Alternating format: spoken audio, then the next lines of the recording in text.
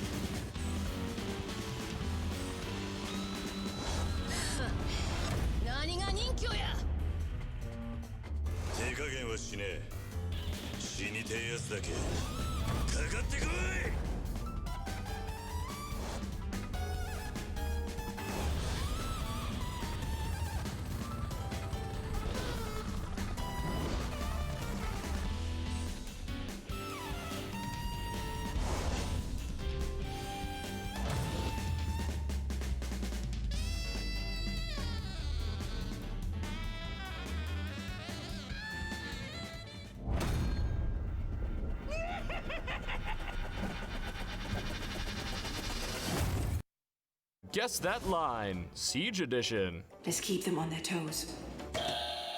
Malusi? Beefed up the floor here! You don't know? Castle. Yeah. That's my guy. And here they are. Cav. The content creator knows Cav, obviously. Wool's done! Jaeger? No. It's an up I play. I know, I've heard this. I'm not risking it. Stop! Friendly here! Malusi? Ash. Grenade! Oh, Finka. No? Is it IQ? Bang! I think that might be Habana. Habana. Sick. What? Mira. Frost. God. Oh, that sounded a little French. I'll say Echo. James hard. Barricade deployed! Hit it. Doc. Frost. Wow. I never heard the French in there.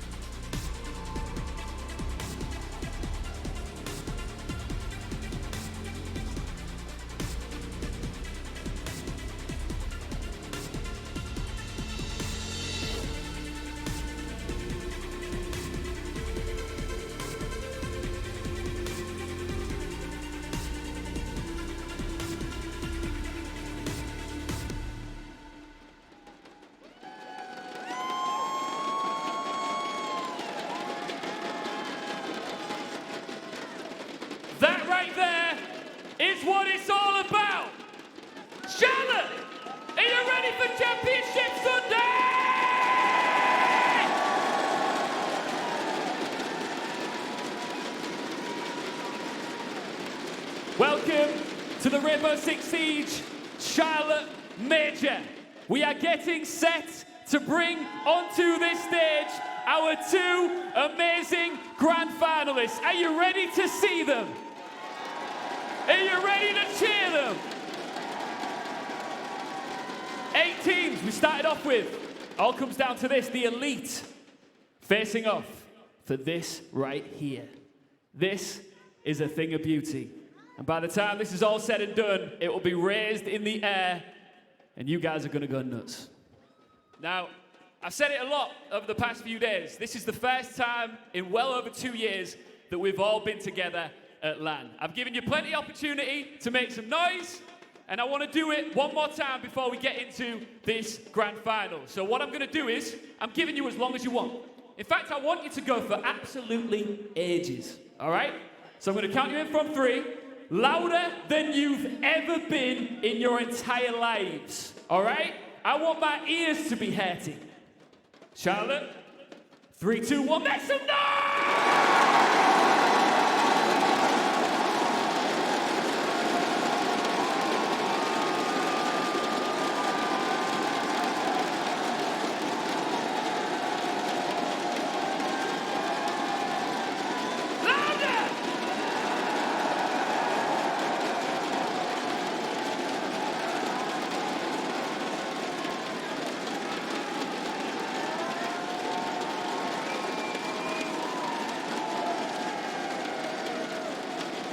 All right. You delivered, guys. You delivered. You ready to meet the teams? Let's do this. Let's meet team number 1.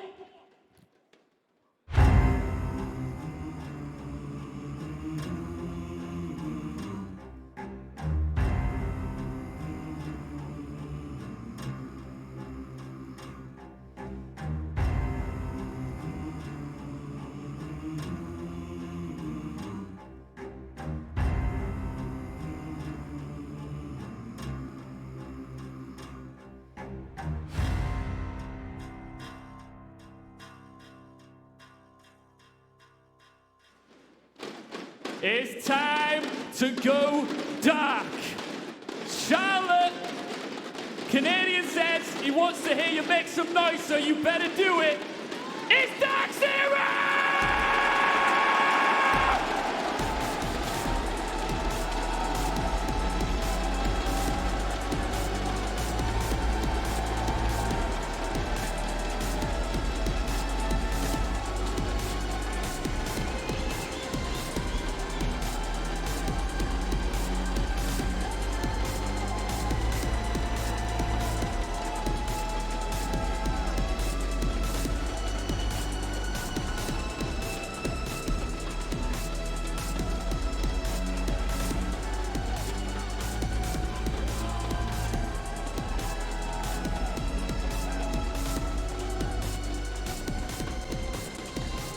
And their grand final opponents.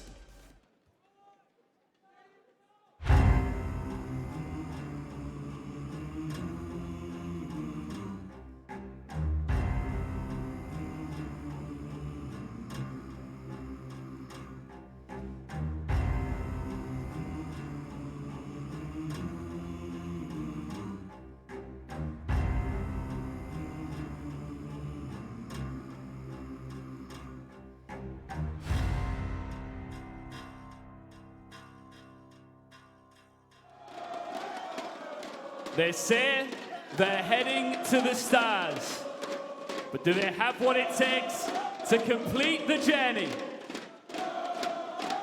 Astralis!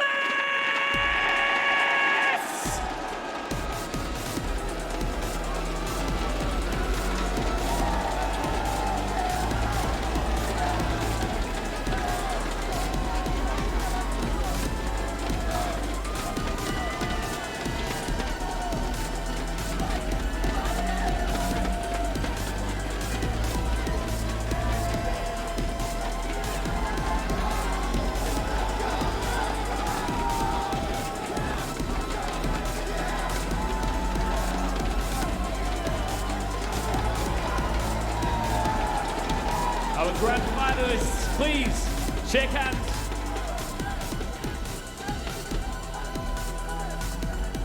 two amazing teams who absolutely deserve their spot here on the main stage in front of this sold-out crowd in Charlotte. It's time for the grand final.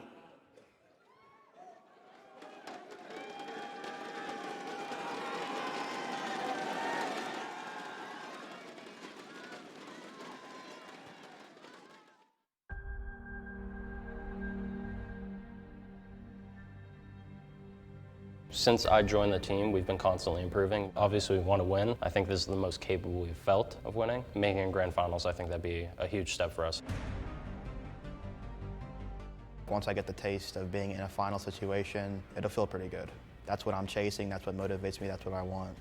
Astralis has a really unique play style. They catch a lot of teams off guard with it. I think they're a very entertaining team to play against and watch. DarkZero, that's a matchup I love. Troy, I mean, that guy's just a free kill. He said we got lucky. If they make the grand finals, I'm looking forward to that one. I'll get to show him up on the biggest stage there is.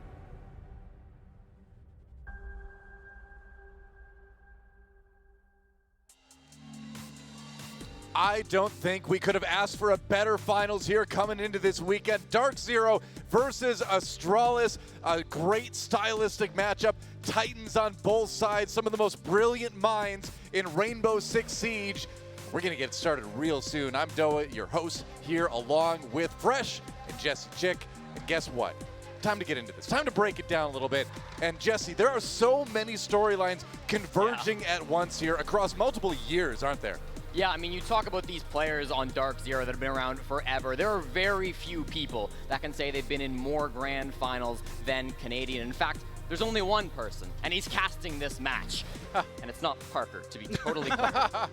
Canadian's been here so many times before. Pro League Season 2, Pro League Season 3, Pro League Season 9, the Paris Major, and then the first, second, and fourth Invitational. This will be his 8th time in an international major grand finals, and he has brought his team to this point so many times before, but he's fallen short also just as many times. 4 losses and 3 wins in those tournaments that I had mentioned previously. So this is a big game for him. To be able to lead another squad on top of the ones that he's already led to a victory in Charlotte would be a massive win for him. But of course, the young guys over on Astralis, they're looking to stop that. It's very hard to quantify just how much that has an impact on the team in terms of the young guys on his team, how he will talk to them about what to expect, about when the crowd's not on your side, about when the crowd is on your side and how to play it. And he's, you know, we know he gets hype, but he will get his team in a really good place mentally. Yeah. And I think that's why we've seen DZ make this bracket run, and I think if things do go against him today, he'll be the one that they look to bring them through it. Yeah, and you talk about him as a leader as well. He's really innovated the way that DarkZero have attacked. I don't think any team in the world attacks like DarkZero do. They play so many different operators on the offensive side. They're so good at isolating roamers, taking them down one by one, working their way to the bomb site. Sometimes it can be slow, but it seems like this tournament, this bracket stage, they're always there in time to finish it out with the execute. DarkZero are so strong on the offensive side. 56% is massively impressive for them.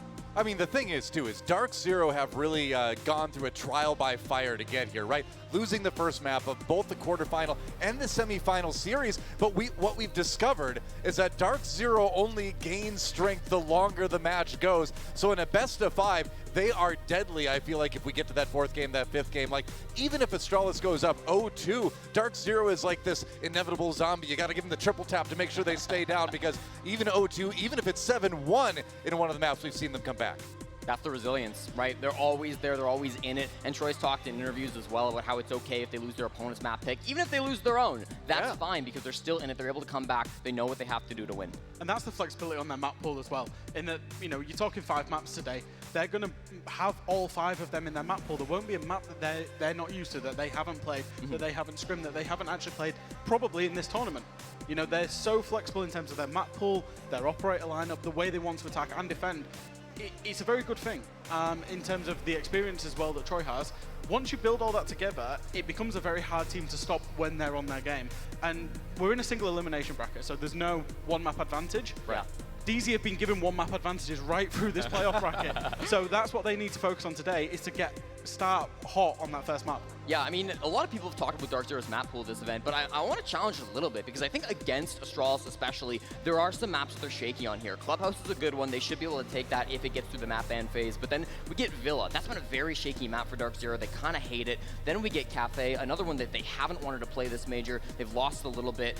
You go to a map like Oregon, and sure, it's a great map for them, but they lost to Astralis in the NAL on this map. So clearly they're beatable here. You go to another map like Chalet, and you know, sure, they've beaten Liquid on it, but they've shown a ton of odds, so that information's all there. And then you get around to the new maps as well, along with Bank. That Bank they haven't played since first day of NAL, and then new maps, that's Astralis' territory. And this is where you come to it, is that sure, DZ have a really kind of deep map pool, but they're not ruthless on any of them. You look at the round win percentages, and it's kind of, they're hovering over that 50% mark. They're okay on the maps, but they're not absolute killer on these maps. They're not feared on any map. Sure. And I think that's the potential stylistic difference that we've got today, is you're talking about Astralis and the new maps and how they're feared on them. DZ play them all, but they're not feared on any of them. Yeah, we're going to look at some highlights from Pamba Zoo here. I mean, it was Pamba party time. You know DarkZero is doing well, but there have been maps here and there where there's been some missteps too. So it seems like he's such a crucial linchpin player, right, where he has to have that hot game. But the thing is, in a best of 5, it doesn't matter if he misses out. Maybe one map, maybe 2 maps, because he's going to come back strong. But definitely a player that Astralis need to watch out for. Yeah, the Pamba, the second highest rated player throughout our semifinals yesterday, a 1.36 rating, 1.1 KPR, and that was a long series as well. I mean, it would have been easy to give a lot of accolades statistically to Astralis because they had such a dominant win, but for Pamba to put up such incredible stats yesterday in a match that DarkZero was looking very weak in for the first map, that's really impressive by him, and that just goes to show how flexible he's been for the squad so far. He is that entry. He works very well with Canadian on the roam clear, very well with Hyper on that roam as well. So I love Pamba. He is, he's got that adorable little smile too, and it's hard to root against this kid. There's a direct correlation between his performance and whether DZ win or lose the map. I'm not saying like he is the guy that needs to pop off if DZ win, but especially when DZ have had those slow maps in the first map of the series, he's also had a slow performance. So I think he's the key player that if you're looking at today, if he pops off in this first map, DZ have got a great chance of it. Yeah, I mean, it's one of those situations where, like, you need everybody on the team to be firing on all cylinders if you want to win a best of 5 like this. That's right, but let's move it over to the other side of the arena. Astralis, our #1 team out of NAL, and this is possibly one of the most terrifying teams to ever play Rainbow Six Siege. Every single member of the team is clutch, and I mean that in the most literal sense. You take 1 or 2 of them out, doesn't matter. Whoever is left has the capability to do that 1v2, 1v3. Seems like they're unstoppable. Statistically, this team is disgustingly good. You look at their attacking stats, 62%, the highest that we've seen at this major by a mile. Defending win rate as well, 9 points above the average at 59. Opening is good. Conversion, 74%. All of those stats other than opening, higher than DarkZero. You look at any way here, and especially in the individual players as well, their statistical performances, they are the favorites. Just by the numbers, there's no other way to cut it. Sure, DarkZero, I mean, they've had a rougher tournament perhaps. They've had a bit of a hard run through the bracket for sure, but Astralis have looked so good in every single one of their matchups, and you said it, we see the hard support of Forrest popping off when he has to, Iconic being that entry who really claims all the kills inside the server. Astralis are a very scary team no matter who you are. At times they're actually an analyst's nightmare because we keep pulling out these players too. We pulled out Iconic and we're like, oh, Iconic is so good, we'll talk about him. And then DP Fire had a great day in the first day of playoffs. Oh, we'll talk about him. And then Forrest just showed up and he just said, do you know what, I'm going to be the star player of this team. And they've got star players when you just keep looking at it. And they're on this kind of train of momentum where it feels like once they get going, if they hit that kind of 5th gear, they just will not be stopped. It doesn't matter who's in front of them. The thing that everybody said about Astralis is that they're so good in the trade game. If you take down one of their players, they will be right there to answer back. That works on the roam, that works in sight, that even works on attack. They're so good at playing together. The coordination they have established as a squad in just a short period of time. Technically, this 5-man roster, only a few months old at this point. Extremely impressive to get to this point already. And do you know what's impressive about this team as well? You talk about the trade coordination, but I actually think it's the composure. Is we see them hit site with like a minute 30 to go, 2 minutes sometimes. Whenever they are needed to be in a very high pressure scenario, they are composed. They have great communication. It's obvious because of how good their trade game is, how composed the player are, the clutch potential, the communication is there, the leadership is there, and they seem to have every facet that you want in a team. Yes. Absolutely. I mean, we got to focus on one player, though. We usually like to pick one in the pre-match to talk about. And like you said, Fresh, it's really difficult to do that because just when you're talking of one player, another player comes in and has an absolutely insane map. But we're going to talk about Forrest here. You mentioned him earlier, Fresh. This is a player that had some of the best stats ever in Siege, and he's continued to put him down this tournament. Yeah, and if you look on some of these highlights, he was like hitting site 1 minute 30 as the hard spot. It doesn't matter what role he's on. If he's feeling it, if he sees an opportunity, he's absolutely just hitting that. And it's so explosive and it's so hard to deal with as defenders because you don't necessarily know it's coming. Sometimes it's like the full kind of proper siege of breach and plant and all that kind of stuff. Sometimes it's like, I've seen a gap, I'm going for it. Yeah, well, I think it's really cool how Astralis have been able to work Forrest in with the other support player on this team, DP Fire. It started off with Forrest being this like really hard support player that kind of was on hard breach and planting all the time. But I think as Astralis have grown and grown, DP Fire has kind of filled that role more and more, and it's enabled Forrest to get in with that F2, play Twitch, play Yana, whatever aggressive op he wants, to be able to get in and get those gunfights down. DP Fire actually having more plants than Forrest, the traditional hard support on this team, as of the semifinals yesterday. So it's great that they can flex those roles around a little bit, and when Forrest is on, he's on. Absolutely. Well, the picks and bans are in. We're about to find out what maps we will be and will not be going to in this series. And this is big, right? Because both of these teams we know are good on a lot of maps, but it's DarkZero that seems to kind of have it when it comes to that wide breadth of ability to play on a lot of maps and perform. So there's two maps we're expecting. We're expecting the Clubhouse ban and the Theme Park ban. These are the perma bans for these two teams. They do not play those maps. So since you get only one map ban before things come through, that's a big deal. But we don't see it from Astralis. They go Chalet instead of a Clubhouse. Now Chalet is a weak map for them, especially compared to DarkZero, but that leaves it wide open for DZ to pick in this first phase because there's no ban anymore. It's a best of 5. You go ban straight into the pick phase. That is a huge sign from Astralis that maybe they've got some secrets on it. Villa being picked up by them. They're on a 3-game winning streak here. Started with a statement 7-1 game over TSM, then a much closer match over Exit in the NAL, and then a win over Chiefs here in Charlotte. Not the strongest opponents, but they're very good on Villa, especially compared to DZ, who have been certainly rocky. And there it is, the Clubhouse pick. This is one that Astralis have never played this year as a squad, but I've got a little secret.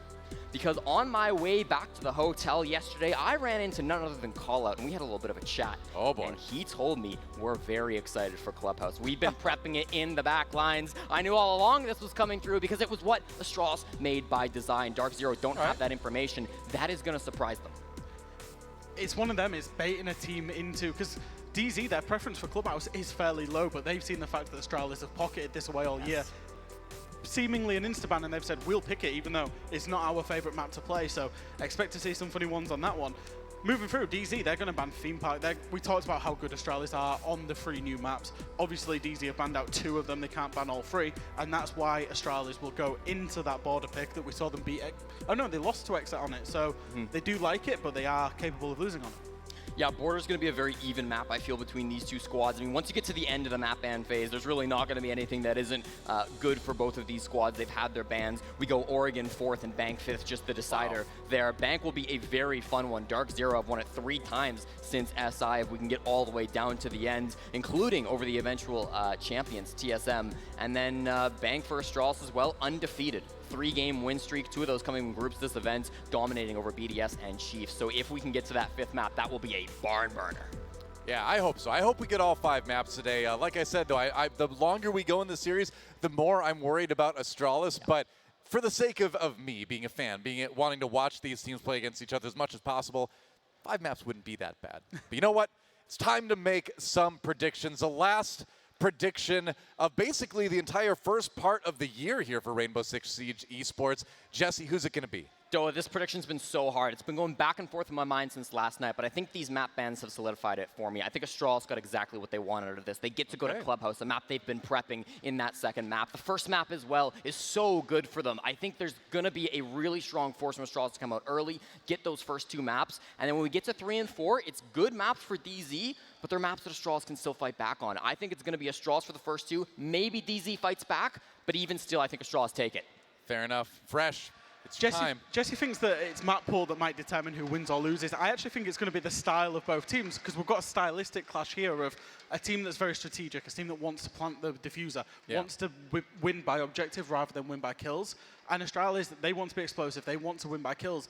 But I think that over time, it's the team that's more strategic that will get it done over the course of 5 maps. It's a much more reliable strategy. Yeah. So therefore, I've got to say DarkZero wins it. Wow, all right. We got 1-1 so far. Now, usually this would be about the time I flip a coin, but not today. Not today. Huh? I know. I've seen enough. I have to make a choice. I've waited for long enough. I got to make a decision here. Now, DarkZero has been a team I've enjoyed watching for a long, long time. I'm a big fan of Canadian, what he's done with different teams over the years. They just sent me a nice hoodie too, so that helps. But Astralis has looked unstoppable in NAL and in this tournament, most amazingly, over Oxygen yesterday with that dominating 2-0. I got to go Astralis. There it is. That's it. Crowd's not happy with that on Goa. I hear an equal mix. I hear an equal mix there. Certainly. I think the crowd, there's more DZ fans here, but the Astralis fans are allowed to make up for it. Now, I will say something here, too, is that I will say that if Astralis lets it go to Game 5, DZ will win it. Yeah. I really do believe that DarkZero gets stronger the longer the map goes on. I believe they have the poise to do that. So I will add that caveat to it, but I think it's going to be Astralis 3-1. We'll see. There's a couple of interesting narratives of will DZ actually win a map 1 of a series? Right. How will Clubhouse go? Because obviously that's a big risk. Yeah. I don't know. All right. Well, enough from us. It's time, finally, to send it over to our 2 casters that are going to call all the action for this amazing Grand Finals. Let's hear what Intero and Pengu have to say. Thank you so very much. It's been a long drought of live Siege, but we finally made it to a grand final. We've got a great crowd behind our back. We've got 2 North American teams ready to do battle. The last time that we had a crowd to watch a live Rainbow Six event, it was a North American team on North American soil winning the crowd in Montreal, Six Invitational 2020. We're going to see it again here in Charlotte. 2 very different teams, but one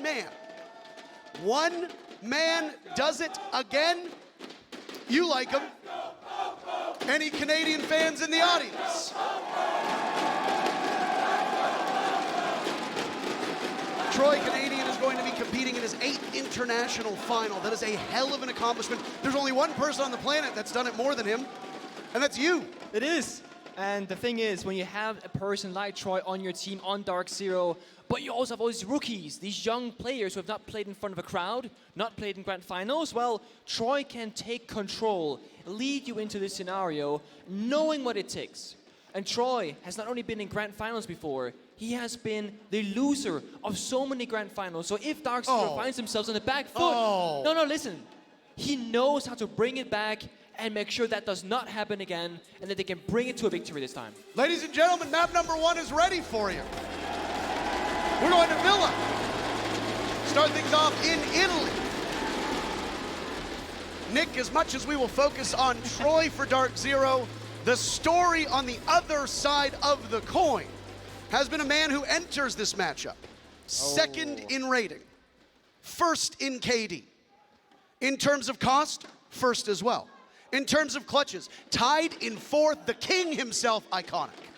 Iconic has been the fixation for fans and people across the world on this Astralis squad.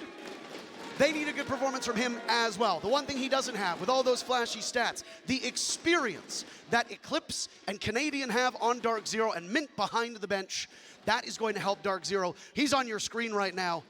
You cheered for Canadian, you cheered for Iconic? That was pathetic. You can do better. That was pathetic. Wait, let me ask you. Do you guys want to cheer for Iconic? Come on! Thank you. You mentioned Iconic, Parker, but I actually have a different name on the board that I want to choose as like my current MVP so far.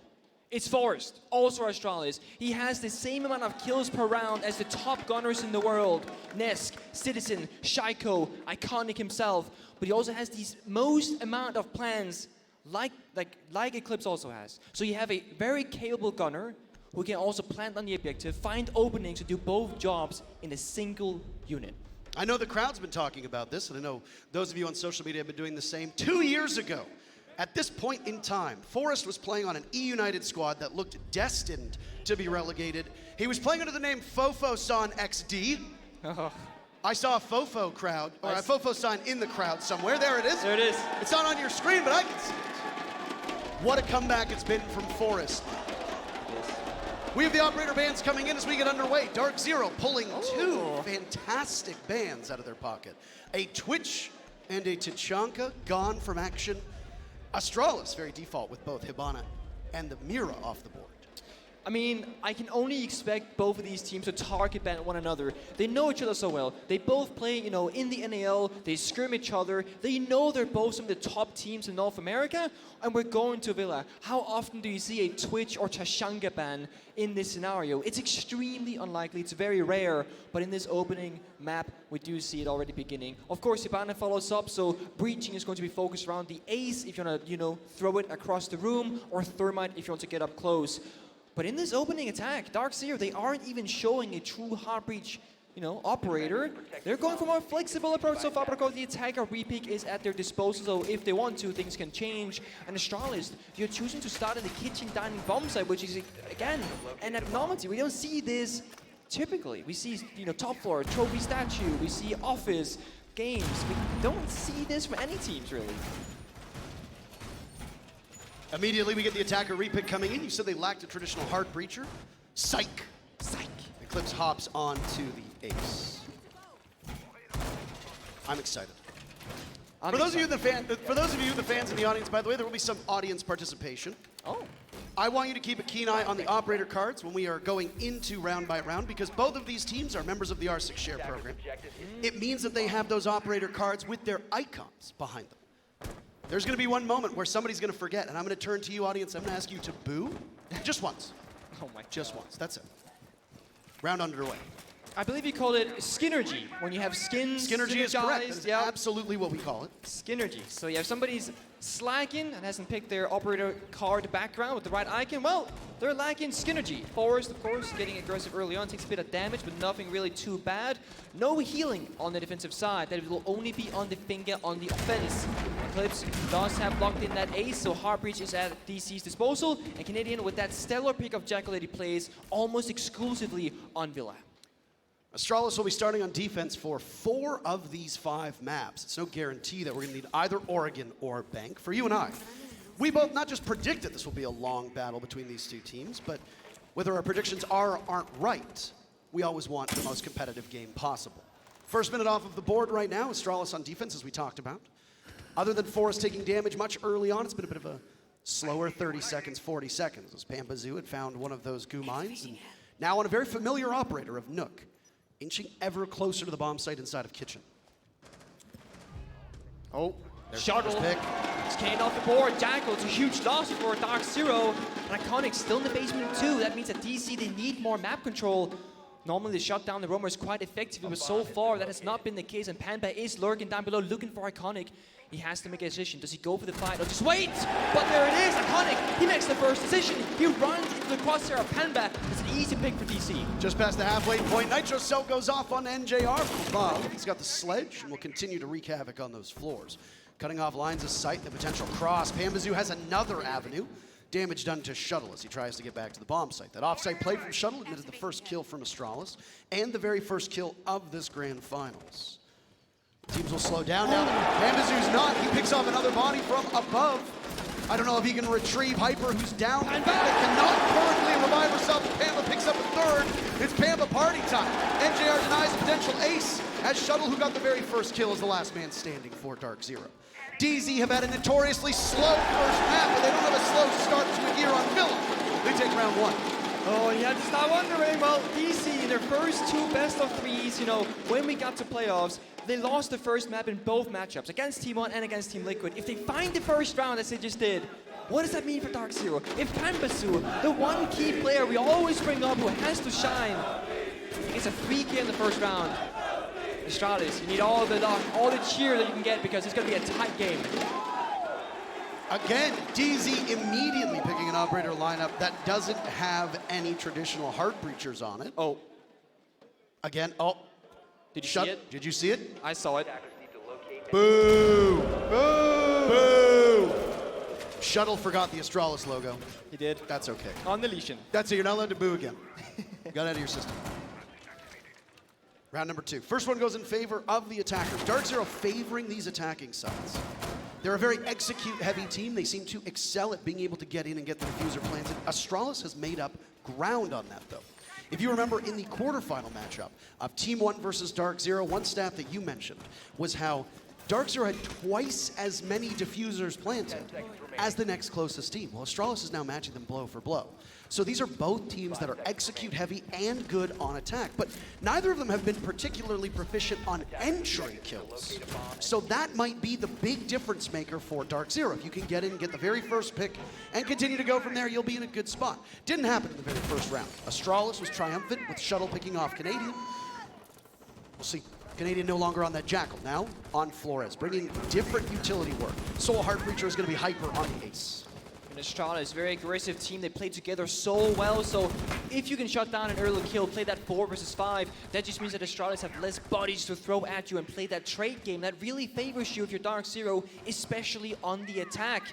I mean, most maps, especially at a level like this in the grand finals, you're thinking defense looks mighty fine. Just sit down and wait for the attackers to do something.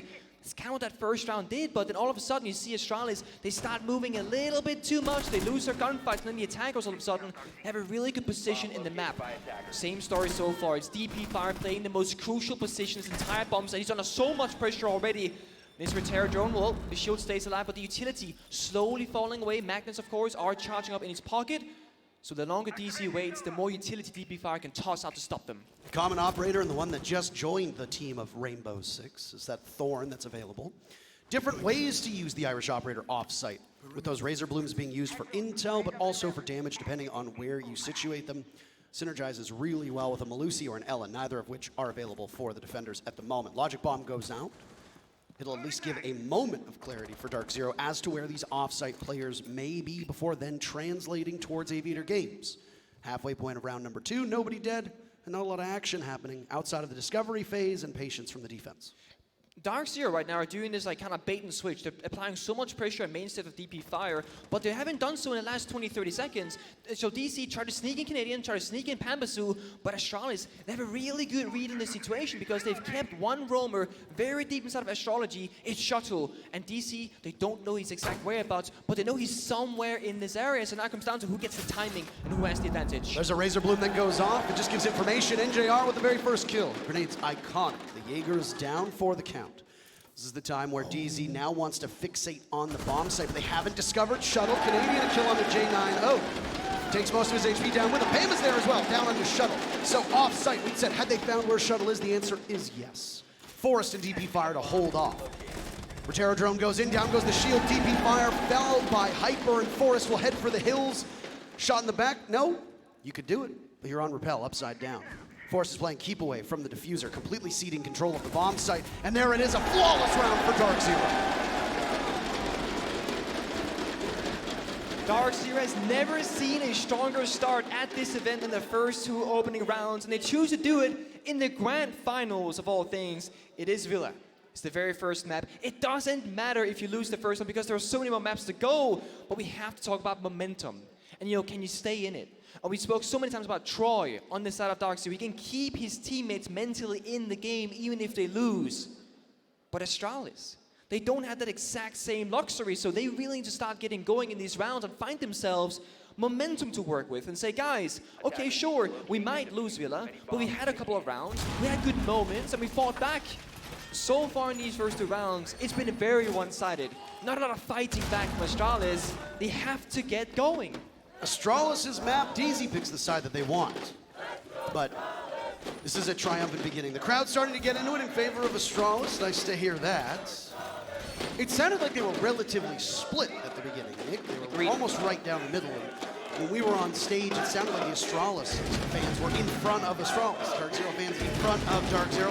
Very European football style of crowd. They've scrambled.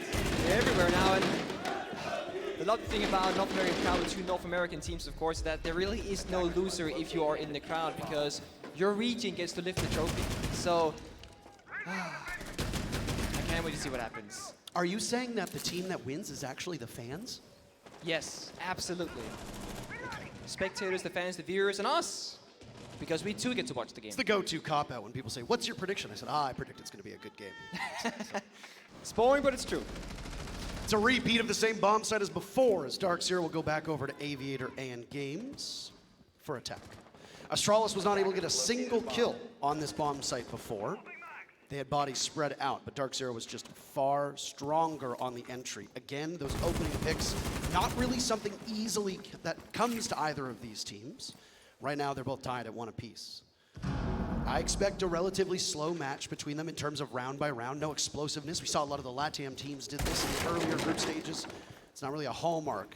They have their styles, DZ, methodical. Callout coming into Astralis has done the same thing to his team.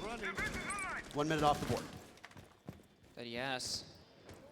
Also, we gotta talk about getting comfortable on stage, and Canadian Shuttle there almost get into a very lethal fight, but well, right now Iconic looking to get a flank. And he gets it. Well done on the Canadian. Track down the Jackal himself. Jaeger means hunter in German, always a nice thing to see. And it's the hunter being the hunted. Lots of munitions still for DarkZero. 30 seconds and a single body has fallen.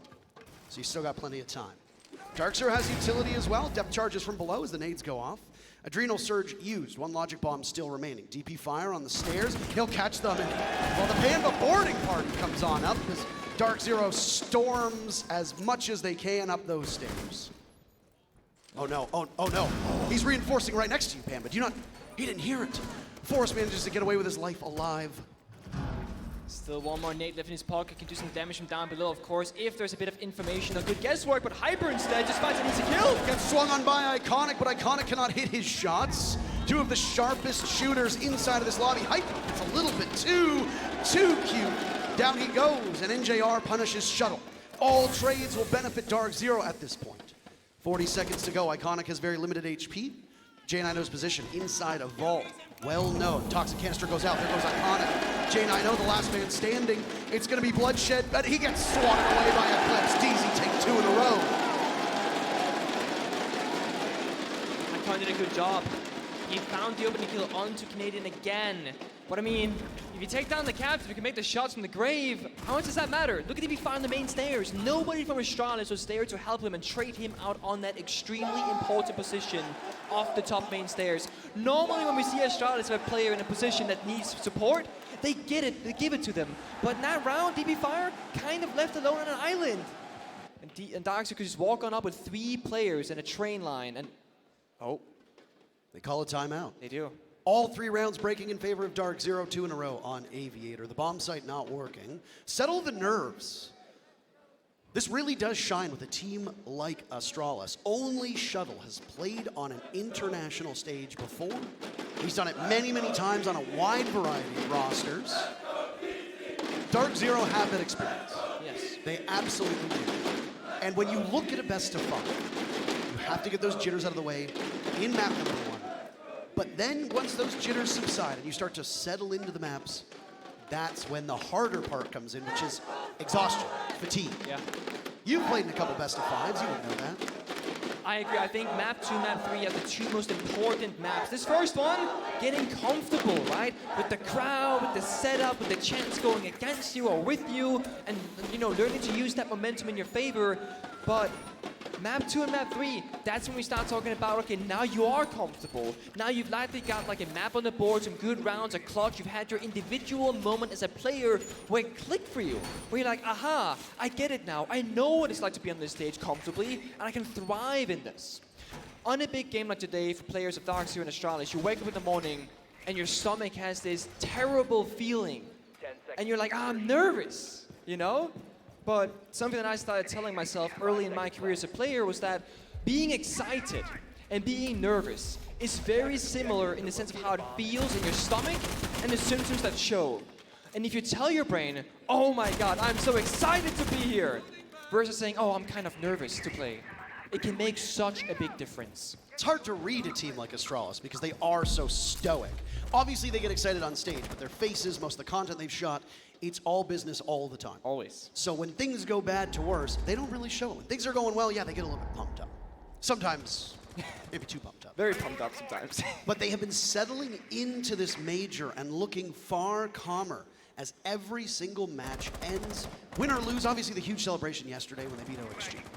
Either way, not like we're going to try to learn too much from their body language, but Astralis burning that timeout, hopefully it settles them down because they've only got 3 kills through these 3 rounds so far. But they have Pam once again. J90 finds Canadian. Canadian on the entry, not exactly the strongest. He's been the opening death 3 times. It's an outduel on the shuttle as Panbazoo evens the numbers. That's the first minute off of the clock. A little bit faster action than we've seen on previous rounds. Of course, the cap can come into play, but it's J90 again, finding Hyper. NJR on Repel to silence that J90 off-site play. Panbazoo now on low HP. Only 2 bomb sites have been brought out by Astralis. This is their map pick, we'd like to remind you. They've been trapped in this endless cycle of Aviator and of Kitchen because they can't get free. Now the sites are being locked. They're not being forced to play another bomb site. We're not seeing any upstairs defense. We're not seeing anything on library and living room. A bit of a stalemate now. Just past the halfway point, Panbazoo can strike at any moment just up those basement stairs into the pantry. He's waiting for that vertical support, make noise for him so he can sneak on in. The Capcan Trap, of course, have to keep that in mind because if walk in there's a Capcan Trap, it's game over for Panbazoo. He's yet to die as well. Same with NJR. Goodness gracious. They combined for 13 kills and 0 deaths. I guess a flawless round, and round number 2 will do that. Still waiting to give some support to Panbazoo. There goes the Capcan Trap. Now he can walk right in. I don't know if they saw him. They rotated. Does Astralis? No, yes they do. Iconic read him like a book and now immediately heads back over towards Laundry. 2 big kills for the King. It's NJR, yet to die. Might we have jinxed them? The caster curse coming in big. A grenade in hand. So many offensive threats for both of these teams that any player can clutch at any moment. Diffuser needs to be retrieved, but NJR knows that that's not the opportunity he has. He's going to have to go for killing instead. Through the bars, through the floor. A lot of damage done to Iconic, and now is secure, but the last 2 players from Astralis will just patiently await the arrival of DZ's second newest player. Around the table, but he's shot away at Forrest. Gives Astralis their very first round. There's some life on their side of things. The timeout evidently working. You see it. When they play loose and Iconic feels himself and just goes to those plays, that's when Astralis, they are the strongest. But we need to see more from than just Iconic because right now, it's pretty much just him so far. Sure, J90 had a great moment in that round 2, but that's just an individual round, and 4 really came down to NJR and Panbazoo. They tried to work together on that vertical play as NJR took down the Capcan Trap, the Goo Mine, allowing Panbazoo to sneak on up, but Iconic just 1 step ahead, read that situation beautifully, and shut down DC's attack in its tracks. We are still swapping back and forth. We're gonna see the cheers now on your screen. Oh, we're back to the action. Here gonna come. Yep, they got a chant for this one. You've got to chant through this. Let's hear it. That chant being used almost exclusively by Astralis for their warm-ups. But I guess it can go both ways. We have a technical pause for you as we get the lobby set up once again. So far, DarkZero have looked mighty fine on attack. No real diffuser play to be had because the one round that we had the diffuser going down ended before anything could be done, Nick. Opening picks favoring neither team, both at 2 apiece. Only 2 bomb sites have been shown as well. So when we get back in, Aviator is wide open.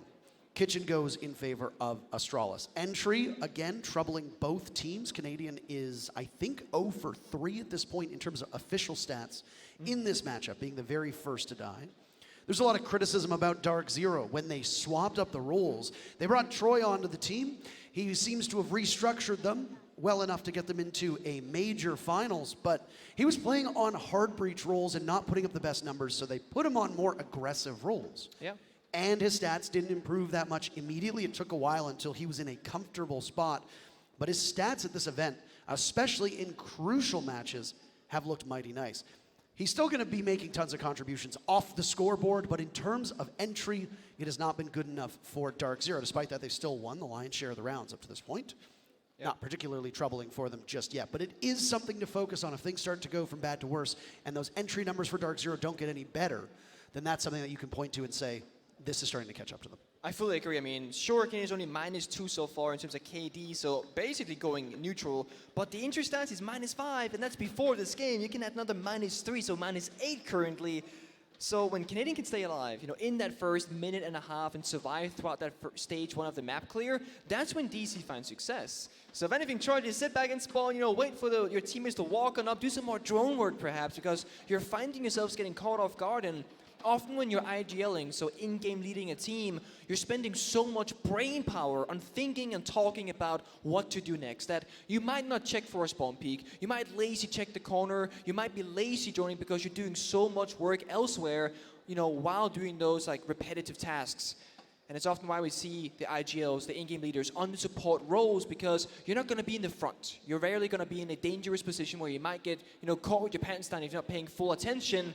But it does seem to work better for DarkZero when Canadian is in those flexible operators, leading the charge, leading the execute. It's just that he doesn't always stay alive long enough to be a part of it. Well, we talked about bomb sites, and it looks like they're going to be going to Aviator for the 3rd attempt. 3rd time's the charm, potentially, for them. Astralis have not been successful at all for a variety of different reasons, and both rounds have played out quite differently. If you remember, the first attempt was a flawless one against them, which is not where you ever want to be. Astralis has blown up some of their composition. They're going to be bringing an Oryx, the fastest operator in the game. Thank you for saying it. Able to get around the map quite quickly, and as we've seen teams use an Oryx on this map, one of the routes that an Oryx can run is to hop up through the hatch into Master on a late flank, because one of the other parts of this Oryx ability is to jump up and easily go from bottom floor to first floor to second, and so on and so forth. No way Iconic is going to get away with this. No way. On Repel, it seems like there's some 6th sense. Doesn't decide to gamble his life. The Lion of Canadian could have very easily died again. They see the openings in the window. Iconic is sticking around, potentially well past his expiration date. Pretty sure Astralis going to want to challenge, because the Oryx, again, it speaks aggression. Thor and Legion, Oryx, they clearly want to take gunfights. They clearly want to get into the fray against DarkZero. You see it here at Forest as well, playing aggressive, shutting down those entry points that DarkZero has been using so far on Pambasu. Bit of difficulty swatting away at the drone. Forest, as he still roams down below. Using that secondary Bailiff, he's opened up a ton of areas to maneuver through really quickly. Brief pause for Astralis as there's an EE1D used. Still close enough to the bomb site to do some damage for some of these players, but a very heavy amount of forces that are far enough away. If a Repel comes in and there's no flash associated with it, Shuttle can do some damage, but he gets droned out over by 90, his position given away. He has to get out of there. I'm very curious as to what DC is trying to do right now, because they haven't really gotten any real map praise. I mean, a nade through a drone hole, that might do something, but no, not quite. Looks like the nade got stuck, Nick, and doesn't do anything to Iconic outside of a tiny bit of damage. Logic Bomb goes off. Dokkaebi has been an integral part of this DZ lineup. They are absent a hard breacher, as you had noted before. Instead, the Yana, the Finka, the Lion, the Dokkaebi, all synergizing really well with grenades, with staying power, and the ability to take engagements early on. You just won't be able to open up any of Study or any over by 90. Forrest, nice shot onto Hyper. Immediately repositions. Gonna get caught though. We know that DZ was hot on his trails. Razor goes off. Panbazoo, the highest KD and the most kills in this event. And he's looking for more. He'll get one and looks for a second, but J9O's the better player in that regard. 3v3, 45 seconds to go. Another Razor Bloom goes off, but no damage. They're skillfully avoiding it. J9O gets an easy pick on the Canadian. NJR picks up his second pick, but he's down for the count to Shuttle. Astralis look to be able to do it here on this 3rd attempt, unless Eclipse can say something about it. Diffuser in hand, 2 players to find, 1 within striking distance, but no information. He's in the bomb site all by his own. They've given it to him, but can he get the diffuser down? Is there information that they can play off? C4? There's a C4 ready. Shuttle pulls trigger, but it doesn't do anything. Eclipse at the halfway point. Look at this. He might be able to do it, and he doesn't. The first diffuser down. He just needs to watch the areas back into the bomb site. Astralis have let him get away with this. And the clock will continue to tick. A strong spot for Eclipse. He's got the vault door, and both players from Astralis have to retake in the same area. Swing together, but a nice shot from Eclipse. He knows the other's there, and he lines them up and knocks them down like dominoes.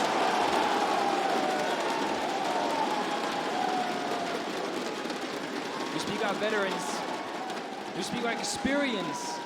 Knowing what to do in a given situation. Not just you have Troy leading you, but Eclipse, a man who's played this game for so long, so many rounds, and so many rosters, and so many different events, shows the expertise paying off. No, look at that zoom. Astralis allowed Eclipse to get down the diffuser, to play the 1 versus 2 retake. Something we see in other FPS titles, and not something we see in Rainbow Six Siege, because the bomb site, it's so crucial. And you said it, Parker, both members of Astralis came from top red, walking straight into the line of sight that Eclipse was holding. Made it easy for him. Almost too easy. Astralis, I gotta say, just a wag of the finger at how they played that. Waiting way too long. They didn't have any information on where Eclipse was. He's in the middle of the bomb site. He had free roam of the lanes. You had nobody watching study. You don't need hard breach if they're just gonna let you walk in the door of the bomb site. And that's what Eclipse did. Astralis waited way too long. The time from that Eclipse got into the bomb site to when Astralis got within a step or two of the door was about 20 to 25 seconds. Well far off site. Gambling way too much on that Nitro cell. It's a bit botched because, again, there's no information. We saw Valkyrie get played at one point. She's unbanned, so Astralis knows how to use her and can very easily be a part of their defensive lineup, but not that time. I was going to bring that up because if I could ask Astralis' coach one question right now, it's like, why aren't you bringing either Echo, Maestro, or Valkyrie? Some information, bulletproofs. Sure, you got one right now, but what about last round? You're lacking information. Astralis are so good when they know what they're dealing with. When they're going in blind, it's a guessing game, and that's not where they thrive the most. Perhaps that's why the scoreline is the way it is. 4-1 down is Astralis, trying to claw their way back and make that scoreline 4-2 as they take this loss in the first half. But DC, again, they chose to start attack. They came prepared. And they did. Final defense now for Astralis. DarkZero opting to start on attack on 4 of these maps. Some of them not their decision. They're looking mighty fine. First trophy and statuary defense as well. Similar lineup for DarkZero. A couple small changes, but these 5 operators have been a staple of DZ. The flexibility there from both of these teams means that we will have a revolving door of operator lineups depending on the bomb site. That was the first logic bomb from DZ that had gone out. DarkZero doesn't find anything for it. As we've been talking, the clock has flown by on this final Astralis defense, as we're now at the halfway point. Oh, nice shot by Forrest. He was prepped and ready for it. The avenue that was opened up, the line of sight that was opened up by the Selmas used against them again. Holes go both ways. The flash, of course, is open for DarkZero. They've used it. They've got the wall opened up somewhat, but again, Forrest stopping them dead in their tracks again. They can't get the building. Of course, the closet window, if you jump on in, this triple wall being opened up means you're vulnerable, you're exposed. Canadian has to be the playmaker right now. Together with Panbasu down below, they have to foul the leg. I think you might have seen it. Bit of a premonition, potentially. Did Shuttle give himself away early? Be very, very quiet. Don't say a word. Oh, what a shot by Shuttle. Good night, Canadian. Well played, and a jiggle peek through the door will give a greater advantage to Astralis, who after taking that timeout will continue to keep this ball rolling. DP Fire with one of his own. He's got 2 more lined up. Diffuser goes down with that one. NJR miles away. He sees Forrest, takes him out quite well. Panbasu drops in. Panbasu and NJR together, such a potent force. Very easily can they still win this round, but not with DP Fire, not with him sitting on top of that diffuser. NJR's lost his ally.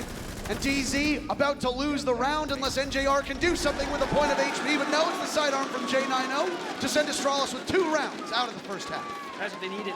They needed that second round so badly because now when we swap sides, they actually have a little bit more wiggle room to make mistakes and fall behind if that's what they need. I mean, it sucks if you're Astralis because you finally figured out your defensive side. You went off that game's bombs that just never worked in your favor. You hit the trophy statue for the first time and you found success. Library, so far, only bomb side not being played. Nice. Nice. One more? No, we only get 2. Only get 2 this time. Oh, similar start for DarkZero, by the way. Kitchen, dining. Very first bomb site that Astralis defended on, DZ will go there immediately. Capcan being on the board, the Valkyrie being used as well, so DarkZero is starting off with the information game, and you might think, well, Capcan's not really an information-based operator, but in a way he is, because either you'll walk through the trap, it'll explode, and you'll know the whereabouts of a player, or they will shoot the trap either vertically or horizontally on the map, and you will know, because of that gun being fired, that there's indeed an enemy nearby.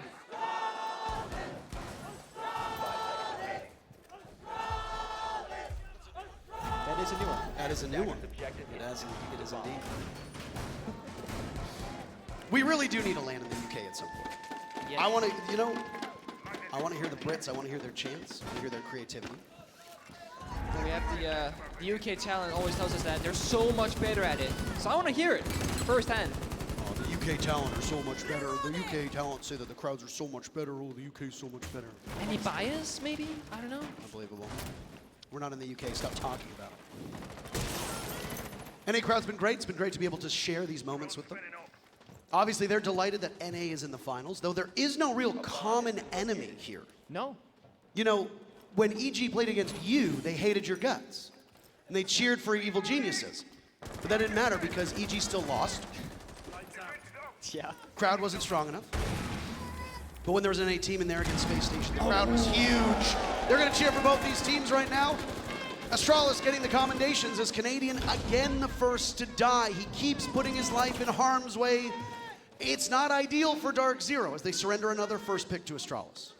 Yeah, I know in Reddit right now they're fuming. They're gonna say Fraud Canadian is letting down his team, and honestly, it's not that big of a deal because you can still do some damage with that information game on the Valkyrie cameras. But yes, Canadian, you do gotta try and stay alive a bit longer in some of these rounds.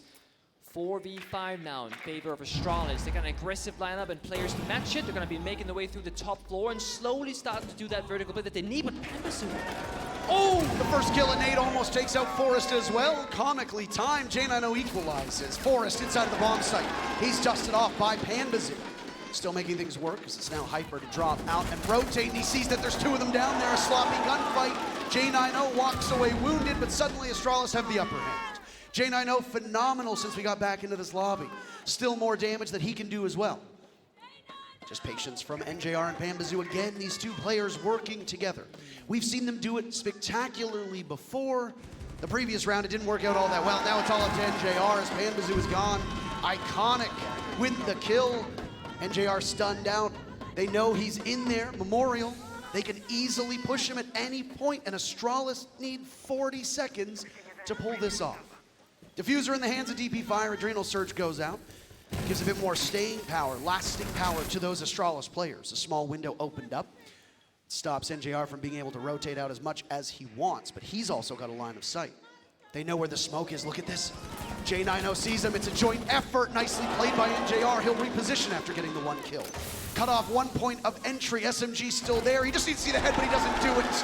DP Fire grabs a third round for Astralis. This game is tightening up in front of our very eyes. That's momentum right there. Astralis catching up to that scoreline. And NGR couldn't isolate enough members in that 1 versus 3. What happened upstairs was that Pambasu had control over the diffuser case. It was out of the bathroom window up top floor, so of course Astralis had to make their way back up. Iconic walk up the Astro stairs and his DP Fire on the master bedroom balcony. And they took that 1 versus 2. Oh, Hyper, boo! Boo, louder! Lack of synergy. Hold on 1 second. You want to know something that'll get them to boo even louder? What? Pretend that it's Penta on the stage. What? I'm so sorry for what I did to your region. I'm so sorry. Boo! Synergizing is important. We are going to shame these players until they get it right.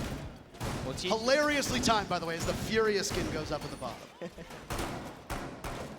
Ubisoft, I'll take my royalties check in the mail. Whoop. Just checks anymore. I'll just take direct deposit, whatever. Astralis took a timeout, and then after that, they picked up 3 of the 4 rounds, immediately benefiting off of it. The importance of a good coach has been discussed by almost every casting pair in every single match at this event and will be talked about on streams, on Twitter, on all different types of social media. But somebody like Callout, coming in with the vision that he does, the knowledge that he has, just the demeanor, an adult in the room, he has just taken this team and turned them into absolute warriors. And I have no doubt that him just taking 30 seconds to talk to the team has paid more dividends than just about anything else that you could for Astralis. And they've been shaky on some of the rounds, but these are both gritty teams, and Astralis has come out on top more often since that timeout. It's made this a much more exciting and much more fairer game. Fully agree. Prep C4 from down below. Canadian has pre-placed it in around 90 areas, so if he hears somebody above, we can pop that, or maybe if there's a bit of information. It goes early. No damage, no drone gets killed in the process. Now they know somebody is down below, and it will be, of course, the mute, as you can assume. But I do agree with your point, Callout. So much authority over his team. When he speaks, they listen. They respect him as an individual. And when you're a coach, you need the respect from your players that they will listen to your ideas and your vision, because when you got the overview, you see all 5 players and what they want to achieve, you put that together in one basket, and you say, guys, you want to achieve this? Well, this is how we're going to get there. That is how you need to approach it when you are a team of 6 people. We overlook the fact that while DarkZero has their young players as well, both Pambazoo and NJR are quite young themselves. Yes. They've got that veteran leadership. Mint has been around since the dawn of time. Canadian's been around since the dawn of time. Eclipse has been around since the dawn of time. All of Astralis, with the exception of Shuttle, are all young, new players. And guess what? Their newest member, Forrest, who's been around longer than most of them, he's looking for a second kill, picks off one. Grenade goes out, nothing else found. But an opening pick from Astralis. They've still got the Amaru of Iconic as well as a potential question mark on this round. Where is she gonna go? So many options, and still a fair bit of time. 45 seconds, give or take, and most members of DC are just finding a corner inside that they find comfortable and waiting for what is about to happen next. Of course, Eclipse inside the master bedroom closet, and Iconic, there is no way you're gonna go into the Astro window. That is so absurd. He's looking over, he's waiting for the call, a flash out maybe. Pambazoo was in that position, a flash through the window, Hyper the first kill for DarkZero. Numbers even out, Iconic goes in, and Iconic goes out. NJR easily stops them in their tracks. Oh my god, and here we go, Pambazoo holding down the fort, but there's an injured member, and it's Pyro trying to clutch it, it's gone! It's Stevie Fire who finds the final kill instead, and Astralis, they tied it up 4-4. What a performance, and how quickly things come together. Iconic, the sacrificial lamb. He gets in the window, he gets the attention, and then chaos descends. Chaos ensues. Excellently played by Astralis. What a crazy decision to enter through Astro window of all places. He just full sent it, and it worked. Absolutely did. I don't know if DarkZero has called their timeout, but they have not. Callout was speaking to the teams, it looked like. Maybe they have, perhaps. We'll see. Just a moment. Pamba giving a sad fist bump there. Pamba actually, surprisingly, for such a young player, doesn't show the utmost amount of there it is. Most amount of emotions. He's staying calm, collected, and DC is now taking their tactical timeout as it's tied up 4-4. What do you talk about if you're them? I was gonna say, I mean, the great thing is that Mint has experience, Char's experience. So I'm sure that half of this stuff gets covered by the players themselves. I think Mint's job as a coach is to try and figure out when is a good time to just reset. Because Hyper had an interview after their game against Liquid, I believe, where he said, we're really good at resetting between every single map, and we're somewhat decent at resetting between every single round. It might just be at that DarkZero is at a point right now where they need that 30, 45 second of downtime to say, guys, take a breather, think about the next round. One round at a time, we'll get there. It doesn't matter that you've lost the last 2-3 rounds in a row. It doesn't matter about any of that. Now we take what's to come in front of us. That is his 9th round. We're going back to where we just defended, of Trophy Statue Bomb Site. We have not found defensive success yet, but we believe that we can down the line. Information on the table again. Bulletproof coming out from Hyper. Canadian on the Valkyrie. They need to work with that information and act upon it. Because right now, or last round rather, they were just kind of waiting for a shot to show what their strategy was. And then when they did it, well, DC couldn't act accordingly because, well, it was too fast for them. Because Iconic just said, you know what, I'll power through that window and just get the opening. Flores drones trying to get good utility. One of them from Iconic met its demise a little bit earlier than I think he wanted to Panbazoo, but the second one taking out the barbed wire on Astronomy Stairs. Discovery phase now underway. A round that will give a tie break to one of these teams. DarkZero has led for the entirety of this match until this round. Astralis looking to take the lead for the very first time. Shuttle down below, entering on his own. Not gonna lie, I actually kind of wish that DarkZero gave Troy a companion, somebody downstairs that can roam with you, make plays together, say, you know what, Panda, come with me, but I have a plan for you. Go over here, make some noise, and I'll flank this person, or something like that, because Canadian has not had the utmost success in his 1v1s, and he's once again in the basement hiding for his perfect opportunity. But again, how often do attackers drone the basement itself? As long as Canadian has a bit of information and a bit of luck, he can find a good flank in this round. Statistically, it's been one of Canadians' worst showings here at the Major thus far. Something that I think we should talk about with Astralis is a lot of teams have played their quote-unquote worst match at the Major against Astralis. And a lot of the commentary has revolved around, oh, well, these teams just didn't show up. At what point do we start to say it's not the teams not showing up, it's Astralis nullifying your greatest strengths? Fully agree. It's not luck that happens so often time and time again, and there are just some teams that have star players, and there are some teams that are so efficient at shutting down those key members of your team. Astralis, they both have the stars, and they can shut them down at the same time. That's why they're so lethal, and that's why they're finding themselves back into this round. Canadian, unsuccessful flank, gunfight, no kill happens. Almost dies again. Since we got back into the lobby, he's yet to find a single kill, the inverse of where NJR was. And there's Canadian down for the count again. Comes very late into the round because there's 40 seconds to go and Canadian is no more. DZ at a disadvantage. Astralis have really got the ball rolling on these opening picks. Of this half, they've taken every single one, and they're gonna look for a lot more. Iconic looking for the call. There's the butt, but he can't find the kill as he breaks the window open. Down goes Panbazoo. Astralis, they're warmed up. They're frying. Hyper's the next one in the line of fire, but he outduels DP5. DarkZero still losing some, but suddenly the kill feed turns a shade of blue. Hyper can't do anything against Forrest, who takes matters into his own hands, and it's Fofo Soft with 2 kills to end the round and give Astralis the first lead of the grand finals. There it is. When Forrest finds the gap, that is when Astralis, they have the easiest time in these rounds. Oh boy, now it's gonna get scary because DC now needs to do what Astralis did and find some way in. It's not easy.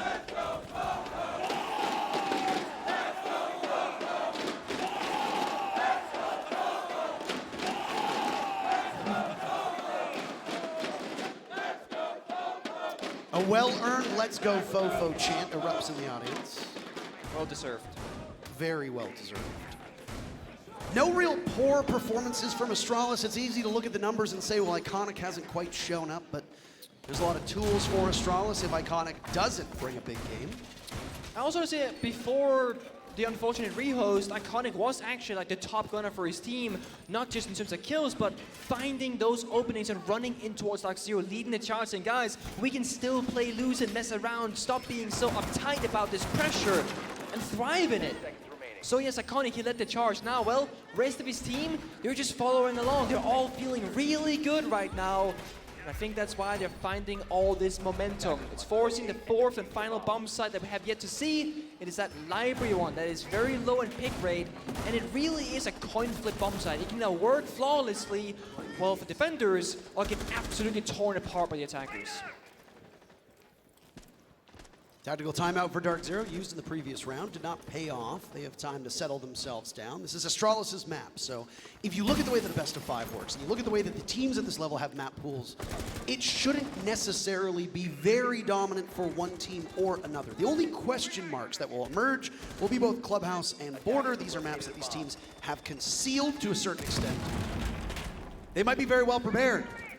We talked about this during the group stages. We'll talk about it during the quarterfinals. Teams will deliberately go months without playing a map, but they will know it inside and out, and they will deploy it at the most crucial moment.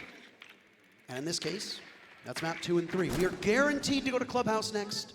We are guaranteed to go to Border next. So we don't know exactly what the future has in store for us. Here, both of these teams well practiced on Villa, even if they haven't played it a ton at this event. Astralis' map pick, and they have the lead at the moment. It's a very common fact of the best teams in the world is that you're hiding strats as you go along. And Clips with a nice shot. Takes off Forest off the 9-0 rappel and puts DarkZero on the map when it comes to opening kills on this half.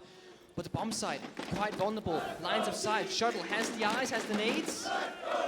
Just the shield, but nothing else. It's a good start, maybe it's more. I think there was some damage done as well to NJR off of that one. A bit of an unorthodox bomb site, and Bandazoo from above, he's putting work in for the team. DarkZero, they've got the numbers and they've got the moxie, baby, as they now hold a 4v2 with over a minute to go. J90 on the ascendancy. He's been mighty fine in this half. Now it's him down them. Eclipse is just an unstoppable force. When he was on attack, he reigned supreme in this part of the map, and he's doing the exact same thing on defense. DP Fire, he's the last man. DarkZero can easily tie this one up. Make Astralis' lead very short-lived. DP Fire could take a mental timeout for the team as he toys around the main door. 45 seconds left. That's plenty of time for you to get your IGL in it, to get the rest of the team settled down, if you so want. Maybe that's exactly what they're doing. Or he thinks that he can just play off of a 1v4 with limited intel. He does with the diffuser, but with 4 defenders remaining, none of which really in a critical situation with HP. It's an almost impossible task. I think he is taking a mental timeout at this point. You could see he's not giving an inch, neither is DarkZero. Nobody moving. No, the game is not frozen, I promise you that. DB Fire comes alive with 10 seconds left. Astralis is essentially having a second timeout as DP Fire just wants to stay alive. Maybe do it for the stats, but NJR with just a couple seconds left. It was a formality at this point. DarkZero equalizes, 5 rounds apiece. I was watching the player cams there to see, what was happening inside Astralis' voice communication, and DB Fire was caught nodding his head a few times. So I do think as well that there were some talks going on about, guys, what happened this round or whatever. So you know what, we're not gonna see this defense again, so it won't matter. DC ties it up 5-5. Synergy paying dividends. Hyper. Never mind. Jinxed it. They're learning. They are learning. They're learning. So smart. Right. You've got like 1/3 of the crowd trying to give life to DarkZero. You have 1/3 of the crowd trying to give energy to Astralis. You have the other third of the crowd who's just Team Chaos, just booing the fact that the R6 share. The people who made the R6 share must be delighted at this. But just a reminder. Just in case people, because I know there's going to be somebody in one of the chats saying, why are they booing? It's like, what's going on? I thought they wanted this. Because Hyper didn't have the correct operator card behind him. That's exactly why. Tie game. We will need all 12 rounds in the very first map. How exciting. 10 seconds remaining. Incredible. Give me the odds. What do you think? Overtime, yes or no? Yes. Yes. Yes, it has to happen. You want overtime? It's like lukewarm, maybe. There was not that many people. Maybe some of them need to go. Maybe they need a bathroom break. Maybe they're like, oh, I gotta be somewhere. Stretch my legs, Trophy statuary, Nick, as now we have the 11th round. Potential penultimate round, do we know? Whoever wins here takes the next round. That's it. That's the ball game. Opening kills are so important for both of these teams because, well, having the man advantage is significantly better than being a man down. And DC on that library defense did a good job roaming around, having so much presence. It was Eclipse. Found 3 kills on the roaming alibi. He's now put back in a semi-aggressive position of playing the Kaid. You can extend if you want, play aggressive if you want. Still has 1 claw in his pocket, so we can assume he's going to be staying on the bomb side or near it for now, trying to utilize that piece of utility. Force, of course, attack or repick onto the Thatcher because the Kaid and Mute is on the board for the defenders, and they want to get through these walls. DP5 has the ace to do so with Claymores. Not massively important on this map, of course, but that's not a huge steal. The one thing that Astralis does not have on their attack right now are smoke grenades. They cannot really cut lines of sight when the execute comes around. They're relying simply on 3 flashbangs and 4 grenades. So these EMPs from Forest, they have to be landed in a really good position to get as much value as possible because, otherwise, you're not going to get the most out of your money when it comes to the utility game. Halfway point of the round. Both of these teams know how much is on their shoulders. Astralis have still struggled to get into the building for some of these operators. The trophy statuary bomb site is not an easy one, especially if you want to try to take Master. Most teams will defend quite aggressively over there. Damage done to Pambazoo. It's the first bit of action that we've seen. Adrenal Surge goes out, and a Thatcher on the board means that those Electric Claws on the wall should not be too much of an issue. Eclipse is not in a position to Electro Shuffle, so instead, the wall will open up. The last time we saw this, DZ tried to swing through it, but there was just too many players from Astralis for them to keep up with. Shuttle in a powerful position inside of the bathroom. He's got a nice long line of sight, but he has to be wary of Astronomy as he loses some of his HP from the Kaid of Eclipse in that position. Opening pick goes to Astralis. Down goes Hyper, leaving us with 40 seconds, but DZ has an answer for that. They're not going to see the forest from the trees as he's gone. Now it's Eclipse to fall. Back and forth they go. The first pick will heavily favor Astralis to trade. Pambazoo gives his life away as a nade goes on. It's NJR and a kill-less Canadian. NJR needs to do some serious work here, but now it's all on the shoulders of the team leader. A Nitro Stel still searching for a kill in this half, but he doesn't find it. King Iconic moves Astralis to map point. Astralis, they mean business, they mean it well. They're picking apart DarkZero right now, and it seems like only really Eclipse and Pambazoo are fighting back right now. They're trying to keep them in it, but it doesn't stay that way. It's not consistent enough. One more round, they say, the crowd. One more round could also take us to OT. There are two different outcomes right now. Either Astralis takes it 7-5, or DarkZero will make us go the entire distance. Ooh, I don't think you're gonna see it on your screen. No, you don't. Oh. I don't even know which one of those two they're booting. That wasn't that. What you didn't see that was typed in the chat while the player cams were on was Forest typed. Stop peeking, Hyper, you're losing. Oh. The mental warfare, a very key component of any victory. Begins. And so it begins. Final round of regulation. DarkZero wins this. Overtime on the board. DarkZero loses this. That's map one. Astralis pick Villa. It goes into their column. We move on to map number 2. There we do. Map number 2, of course, is Clubhouse, where DarkZero are the favored team. But I mean, for what this map pick being Astralis is, and they're in the favor right now, I mean, it is a very close matchup. Both teams having some struggles finding their exact approach, and then of course, both teams also finding their turf and finding their way back into it. We really are going round for round right now in the previous 3 of these. And now we are finding ourselves on match point in the very first map of a best-of-5 grand finals. It's DZ on the defense, Astralis on the attack. It's a games room bomb site defense. Operator lineup looking pretty similar. The one difference right now is DC is keeping up with the aggression.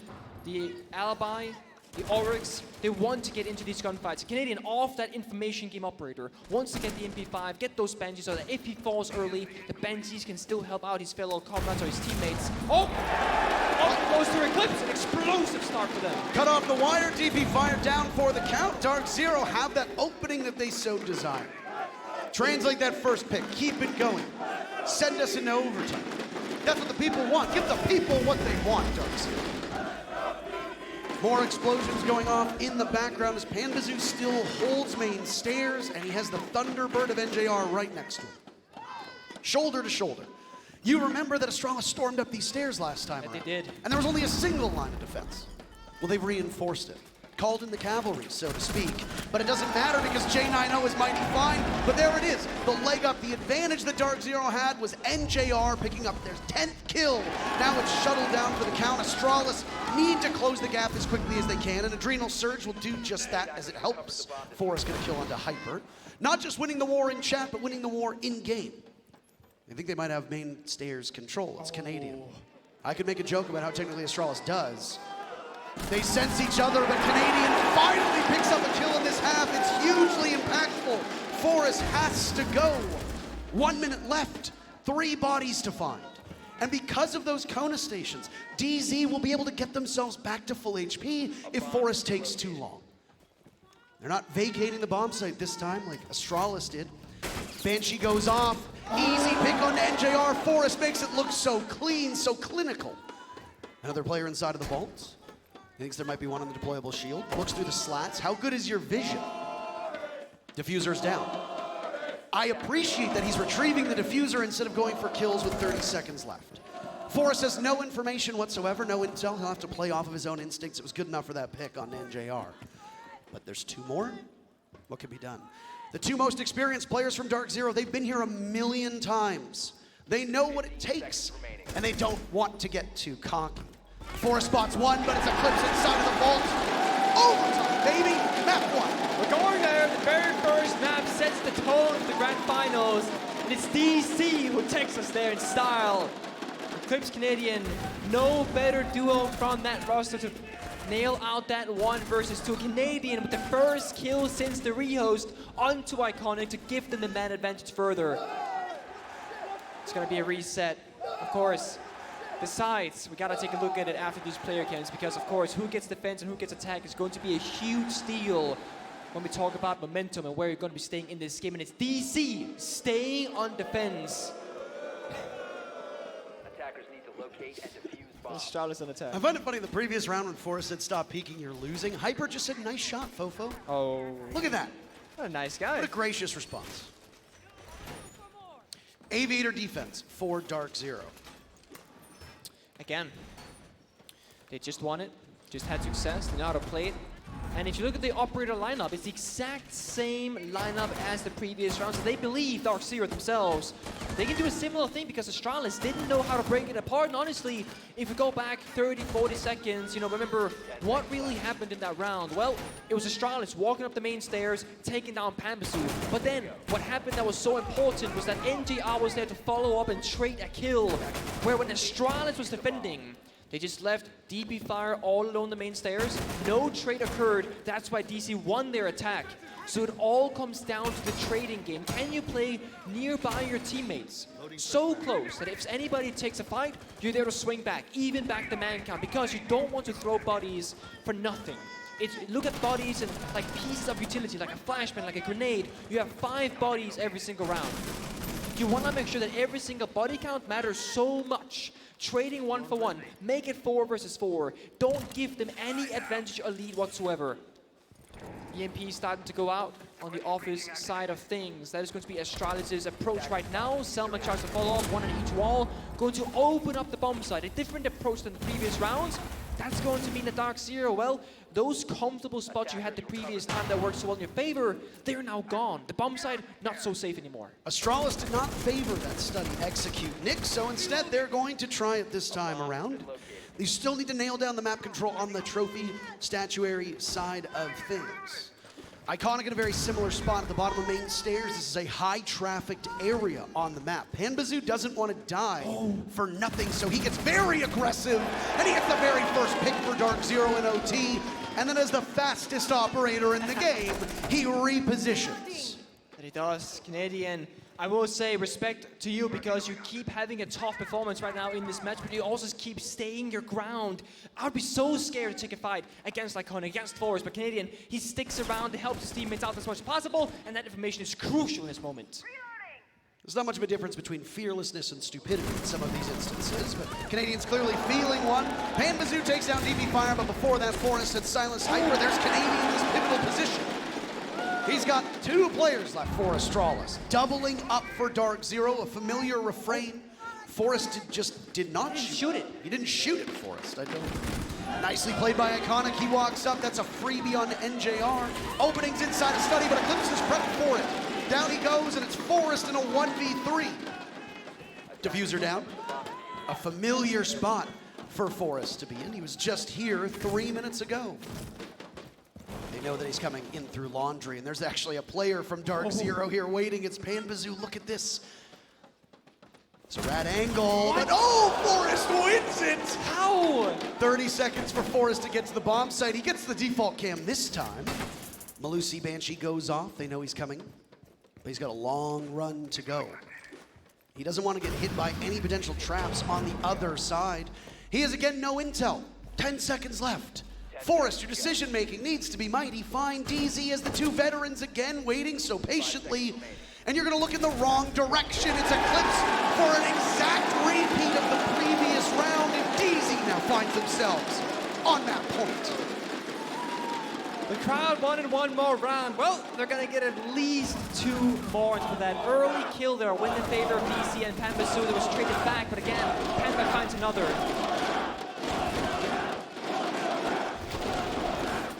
One more round is correct. Keep shouting.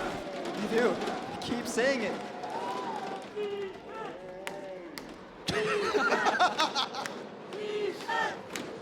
Love the slow-mos.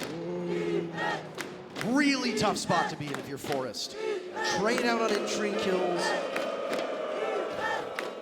Wow. They really don't like the fact that these players are missing their... Somebody needs to tell Hyper between the maps, you gotta get your house in order. You just have to.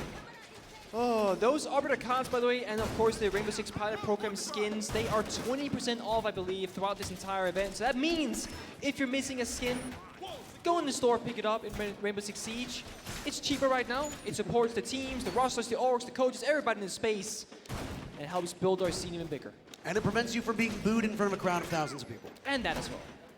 If you end up playing in front of a crowd of thousands of people, that's of course.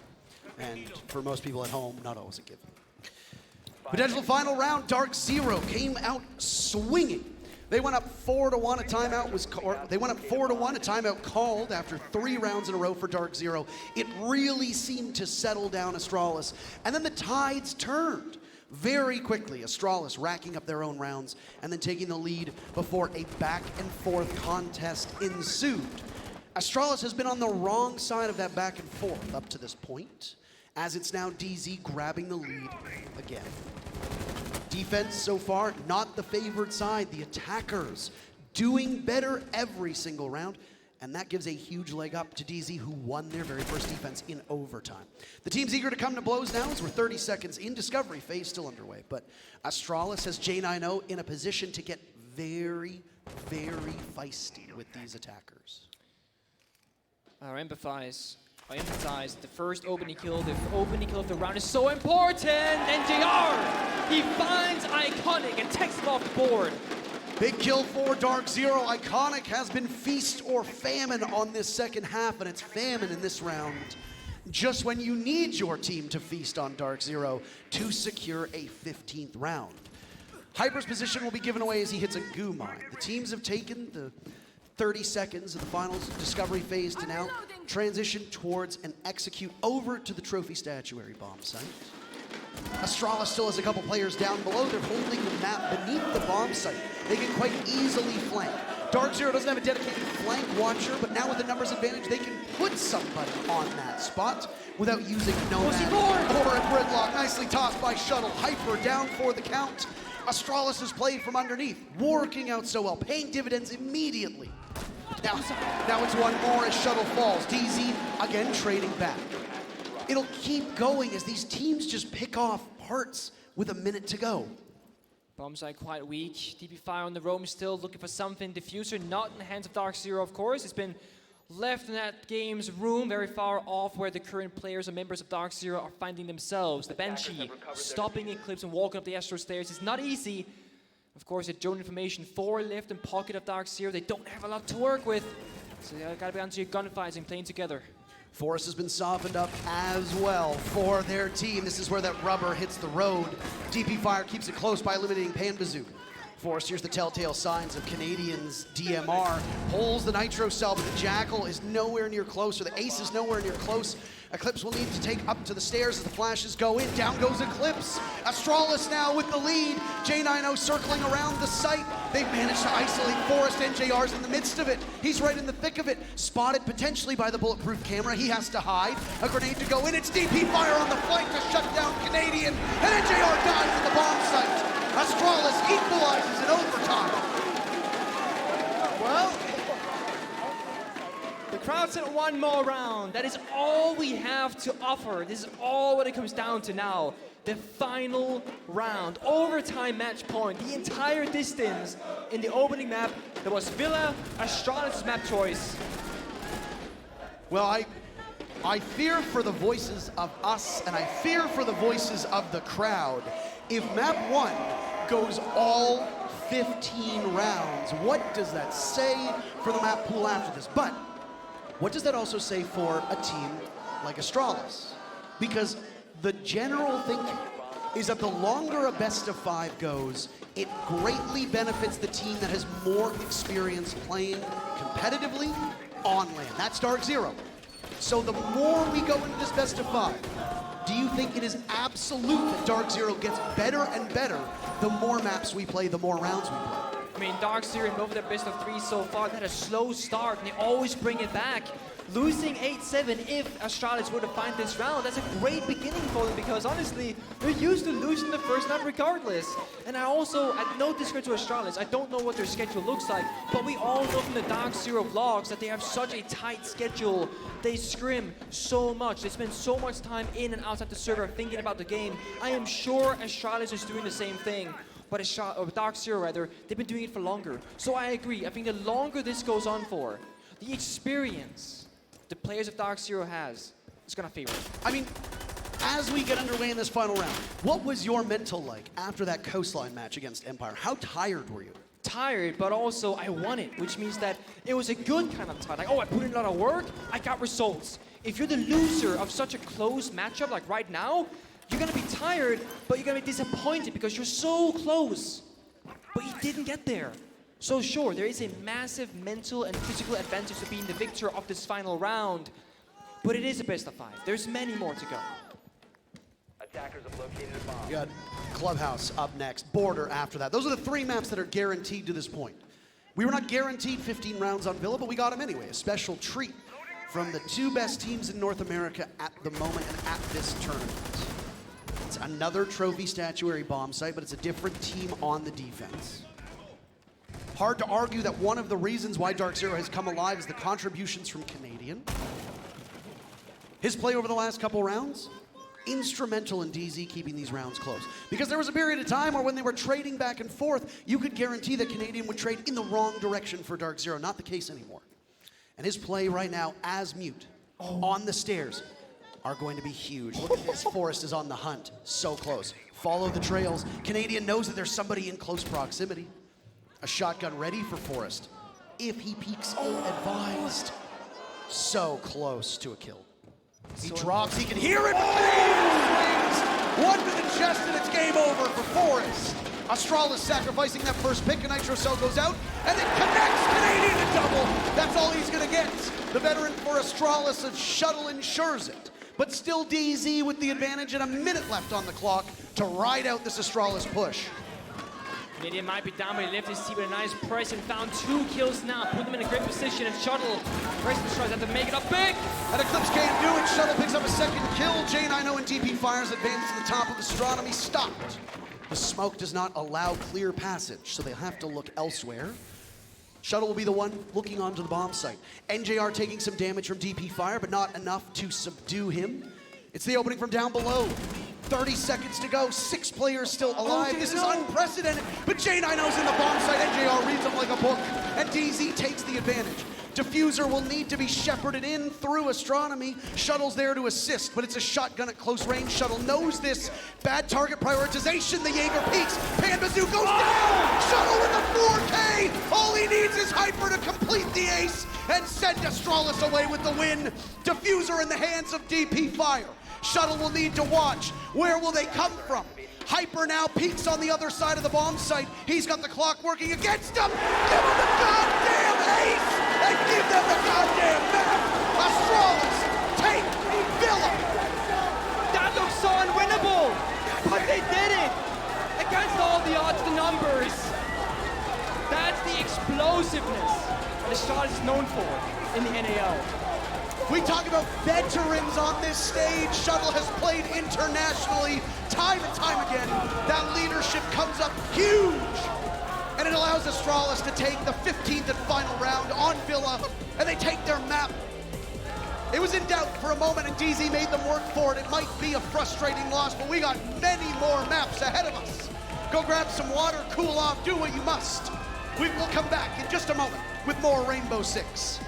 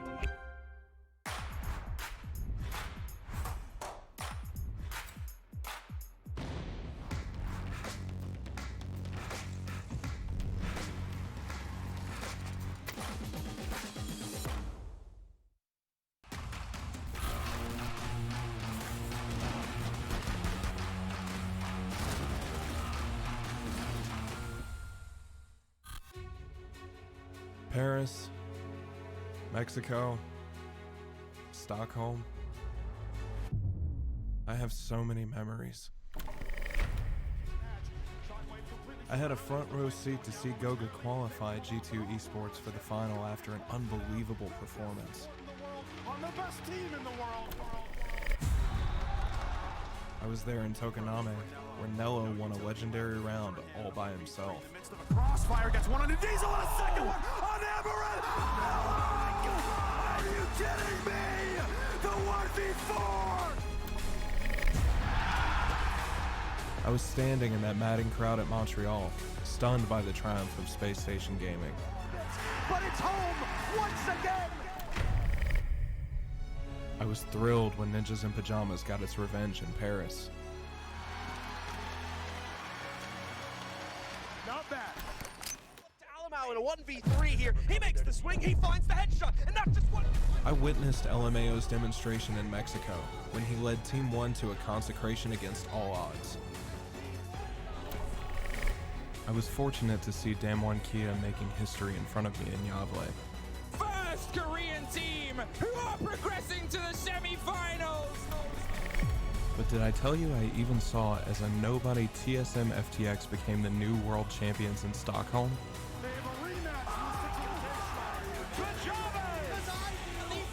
This is it. This is my major story. And as an official hardware partner of Rainbow Six Esports, I feel blessed to witness them for such a long time.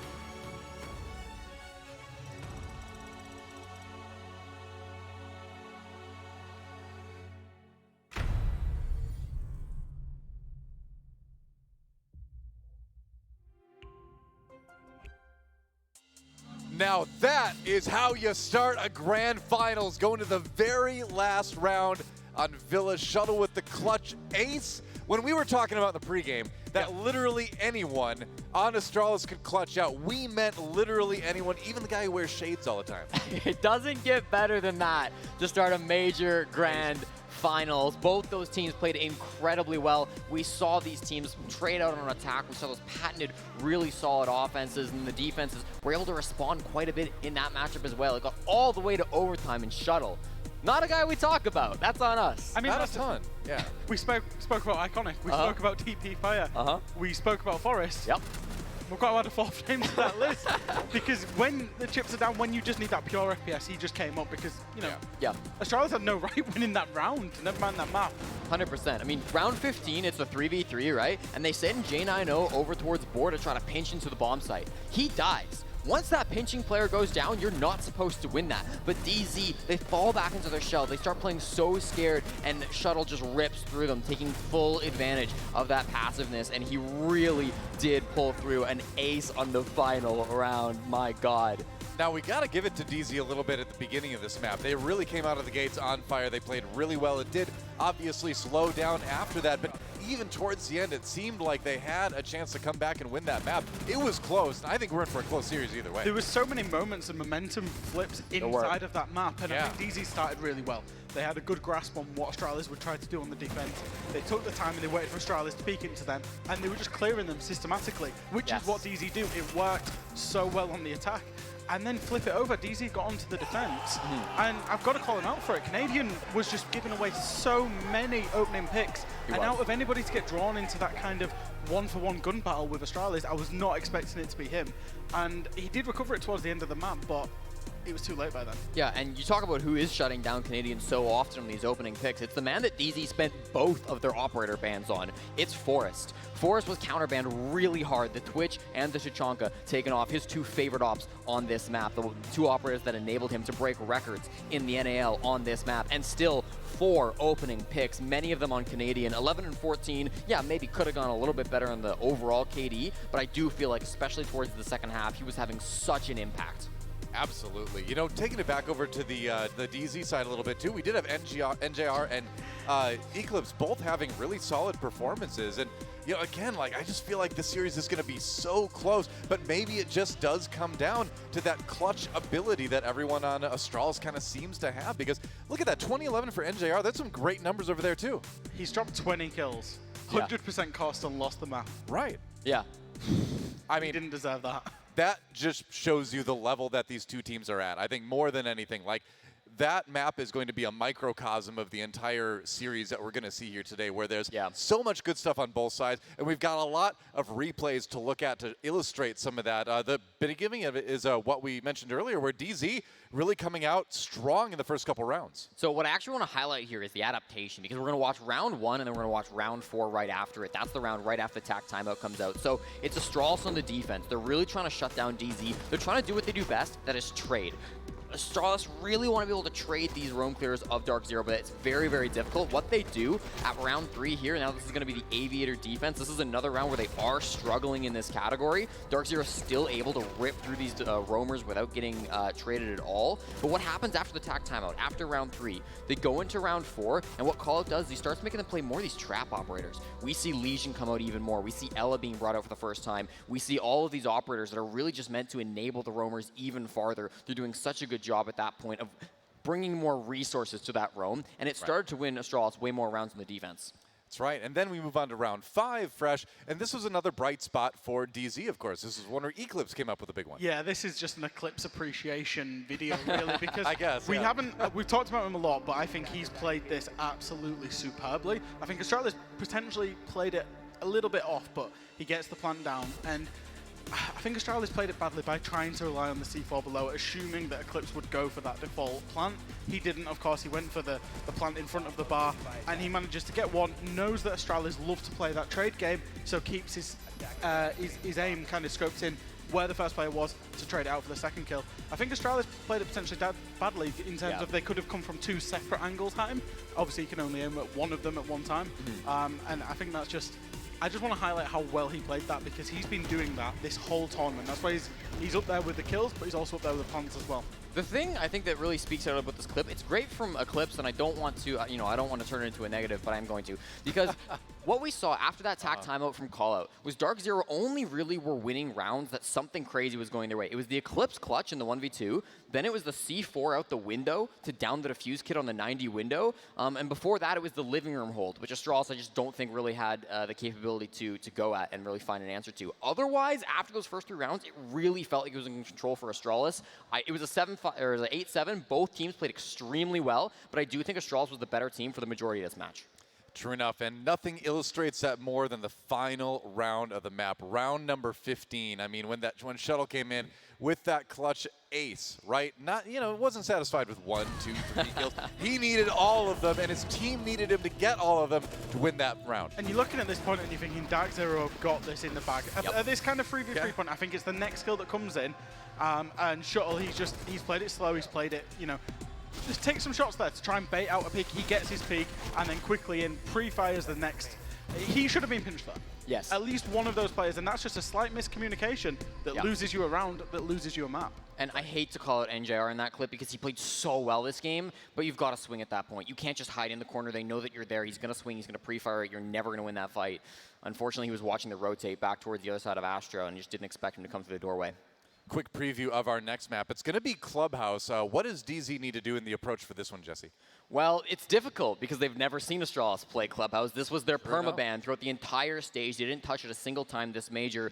DarkZero are going to need to come out, and they're really going to need to make sure their attacks are focused. Towards the end of that first half, we saw Astralis shutting down that roam clear that DarkZero is so good at. You got to bring it back. You think they can? I think so. I think the map plays into their style a little bit better. Clubhouse is where you want to take teams that like to be a little bit more aggressive, that like to be a little bit more free. DarkZero, they're very strict, they're very disciplined, and Clubhouse is a map that suits a team that's like that. Fair enough. Well, we're going to see in just a moment if DarkZero has what it takes to overcome a rough loss like that, get themselves back in this series. It's a best of 5, so they got plenty of time to do it. We're going to take a quick break, and when we come back, map number 2 of the Grand Finals here in Charlotte.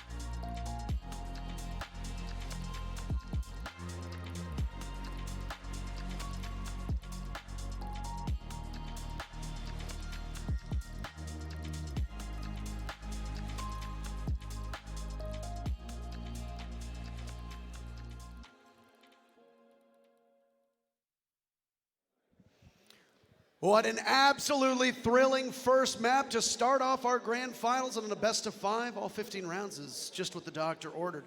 Astralis comes out on top of their map pick, but it certainly wasn't easily done. It wasn't. And I mean, looking at DarkZero's past, always losing the first map in their best of 3s, well, losing in a 7-8 situation is pretty good if you think about it. It's as close as it gets. And it does mean that DC are in a fighting chance against the Astralis, who have looked very dominant so far, both in the NAL and at the Charlotte Major.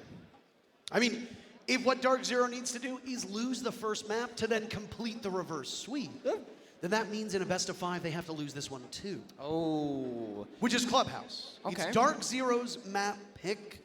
Astralis have concealed this map, but they feel confident on it. They have, and I mean, Astralis, the guy, kind of got some stuff to work with because DC has played this map twice at the Charlotte Major. Once in group stage against W7M, it was a 7-4 victory for DarkZero, and the second time was in the playoffs in their first quarterfinal game against Team 1, where DarkZero won 7-2. So DC very dominant on Clubhouse, very comfortable, but when you've played it twice at the Charlotte Major, you know that call-out. The coach of Charlotte has been watching their VOD and finding weaknesses in their defenses and attacks. Friends and enemies, it's time for map number 2, Clubhouse. Astralis enters with the advantage, but this isn't your father's best of 3. No, no, no. This is the new fancy best of 5. So this is not our last map. Borders lined up next. Operator bands coming in. DarkZero will spend the majority of these 5 maps, 4 of the 5 to be exact, starting on attack. Now that's if we need all 5 of them. When DarkZero started on attack, they banned both Twitch and Tachanka against Astralis on Villa. They banned a Thatcher on Clubhouse. You don't necessarily have that same flexibility like you do on Villa. We tend to see a lot of teams ban 1 to 2 hard breachers, Thatcher, Flores, maybe. And then on defense, it's Kaid, it's Mira, it's Wamai. But Astralis with the mute ban. I think we've only seen a tiny number of mute bans at this entire event. Another one will be added to the list. Round number 1 going underway. Astralis starting on defense, a familiar refrain. Where will they go? CCTV Cash locked in. So let's talk about the operator bans right now. Hibana makes the base and bomb site a much better place to play when you get there because there's so many hatches and that's hold on. Oh, come on. Shuttle and Jaina, come. There's 2 players. of them. I think that means double the booing. Double the boos. Thank you. Because you're gonna get, I guess. The basement bomb site very strong with Hibana being back. So we're gonna start. We are starting CCTV, and well, DarkZero, they are very big fans of banning out both the Thatcher and the Kaid. And normally when this happens, from a pro player myself, I always think about this is a team that is confident in their problem solving, because that's essentially what this comes down to. By banning out the Thatcher, you make life difficult for yourself in the attack, because you can't just EMP, open the wall, boom, easy. By banning the Kaid, the defenders can't just throw those nasty kite claws in corners of the map, which means that you can't get to them by any means or measure possible. This now leaves on your attack side. You need to use verticality, grenades, soft destruction, and map control at your disposal to open up the walls. Of course, you do have the Maverick. That is going to be your other easy path through the map, but it is going to take up a little bit more time. Note here, both the catwalk rafters walls that DP5 just ran past have been reinforced. Normally, they're opened up, so our Australians are coming very well prepared into this bomb site. Oh! Canadian! Finds the opening, it's banded off the board, not a huge loss operator-wise, but Canadian starting off a lot better than he did on Villa. I mean, huge in the sense that there's no Kaid and there's no mute, so the only anti-wall gadget in is the battery from Bandit, that's it. You don't have the ability to actively trick. Now, there's no way for us to see unless we just count the batteries from above if J9O had gotten all of the Bandit batteries down on time, but it certainly looks like the main CCTV wall doesn't have any Bandit batteries on it. I agree. Which means it's so free for DarkZero, and there you go. Eclipse opens it up, there's not even a minute off of the clock yet. I only see 2 being pre-played so far, that catwalk rafters area, so I take back my statement. Huge skill to J9O because those bandit batteries weren't pre-placed as they arguably shoulda, coulda, woulda been, but weren't. That also means that Canadian on the Maverick is now having more freedom on the map to use his grenades and his gun capabilities, as he's not needed in that many areas or as many areas as he was before. Of course, catwalk rafters, has all those ADSs with mine disc, etc. DP Fire is set up for success in a very difficult spot. He's always the member of Astralis who happens to be in these positions. Hyper almost sees the hair. Pambasu gets a kill. Well, what confidence is there now? Canadian jumps in, he gets gunned down. He's alive. Falling away, but still upright. Adrenal Surge is on cooldown. As long as you can keep him there. No, shuttle, never mind, will secure.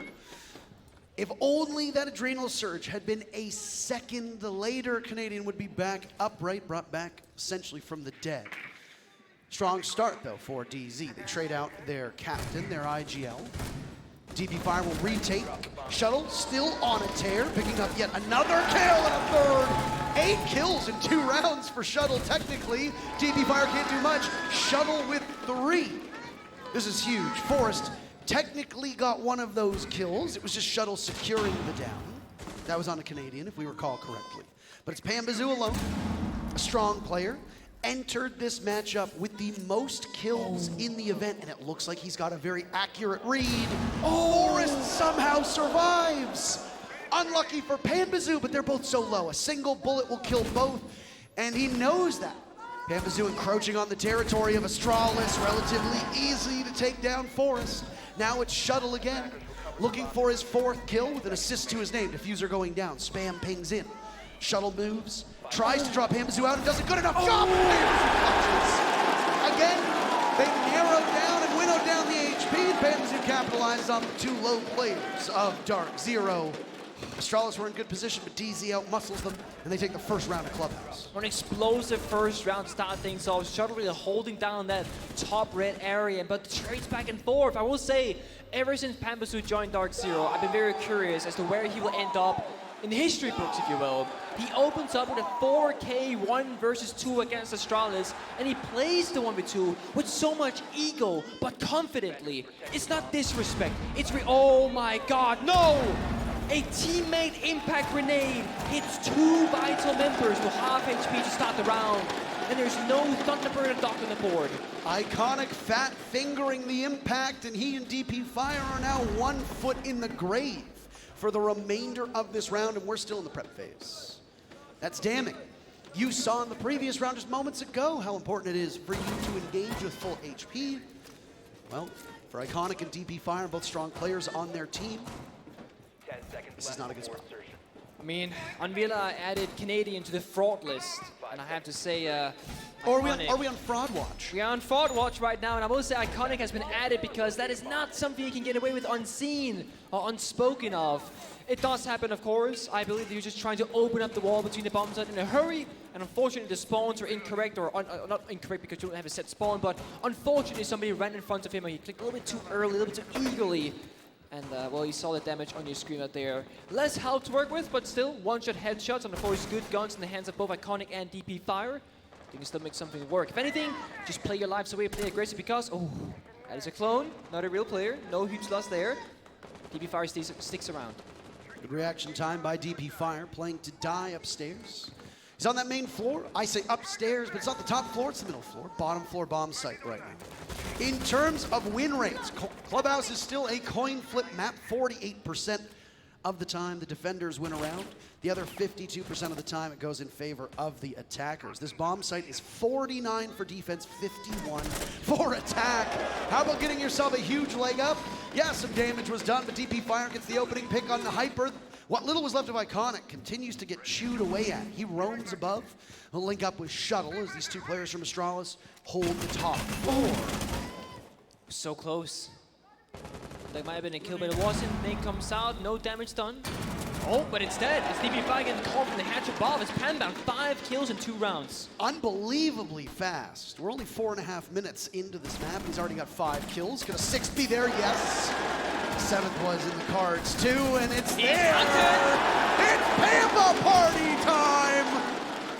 7-0 to start. It's the reverse 007. Astralis, now they only have 2 players inside the bomb site. That's all that's left. DZ getting the beginning that they needed. This is very similar to what they did on Villa. Now they're repeating it here on Clubhouse. Will they require, or will they pull a timeout from Astralis? Require Astralis to use that timeout early on? That's the real question. Air jab goes off. It's knocked Forrest over. Nades go out too. J90 holding the crucial avenue of blue. 2 players from DarkZero in close proximity. Now over to Moto. Hatch open. Survey the landscape for your team with 40 seconds left and remove the drone in the process. The Maverick working on the hatch. J90 will reposition. They're going to think that he's behind the generator. Close to the rotate hole into church, but no. Joke's on you. Instead, he's over by oil pit. All the while, Forrest with only a tiny number of bullets to his name, doing some damage. J90 found. He kills Pamba. First death for Pamba. Eclipse answers back. Forrest now in the middle of the bomb site. He can't outduel NJR. DZ dominant through these 2 rounds. That they are, as the map choice of Clubhouse, they are very phenomenal at picking apart these rounds, finding the opening kills and peeling apart the map once the roamers they get active. Look at the zoom again, so cheeky that is. Panda really stepping up to the challenge. Again, respecting his opponents, but still confidently going into each and every single gunfight that we see, really putting DarkZero in a man advantage time and time again. 7 kills, 1 assist, 1 death so far for him. He's not going to slow down anytime soon. DC are picking up where they ended off on Villa. I say ended up, well, they did lose that final round, but it was looking better and better for them on the aggressive side for DC. Whereas Astralis, well, they've always really been explosive, and they're going to keep up that same pace. Bar defense is coming on our 3rd defensive round. Of course, with that bomb side choice, the castle follows along because you need to deny some lines of sight, restructure those angles, and of course, adding that secondary shotgun on the castle side. It's really going to help you add to that verticality from master bedroom up above if you so want to have that. Alibi, same similar fashion, very versatile operator. Can get the shield or the impacts, secondary pistol, the bailiff of course, and you get a primary with a 1.5x scope. Very underrated operator that we thankfully see getting played more and more frequently. Well, in terms of win rate, Bar and Stage has the best win rate for the defenders, 67%. Stonks, I believe you would say. Stonks indeed. Stonks indeed. Carrying the weight on again, which is a coin flip map. Master and Jim having the poorest win rate for the defenders.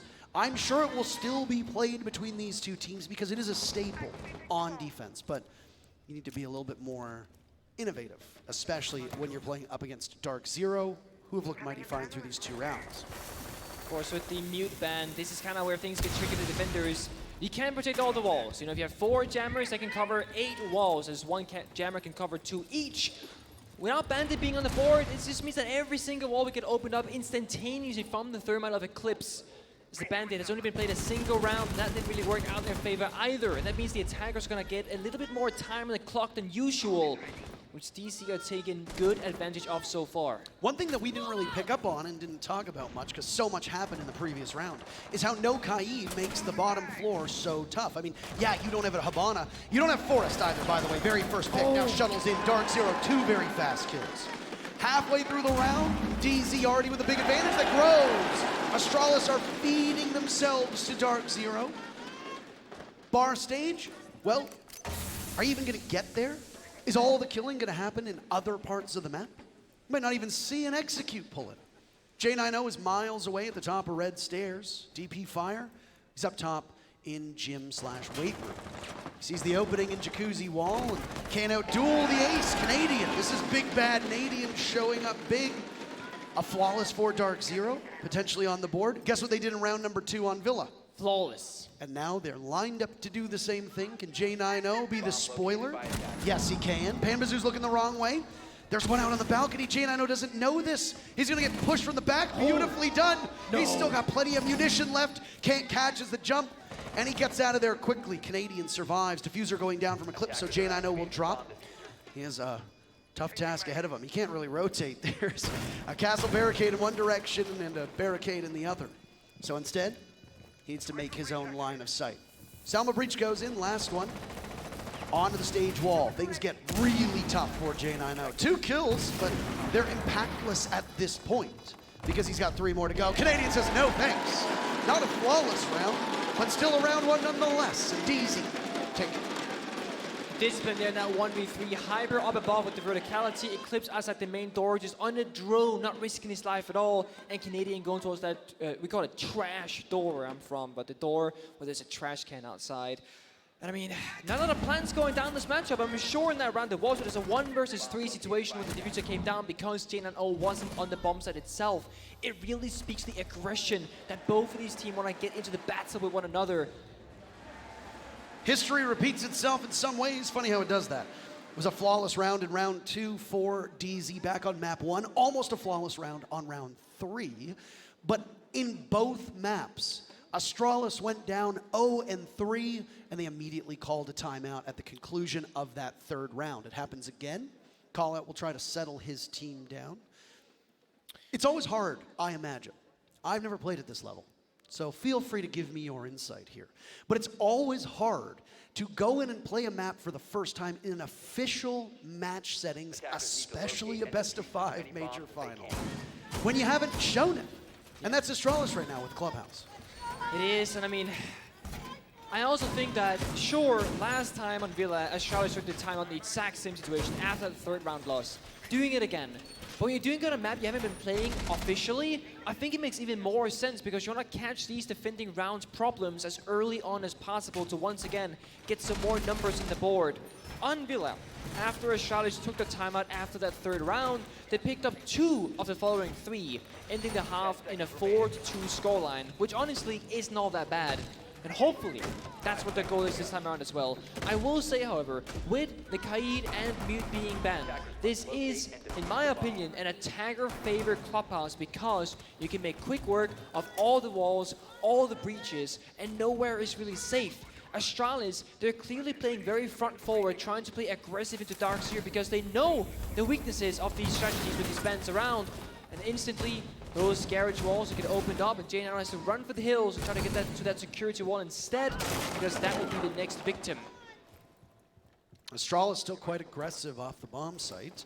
Searching for their very first victory. They've run through 3 of the 4 bomb sites. I suspect we'll see the 4th of Gym Master. Hasn't popped up just yet.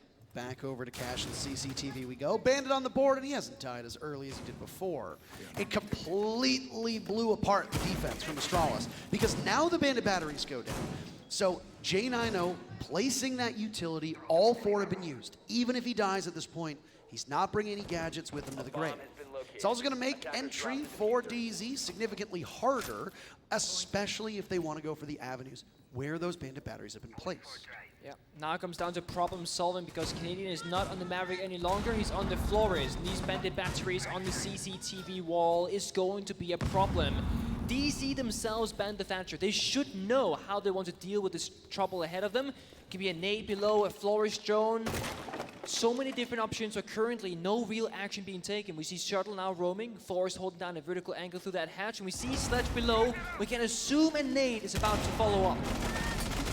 Forrest realizes how close they are, side by side with Iconic. Iconic not exactly having the first best of 5 that he would want in his career, especially not here on Clubhouse. I'm just waiting for some big moments because I highly doubt, no matter what the result is, that he will continue to be this unsuccessful. Pambazu gets the very first kill. Don't be confused. It's not the nade that gets tossed up. DP Fire is down for the count. DP Fire also not having the greatest start to Clubhouse. Selma's going off as the Bandit batteries have been removed, and that gives DZ the ability to waltz into the bomb site should they want to do so. The thing is, DP Fire is the catalog play. That means Garage is all clear for DarkZero. This is the perfect attacking situation to be in. And now Astralis, they need to find something to claw it back because they're losing so much map control so quickly. DZ can just walk on in and start planting down the diffuser. A big bad Nadian indeed. 4-1 to him as he shuts down Shuttle, and he's still now inside a Garage. He can reposition, so he chooses. DarkZero winning these opening picks and then taking the lead in every single round that comes with it. Iconic lined up as J9O needs to be very wary, but it's bloodshed inside of the bomb site. Not a single kill for Astralis, and they're not going to do it. No! It's 4 in a row for DarkZero, and the 4th one is flawless. Note there that Hydra picked up the diffuser with 12 seconds left, didn't go for the plan and said, guys, we're going for this kill, we're going for the flawless, and they take it. All 5 members of DC pushes in through the bomb site and finds the final member of Forest of Astralis hiding on that green box position. Again, the map choice of DC, they show why they play it so often and so well. And perhaps Astralis, they came prepared, but so far it hasn't paid off or worked out in their favor. They will go basement once again, where last time Iconic pushed that impact grenade a little bit too soon. And you saw this time around, he ran all the way through the hallway, then looked behind him, made sure the coast was clear, and then tossed it out. They made sure that that same mistake won't happen twice. And even though it wasn't like a massive reason as to why they lost that round, it just kind of starts on a whoopsie. And I will say, J9 and the Vigil, that's where our eyes are going to be. Because when you have the Vigil on the board, that's going to scramble up those drone information. And you can always be guessing, is he above? Is he below? Because the Vigil scanner goes in both directions. That means that you have to be constantly on your toes. Try and be aware of where exactly that person will find himself. Of course, also with the impact grenades, we see all 5... I don't know if this has ever been possible or seen before. All 5 members of Astralis are playing impact grenades. No true shotgun, no C4, no deployable shield, no bulletproof. It's all impact grenades. Sort of those obscure moments or obscure stats where I wish we could track that and say, when, if ever, has this happened before? Because I want to know if we've seen it. I know there are times when we've seen like 4 nitro cells on one side, and we call that out. We see teams with 3 deployable shields back when that was still something that was doable. And we call that out too. Hey, Astralis just did something for the first time. They got the opening pick on Clubhouse. Down goes Canadian, a 5v4 for Astralis with so much time still left. It's a pretty big kill, actually. Cellmans are going to limit you, but actually, DC's been pretty smart about their operator choice because they got NGR on the block with that secondary Heartbreak gadget, the can opener. So him and Eclipse on the third mark can do the rest of the hard destruction damage. You don't need those Selma charges. Sure, they're a nice backup if you need them, but they're not required for this round. So while you are playing 4 versus 5, you still got all the tools that you want as DarkZero in attack to really find yourself in a winning position. The issue now is all those roamers up above with almost half the round being gone. You have to start wondering, how quickly does DarkZero have to go about this roam clear, and how quickly does Pambuzu have to find these kills? I mean, if there's going to be anybody who does it, it's him. He's about to break double digits. Nick, he's just a single kill away.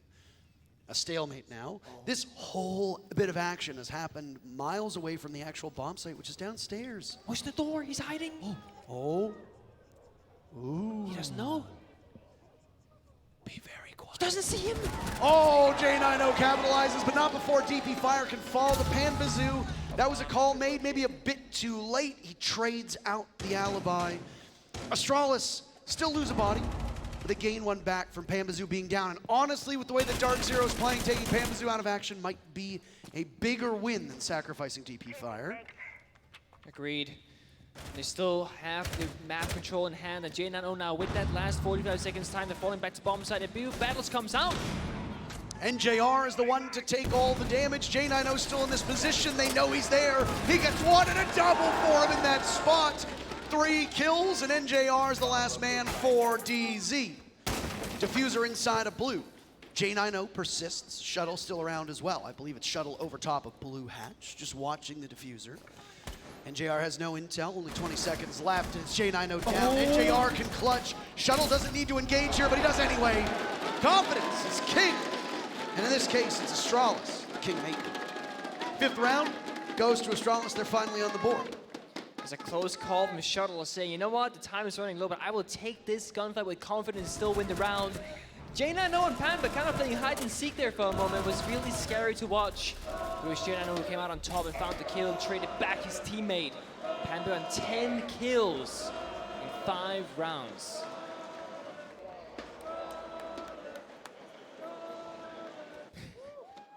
A Forest chant as he was the one who clutched up.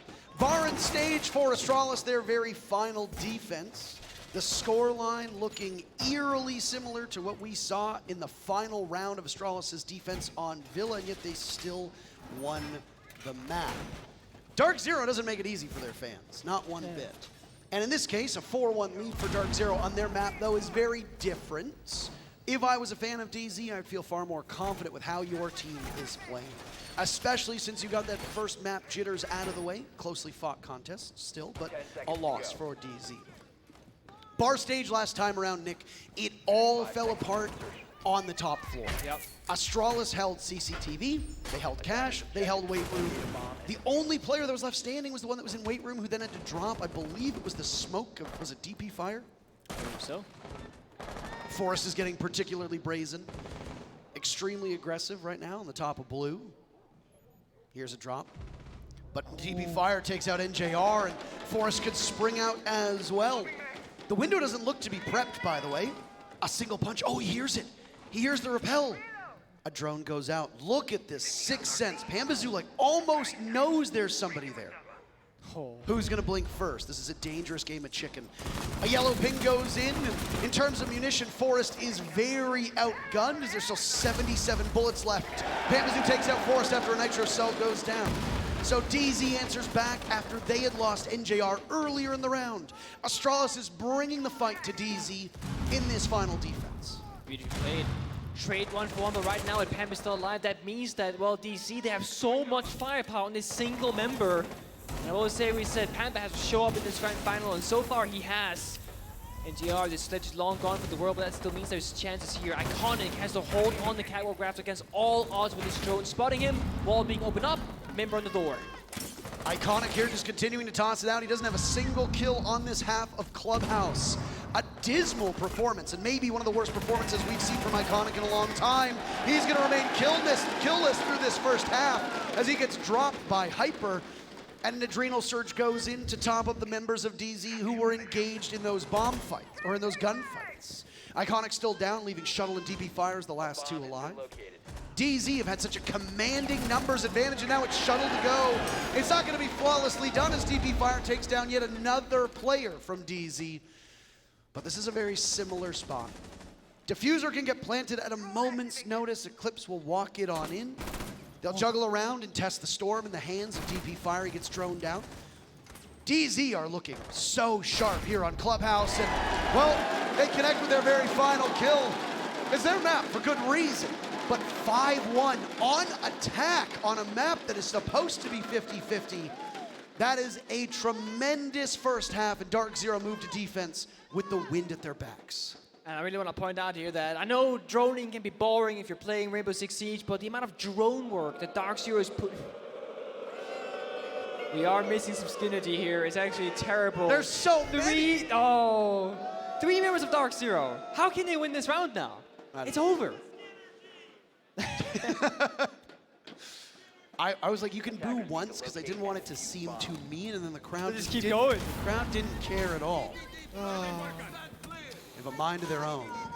I was praising DarkZero's drone game, their information that Continue round. onward. I will continue on. I mean, right back into it. Every member of Astralis was on a yellow ping that had so much information. You mentioned Pambas who had that sixth sense, and it did seem that way for a moment, but we figured out later on that there was in fact a drone inside that blue area that spotted out Iconic, and that's kind of what led to that situation playing out the way it was. I believe it was Forrest in that position. And every single member that fell from the side of Astralis had a drone on them, near their feet, giving information to DarkZero, making it so much easier to win their gunfights. Astralis, they have to match that same kind of drone game to have the same similar attack success, because we're starting off with that basement roam game where we're playing so aggressive. Capcan, Oryx, Vigil, it really does not get much more aggressive than this. We also see again, 2 sets of impacts, 2 sets of C4s. So much explosive economy for these defenders to use both vertically and horizontally. You noted that when it was DZ on attack that they didn't bring smokes to a couple of their executes. Well, here, Astralis are bringing 2 sets of them. Jackal and Thermite will both hold on. Astralis in the last round got real aggressive, up in the face of Astralis. Or up in the face of DarkZero. Now it's their turn to do the same to Astralis. Pambazoo at the main door. I don't know if he lingered or if he decided to fall off the moment that that door got shot open. You don't want to stay in the same spot. A cheeky drone that you talked about moments before. But J90 still misses the engagement. Hyper taking out a huge chunk of his HP. DZ can move to match point with a victory here, which is just such a commanding performance. Again, this was a big gamble from Astralis. They hadn't shown Clubhouse. They felt prepared. The preparation in the first half was mostly for naught. Will it change in this half for them on attack? We're just looking at attacker-sided Clubhouse. So far, DZ have looked finer on the minute that we've had on defense. We're getting close to our first real fight here as Hyper finds himself kind of isolated, but there's help from Pambazoo. DZ losing HP from both Hyper and Pambazoo, but they get the kill. J90 still down below, Hyper taken out. It's a joint effort, but NJR trades back. First kill for Iconic on the board. Forrest as well in on it. That means a 3v3 for these teams. Very quickly putting together a nice even matchup. The one big difference here is that the bulk of Iconic is bringing the flashbangs, not that secondary heartbeat gadget that DarkZero were bringing themselves. Forest has spent all these exothermic charges, so DP on the A is being shut down early means there's no more heartbeats left from Astralis. Let's walk through this hallway and somehow find kills. But Forest, we've seen this from him before. He finds a gap, he exploits it, and then he opens up the round for his team. Calling for the skeleton key onto the soft wall from above, and he spots him. Nicely done on the Canadian. Watch your feet, though, by the way. There might be some Capcan traps laying in wait, and there is. But there's a ton of gunfights going down. The running man from Iconic is Panbazoo is the only one, and he's going to come toe-to-toe. Fofo San, the better one here. A second round for Astralis. And it sure does seem like an attacker-sided Clubhouse. That it does, and I mean, right there, it's DC getting picked off that late half. The Buck doing great play with the verticality, and Forest, he found the gap again, and they exploited it. Good collapse on Hyper earlier in that round, and so to find that roamer off the Capcan. Eclipse swinging that Moto door while having a Goyo canister and 2 Capcan traps on it. I have to question, why would you choose to do that? You had so many different ways to approach the round, so much different utility. You have a Goyo canister, that Vulcan shield, so to speak, or the previous shot has a Vulcan canister instead. You could pop it, buy 20 seconds worth of time and stall on the bomb site itself, but you swing for the gunplay instead. I know you're the vigil, but you don't have to use that gunplay as your only matter of winning, or means of winning. You can do so many different things. We're gonna try again. Reset if you're DarkZero. Same lineup, same operators, same exact situation. Impact grenades being brought to make quick work of the map. 1 C4 in the hands of Canadian. Gonna go up above, extend, and assert their presence on the map once more. Maybe this time, fall back earlier, or hold on to more bodies, where Astralis, they did a 4-man roam. DC only really had 2 roamers. Plenty of flexibility on this bomb site. And if there's one player in this lobby that knows the SSG roam when it comes to this bomb site, it's Canadian, who for a long time was on that Space Station Gaming roster. So he'll be familiar with it. You can see all the various silhouettes spread out all over the map. Looks like the first logic bomb was going to go off, but has it just not been called in? Shuttle goes on to drone instead, so no utility. Nope. Here we go. There it is. The logic bomb finally goes off. DarkZero needs to reposition. Astralis, the opening pick. Well done for them. Down goes Panbazoo. J90 on the entry. Panbazoo has been that fabled raid boss, as we've talked about before, sitting at 13 kills and now 6 deaths to his name. Eclipse on the road. Concealed himself with the cloaking device. The Vigil takes out Shuttle. DZ equalizes. It's the first minute of action. These entries from Astralis, so much quicker because DZ are taking gunfights more than we saw Astralis try to. Yeah, and again, like there's less roamers from DC. They're only really sending 2 members up aggressively, but thankfully, Panbazoo is playing that Thunderbird, so once Eclipse made it back to the bomb side, he's now back on full HP. It's also why Thunderbird is such a good roaming operator, because you can put down your piece of utility, go do something else, and if you fall, well, your teammates can still benefit from your gadget later on, and if you survive and make it back to the site yourself, well, top yourself back to full HP can be done too. Heart breach from the side of the attackers is looking a bit better, because this time the secondary heart breach gadget has been brought from Iconic. That's going to speed up the process of breaching the walls, and Forest also had 1 more exothermic charge left, and he still has that available in his pocket as well. I mean, Buck versus Sledge is very much a strategic choice and a stylistic choice for some teams as well. In this case, the Buck allows them to shoot out the walls leading into the bomb site, should they be, of course, unreinforced. But additionally, that secondary hard breach is huge. If you can clear out whatever anti-gadget utility is Jaeger, Wamai, Aruni, etc., then you can bring that hard breach. Explosions all around as the Goyo canisters go off. Iconic is just in the middle of the bomb site and finds 2 kills, a third before they drag him down. Iconic brings 3 players down to hell with them, and he's gonna stay there. Astralis with 3 players upright, and they find the last one from DarkZero. This is their 2nd in a row on attack. Signs of life from the Astralis squad, and a huge round from Iconic. You can't do that. The Goyo fire was popped. He ran straight through the fire, found 2 kills immediately on the side, and the 3rd to follow. And Iconic really showing up in that round. You look right here, gets the trade. Gets injured and taken out eventually, but it was enough. He bought time, bought kills, bought space for his team. I am vengeance.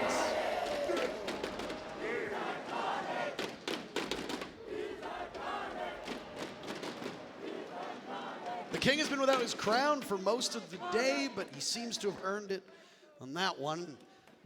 So lopsided that DarkZero ends up taking their timeout.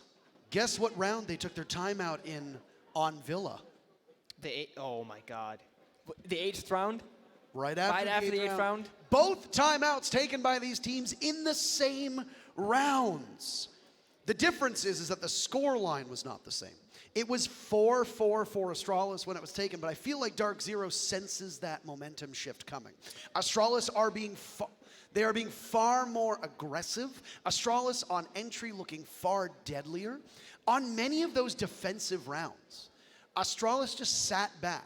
They allowed DarkZero to come in. They allowed DarkZero to get map control and get early picks. And in so many rounds, round after round, Astralis just sat there and just died. There wasn't a lot of life.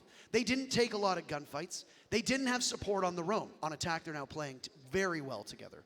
And I mean, it's not just Astralis on defense playing a bit sloppy. We praised the drone work of DarkZero and how good and how clinical it looked on some of those rounds at being able to hunt down the roamers and then still have enough drones left in that wondrous drone economy that we talk about to get themselves into positions for the post plant so that should Astralis be in a position to retake, if DZ hadn't killed them all, they would be under watch. Now it's Astralis doing the same thing to DarkZero.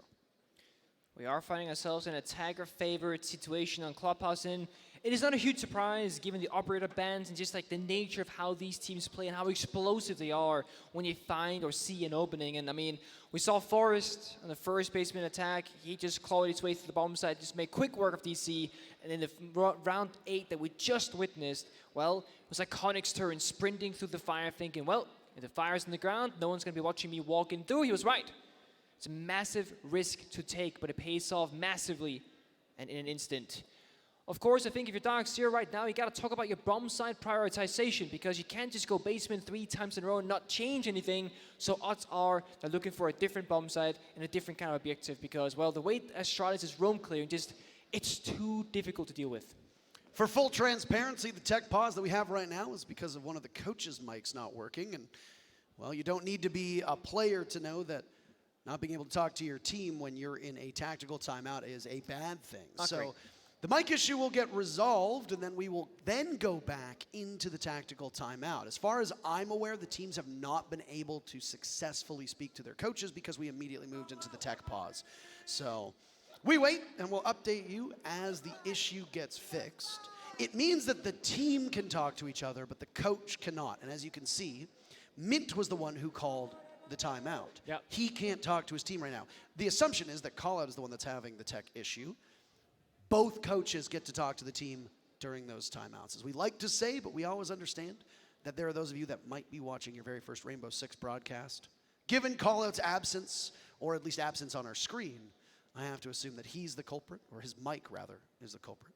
Yep, just a quick headset swap, I believe, should sort things out, or a cable swap here and there, we'll see. But surely in a few moments, we will be back in the server. It looks like it might be solved, we'll see in just a second. And when that occurs, of course, the tactical timeout will then resume. Both coaches can speak to the team what they think they should be doing going forward. And if anything right now, it's a bit of breathing room for both of these teams where they can think, well, what's our next step? What went wrong in the previous rounds? And really how they want to spend their next 45 seconds to talk to the coach once that becomes available to them. There it is. It has been resolved. Woo! Thank you for the one guy in the crowd.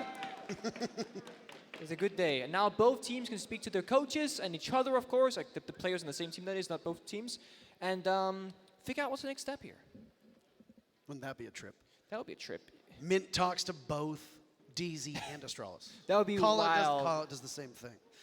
Gym Bedroom is what's on the menu right now as we wait to get into our 9th round. This is actually the first time this bomb site is going to show up. I speculated in the first half when it was Astralis on defense that we would see it. It's not Astralis who's bringing it, though. It's DZ. So all 4 bomb sites on Villa were shown. All 4 bomb sites on Clubhouse also being shown. This, though, is the bomb site with the worst win rate for the defenders on Clubhouse. a 38% win rate. Look at the lineup of DarkZero. What do they do to ensure that they are not a part of the 38%? What do they do to ensure they are part of the winning 62% for defenders? Honestly, the two main operators here is going to be the Maestro and the Bandit, because the Bandit is used to try to deny some of that wall utility that the attackers try and go through, and Eclipse and the Maestro, the older, phenomenal weapon. 81 bullets of destruction that can really help you challenge those LMGs that, for example, Iconic and Thinker has, but also the information game with the bubble, that is the Evil Eye, Maestro's gadget, the camera that is, gives you a ton of information, can zap drones, etc., to stop people from planting as well. A single C4 in the pocket of Canadian can be used from below as well with that information to shut down a plant or a player. And that's really where our eyes are going to be. Pandas will stake at the Thunderbird pretty much every single round. A for the gun, 2 for the gadget, and 3, I think he wants the freedom. Put down the utility, you have a nice weapon and impacts to go with it. You can play aggressive, you can take risks. And when you're 13 and 6, that's exactly the kind of freedom you want to allow your star player to have. One of the things with no Kaid on the board means that if you see electricity, you know there's a Bandit battery there, but oh! Nice! Big Bad Nadian with the wonderful trick. The Bandit battery goes down, exothermic charge no more. Forrest denied one of those 2 crucial parts of Hard Breach. You've got tons of backup though. You've got Shuttle and DP Fire on both the Maverick and the Ace. So if need be, you could use them somewhere else, but you've likely accounted for all of that Hard Breach going in a specific direction. And they have to be very wary of any player inside of construction. That's exactly why Shuttle's having a little bit of difficulty, but a small opening and potentially a grenade to go in, they should have no problem. They can also use that if they're upside down as a kill hole. It's true, adds a bit of pressure, and as an attacker, that's what you want to do. Open up as many lines of sight as possible, and Forrest just walks on in. No, saw the bubble, walk back out, because it's an information game again, right? He can't just sneak in. If that Maestro Evil Eye wasn't there, surely he just continues in. Nade for J90. Can it go off in the right spot? It does, but doesn't get the Evil Eye cam. And JR swings onto the opening, 2 kills. DarkZero using their timeout effectively. Match point if they prevail in this round, and it's looking mighty good so far. Now it's J90 in an engagement. For Astralis, you are getting beat to the punch. A minute to go, you haven't been able to secure a single kill. Panbazoo is close enough that he's within striking distance and can swing. Astralis' second attempt at Jim. But down goes J90, and now Shuttle needs to be wary of the flank. He misses an opportunity for a refrag, so instead, he'll hold his position. Torch comes out again. Backs against the wall, can't do much in this situation. And Eclipse looking to get aggressive. That auto we spoke about, so many bullets, only needs a few. Shuttle might pop up in front of that line of sight, but Iconic sees the foot, gets the down. There's another player close by. The Maestro's still there. Lots of damage to the shins, not enough. Down goes Iconic. No Adrenal Surge already used. Shuttle's the last one, softened up by Eclipse. Those Mav holes being so crucial for both teams, but Shuttle is in between a rock and a hard place with no time left. He takes Hyper down, but it's NJR to secure the final kill. DarkZero goes to map point on map number 2.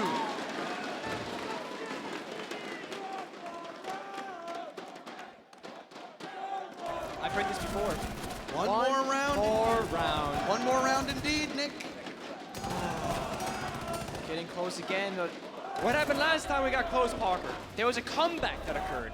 Rounds being swung in the opposite side, and the Astralis are fighting to keep it on their advantage. So the question that I posed to you was, how do you ensure that you are not on the wrong side of a bomb site that is already very unfriendly to the defenders? And the answer to that question, Nick, was have NJR swing the breach. Yeah. Have NJR push up and pick up 2 kills and then get out of there. Because you know that the breach is going to be open. And because of where the Maverick was at the time, and because they hadn't really heard anything else around the breach, it's safe to assume, okay, there's a couple players there. If NJR can capitalize and Astralis isn't ready for it, then it completely throws you off. Once that Evil Eye became a big factor inside of Jim, Astralis needs somebody to go downstairs to deal with it. So you know that there's 1 player unaccounted for down there. You know the Mavericks on the other side of the map. At most, there's 3 on the breach. NJR gets 1, trades himself out, big value. 2, huge value. Absolutely. But he doesn't get traded out, he gets away alive. Be aggressive. I was gonna say the same thing for this round. You've killed 2 drones in prep phase for DC. I wanna see 4 roamers, 1 person on the bomb side, because you got those Goyo canisters to help you if anybody rushes you. That's gonna buy you time for defenders, the roamers rather, to come back to the bomb side. Challenge Astralis, get into gunfights. I'm glad you say that, because with attacker repick being a huge benefit to the attackers, teams like W7M have excelled by just being so aggressive on their roams. Take the fight to the attackers, and it keeps the game far more even. Forrest had made his way in as both the Nook and the Vigil. Operators very similar in what they do, though on different sides of the battlefield. They're close enough. Pambazoo's also still upstairs. I don't think they know that Forrest is there at all. Just sitting on the main stairs, waiting. He's creeped in past the first lines of defense. Could just take the bombs out here. He finds Canadian. That's massive trouble for DarkZero. Forrest will walk in, but he's stopped by the Banshee, and there's the Goyo down for the count. Forrest with a kill, and immediately back to the top of main stairs. The alarm bell sounding for DarkZero. As now it's Hyper gone to J90 and JR with the first kill for DZ on the board. We're not even at the halfway point of this round, and yet Astralis has an advantage. Forrest still on the hunt. I don't think they've spotted him just yet. Up top, but the player that was up there, JR, has dropped down. He wins the duel on the shuttle. A bit too slow from Forrest. And another drop, but it's Iconic to come out ahead of that one. Losing a lot of HP in the process, but still the ultimate goal. Now it's Eclipse to try and reduce the remainder of Iconic to 0. He'll do just that quite well, but not for long as J90 cleans up. These teams just dueling each other. A minute left, and Pambazoo can win in a 1v2, but it's a very heady task. Back into the bomb sites, sitting on the A chassis. Players from Astralis spread out well. Plenty of time as well, 45 seconds left. Because you have the Nook with the hard breach, you can still open up some of those hatches, and look at this. I don't know if this was planned by Astralis ahead of time, but it's a contingency nonetheless. Down goes one of those Goyo canisters, giving Forrest a bit of pause, and J90 as well. Pamba sitting, waiting. Everything on the shoulders of Astralis right now. Do they lose the map? Does Pamba clutch? He knows what. Great positioning. Stunned for a bit, but he continues to get away. Now that's the diffuser to get picked up. Is it party time? Yes, it is! DarkZero and Pamba. Huge match for the newest addition to DarkZero. And indeed, Clubhouse goes dark, and it goes into the win column of DZ 7-3. It is so impressive, you don't understand. The hardest part about a 1 versus 2 is that when the opponents just wait. Pamba had to sit still for a full-on minute and just wait for them to do something wrong. And at the exact moment when they go for something, he punishes them, finds the one, runs off, gets on a different angle, and finds the second kill. 16 kills for him on Clubhouse. No longer a rookie, but still learning the ropes. And boy, has he been impressive. 16 kills for Pamba, 7 rounds for DarkZero. And that'll send us away, tied up 1 apiece. The teams winning their maps, but there's still so much more to go. We want to get to border. We know you do too. Sit tight. We'll be back in just a few minutes.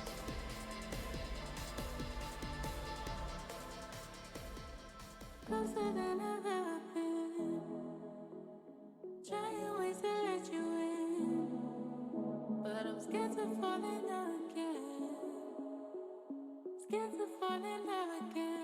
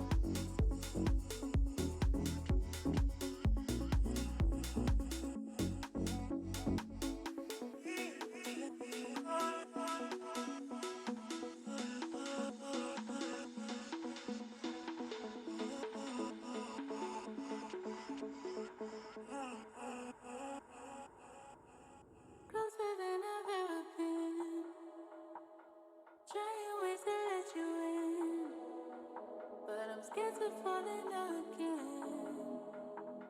Scared to fall in love again. Closer than I've ever been. Trying ways to let you in, but I'm scared to fall in love again. Scared to fall in love again.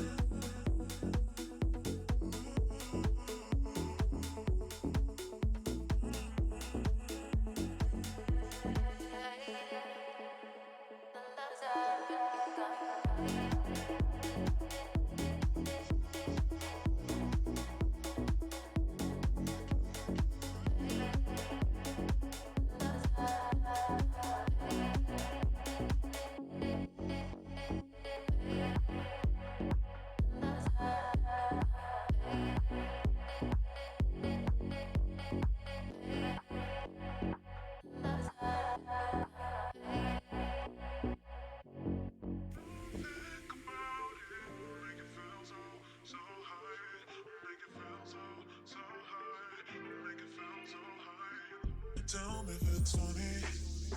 Disappear, honey. When will you come me or call me? Cause I have for you a great surprise. Oh, you have something in your eyes of power.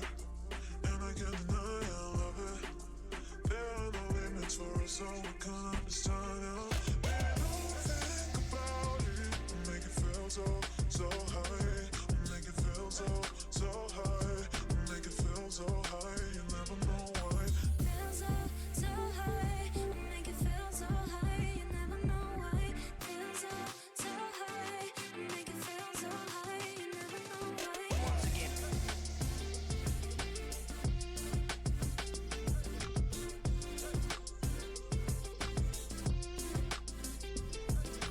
Feel so high. You never know why.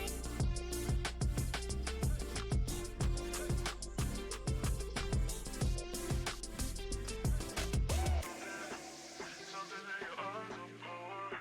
And I can't deny I love it. There are no limits for us, so I can't understand it. Baby, don't think about it. Make it feel so high. Make it feel so high. Make it feel so high. You never know why. Feel so high. Make it feel so high. You never know why. Feel so high. Make it feel so high. You never know why. Once again. Feel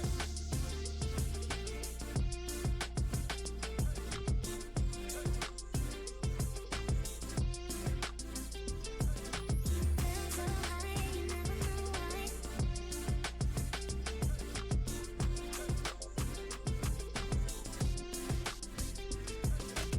Feel so high, make it feel so high. You never know why. Feel so high, make it feel so high. You never know why. Feel so high, make it feel so high. You never know why. Feel so high, make it feel so high. You never know why. Feel so high, you never know why.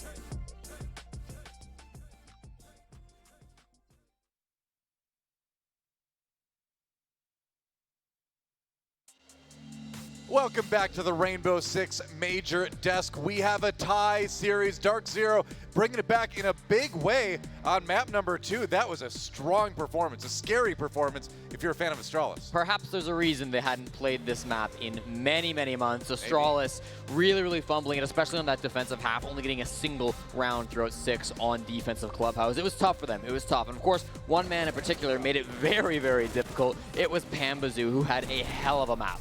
There was a point in round 2 where he had more kills than the other 9 players of the server combined, and I'm thinking, this guy's turned up.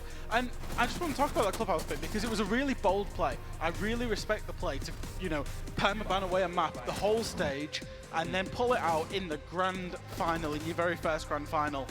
I mean, however, we did see it needs some work, and I like the idea they're trying to kind of, it feels like they're trying to reinvent Clubhouse as a map, But the problem is that map is so checklist ready. If you do A, you do B, you do C, and you do them well, you'll win. And that's what DarkZero are good at. So I'm not sure the idea to pull it out was right. I'm not sure to pull it out against DarkZero was right. Yeah, they came through with the mute ban, and they tried to kind of make things interesting on the defensive half. I mean, they were opening up the bottom of Garage. They were kind of extending across that top floor. They didn't try Gym a single time. They really, really wanted to make that cash work. They tried Stage twice. Neither of them really found any success at all. It was one single round on Church where J90 kind of went hard, but they managed to win on defense. So definitely needs some work on that half for Astralis, but all in all, at least it's still a tie series. Yeah, that's right. And I mean, Iconic and the rest of Astralis, I think this is a moment where you dig deep, right? You say, all right, that map was rough. We still got a lot more to go in the series. It is still a best of 5. Let's take a look at the stats here. I mean, one moment there, like I think Iconic accidentally impacted himself and DB Fire at the beginning of that one round. That is a sign of nerves. That is not a play you see from him basically ever. And so I feel like that's an aberration. That's not something we're going to see again. No, certainly not. I think that we're going to be looking for the mental bounce back on the side of Astralis. This is one that they really need to just put behind them and say, okay, wasn't our map, not a big deal. On the side of DarkZero, Pambazoo 16-6 again. This really felt like his map. And NJR, 10 kills. I believe that brings him up to 30 total for the series. If this goes very long, we may need to start taking a look in on the kill record because he might be approaching. It's certainly possible. And what better time to see that? The grand finals of the Charlotte Major, right? But we've got a round we want to look at a little bit deeper. This is going to be round number 6. If I recall correctly, Fresh, this was just a classic dismantling of the defense by DarkZero. Yeah, and I want to talk about the checklist. DarkZero played it very well. They didn't just do the checklist. They were patient after they'd done every little bit on their checklist because of the aggression that Astralis were trying to bring. You see here, J90, he runs himself out the breach. Eclipse could have been trying to push in there, manages to get the kill onto him on that unnecessary aggression. The same with Canadian onto Iconic, and then in the top right of the screen there, Shuttle's going down to try and get the refrag. And once again, DZ, they're not having to work for these kills. The first checklist on that bar stage attack is to go and take control of CCTV and cash. Right. They open the walls, and then it was almost like they had a hamburger call to just wait, just stop, because they will run at us. They did, and it was such an easy round for DZ, and that was a big part of their attack. That's why they got 5 attacks. The thing with Astralis, they're so good at trading out those kills, but when you're playing so aggressive like that, when you're making these big mistakes, I mean, there's no hope to trade if you're just face-checking, walking out of the breach on platform. Yeah. So it makes it very, very difficult to play the style of defense that Astralis really like to play. Yeah, it looked clinical, and that brings us to our next map, which is going to be Border. Now, looking ahead to that a little bit, what do you expect to see out of Astralis to try to get back into it? Border suits Astralis much more because it's a lot more compact, but it's so much more gunfight heavy. We saw in that previous clip that we saw, the proximity between defenders was quite far away. That's why they was able to be isolated in 1v1s. In Border, they'll be much more on top of each other. And as we keep saying, Astralis are probably the best team in the world at the minute at refragging. So they'll be in close proximity. They'll be able to play completely for gunfights. I think this map suits Astralis a little bit better. Remember, Astralis picked this map against Xset in the playoff run. And it's the only map they've lost to the playoffs until now with this Clubhouse pick. So it's one that they have been very strong on, but they're beatable. DarkZero, they're strong on, unbeatable. So far, 2 plays from DarkZero on this map, both of them wins. We'll have to see who takes the lead in that next map. Now, before we get there, obviously, esports is huge, but the Rainbow Six Siege community at large is even bigger. Recently, AimLab worked with an artist named Han Josie to create a new skin. And not only did she do that, but she also put her brush and voice to the test to make a video for us to show us all about it. Let's check it out. Hey everyone, my name's Han. Some of you may know me as Han Josie. I am a freelance illustrator and a part-time fan artist, and I've been drawing Rainbow Six fan art for the past 5 years. I got into Rainbow Six in around 2017. My friend got the game for me when it was on sale, like the cheapest version, maybe just a little bit before Operation White Noise, and I started out with 2 operators, Glaz and Doc. They were the characters that stuck to me the most, and it made the game really enjoyable to play. But my current favorite operator of all time is probably Aruni. If you follow me on social media, you definitely know it's Aruni. Something that drew me to the game in the first place was that there's operators from all over the world. As a Thai person, The fact that they honored a lot of the Thai culture in her uniforms, in her name, backstory, and lore was really, really cool. They even hired an actual Thai voice actor to voice the character, so that really resonated with me and I thought it was just the best thing ever. So the project to create the Aruni skin came about when AimLab reached out to me in the first place to ask me, do you want to create a skin for us? I've never really made a full operator skin before, and it was a really cool opportunity since I've been playing the game and drawing fan art for the game for ages, and getting to see my work in the game was just really awesome. When I found out that the character that I was going to be designing a skin for was Aruni, I was in shock. Representation is really important, especially for people who have not seen people that look like themselves on a big screen or in a video game or in media. And as an Asian woman, it really means a lot to me seeing this representation from Ubisoft. Creating this piece was quite a fun journey, trying to keep it on brand. Do you guys remember we had the AimLab skin on the AUG, which was like black and gold? I wanted to change from that direction, so we decided to flip Aruni's color scheme from a warm reddish tone to something more cool, darker colors, more cool tones, which help bring the brand to the operator. The most challenging part about the skin definitely was the concepts. They really respected me as an artist and allowed me to explore creative ideas for the concepts. I just have so many ideas, but basically when you create a Rainbow Six Siege skin for a character, there are certain parts that mirror one another and certain parts that don't. Making sure that everything didn't overlap, it didn't flip weirdly, and making sure that it was on brand. It was like solving a problem. I really enjoyed it, yeah. Because she has a prosthetic arm and a prosthetic leg, there was a lot of room for variety, and I thought that was really fun to just work on it. As someone who's only been drawing for fun, it's kind of crazy to think that I've seen my own work inside a game that I've been playing for over 5 years. Seeing everyone's screenshots and seeing everyone show me that they're using the skin and being like, wow, the skin is so nice, and all the nice fan arts of like people drawing the Aruni AimLab skin. It's cool seeing that people really like the skin and seeing that people like something that I created really means a lot. As someone who has had a lot of sort of like confidence issues in terms of like things that I create, it really means a lot to me when you guys are vocal about what you like, you know?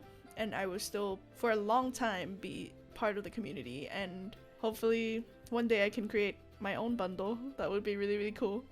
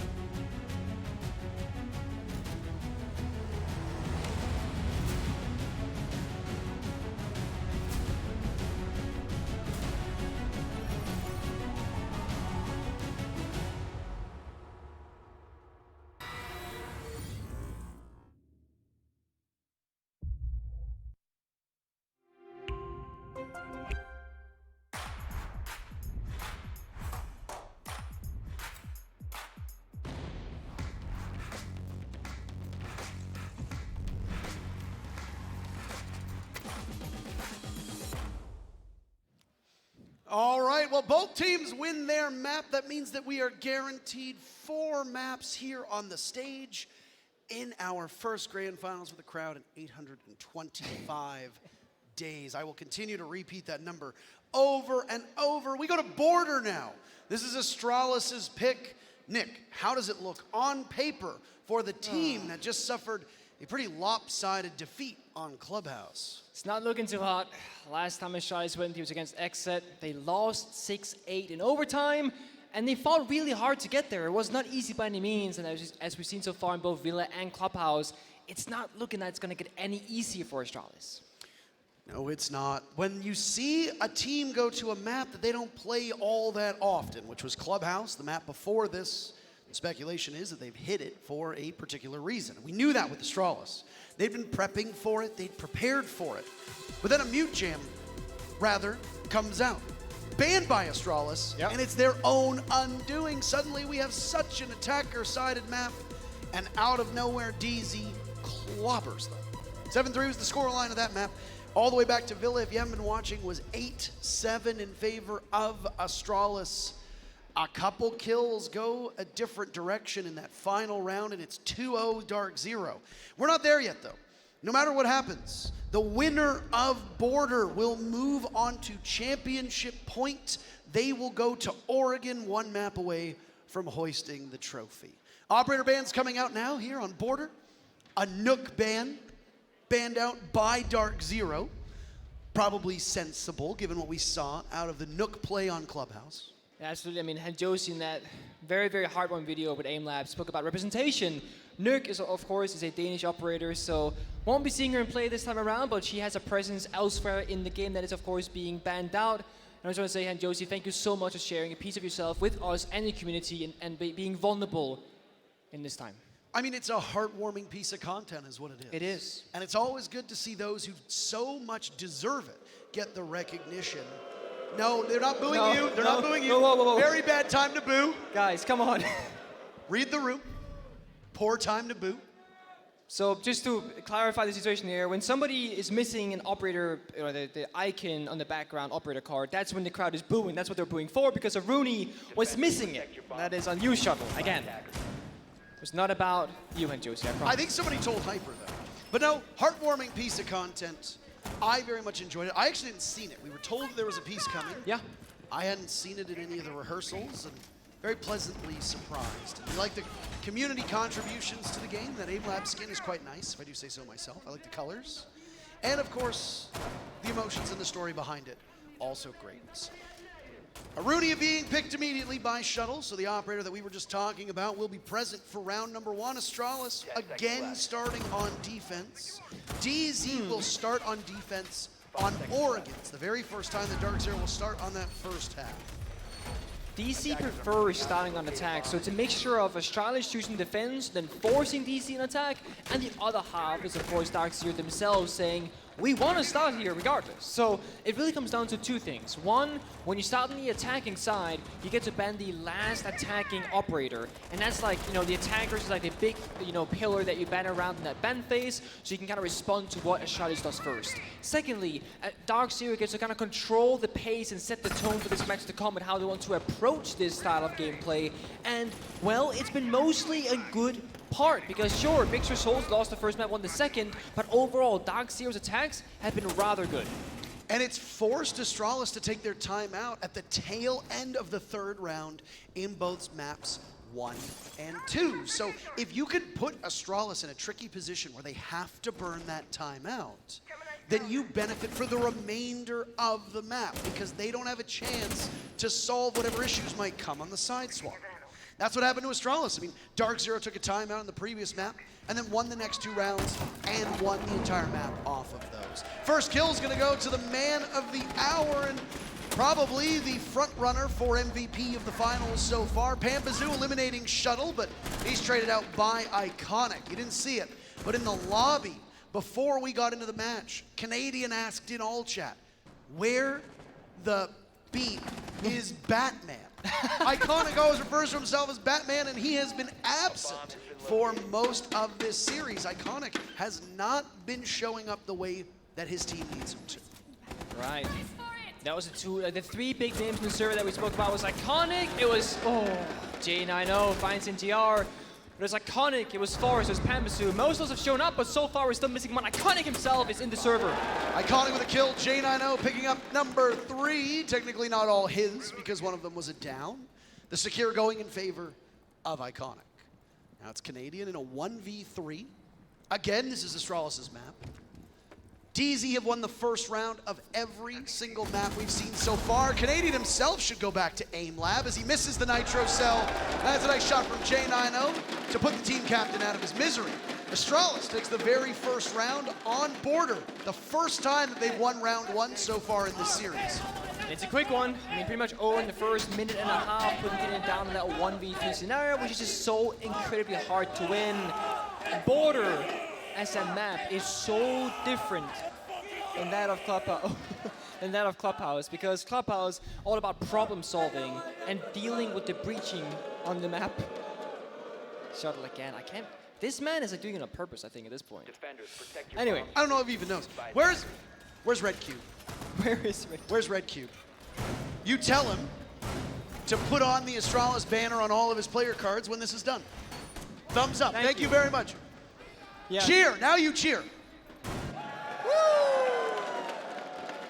And we have a rehost. So we will go back to photos of the players as we get a technical pause, and we'll update you as more information becomes available. Not a ton to really break down on that first round pick, but what really stood out to you?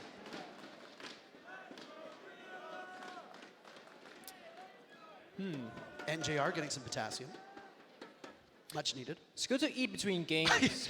I wonder if they heard that and they're just like, let's go to camera 1. Oh. Can we zoom in more? A cheer for Banana. No, we can't zoom in anymore. Unfortunate. Can't zoom in.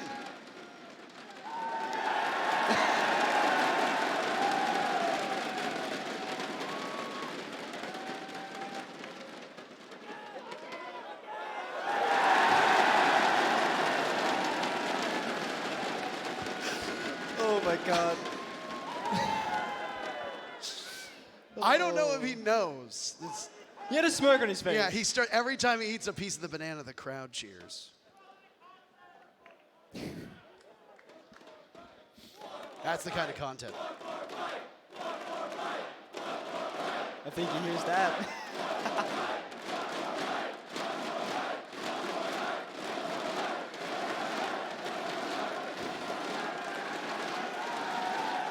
Oh.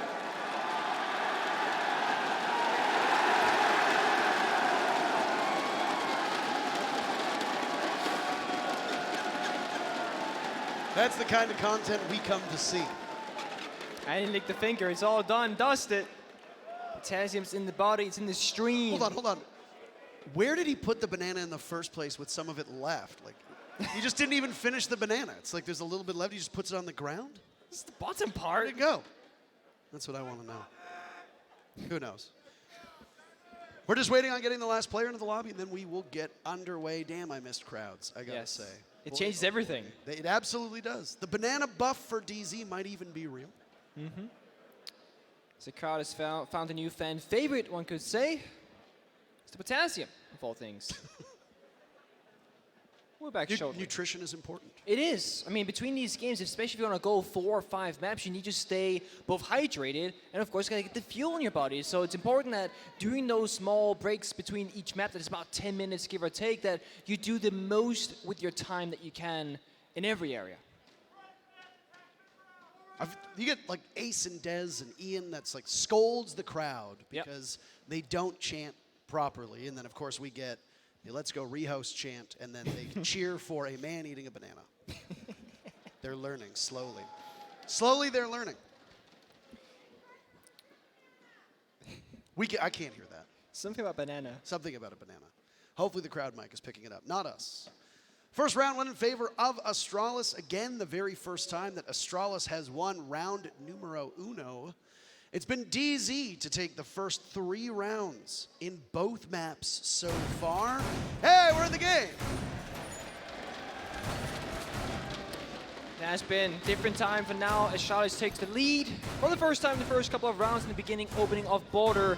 And I was saying Clubhouse is all about a map about, you know, the breaches, the hard destruction, and trying to take map control with that. Of course, drone information is well important on Border as well as Clubhouse, but usually Border is comparable to that of like Coastline, a very explosive, aggressive map, long lines of sight, and a lot of engagements that really swings the favor of the teams. So it comes down to 1, aggression, 2, map control. Again, you gotta clear out that initial room that you care so much about. And sure, in that opening round, it was DC, it was Pambasu who got the opening kill, but it was Astralis that kept the map control and fought back and found multiple openings after that, and therefore DC did not get the round. All of that action happened so far off the bomb site. That was a bathroom teller's defense, by the way. Yes, it was. And it was like the front door and armory and then passport. Like that's where all of this like fracas ensued. This time around, a very different bomb site. This is what we would refer to as all reliable. The overlappable armor bomb site. Yeah, it's a classic in Rainbow Six Siege in competitive play. Back when Border was in the map pool before the rework, that is, so quite some time ago. It is now back with those map changes. It's not going to change too much, but Bathroom Tellers has changed fundamentally a lot. Armory, small lines of sight alterations, but typically defenders still like to do the same thing. Astralis to hold on to CCTV security and a few rooms down below the bomb side of ventilation. Archive's Armory, as much as it might be all reliable, is not exactly favorable to the defense. Neither is Teller's Bathroom. Before going into that round, Bathroom Tellers was played 20 times and only at a 30% win rate. That is as low as it goes on this map. For Archive's Armory, it's 45% for the defense, 55% for the attackers, which closely mirrors Border's overall win rate as well, which is a 44% in favor of defenders, 56% of the time favoring the attackers. With that said, that's pretty much a coin flip map, but there is a small advantage for the attackers. Astralis getting the very first round on defense is actually quite significant if those numbers are going to stay true to this match. DC having a slow start, as they usually do, and I mean, Border, usually we see speed and violence, and so far, not really a lot of that in this round. We're waiting, holding angles, not taking any control from DarkZero yet, and J9 and the rest of Astralis, they can slowly fall back towards the bomb site because, well, time is just ticking down too fast.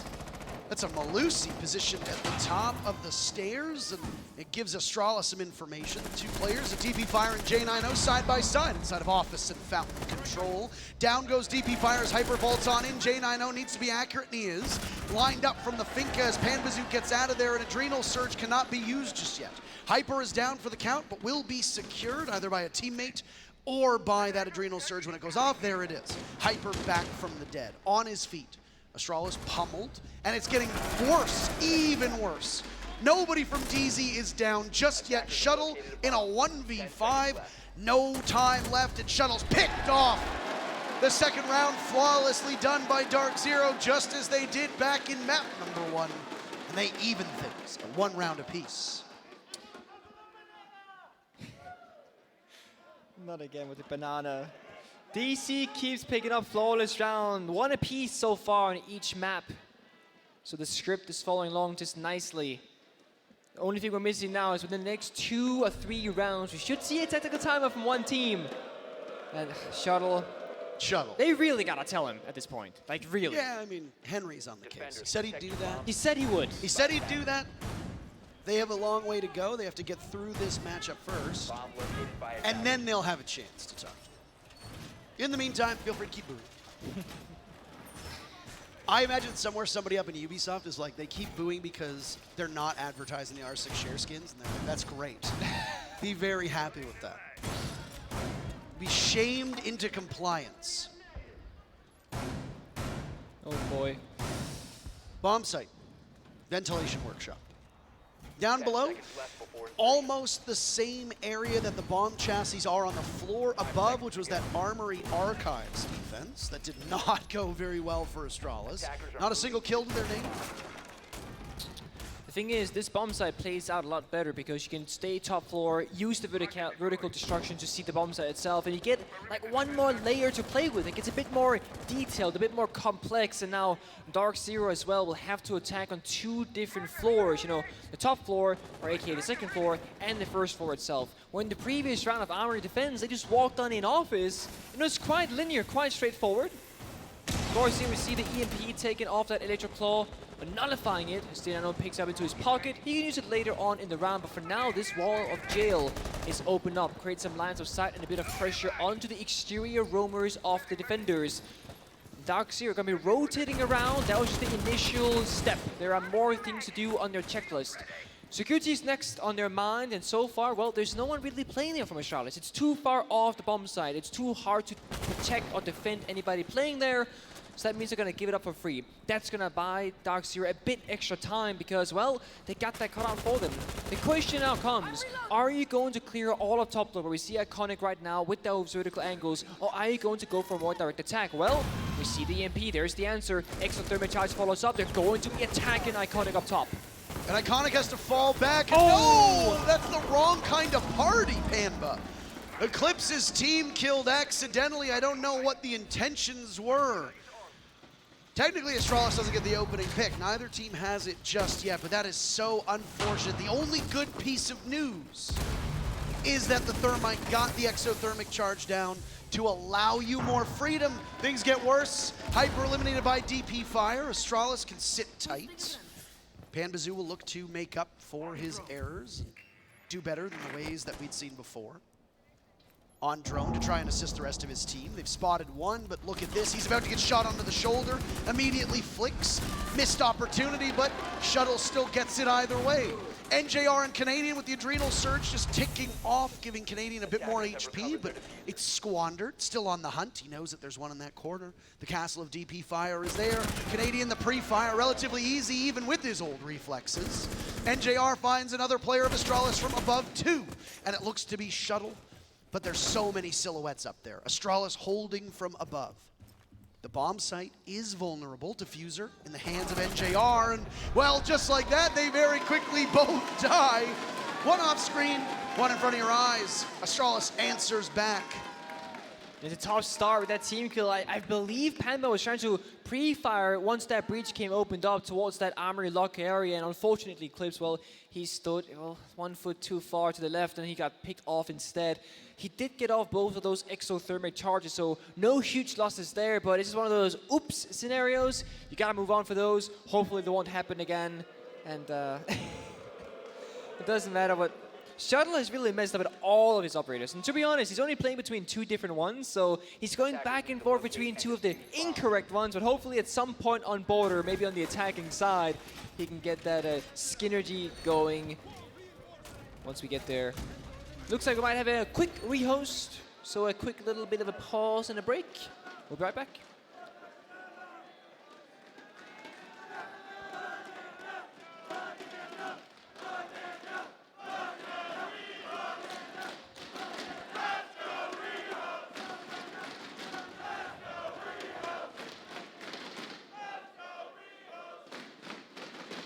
It's actually a statement of fact because we are going to a rehost. So they're saying, let's go rehost is exactly what the production is also saying at the same time. So the audience is directing us.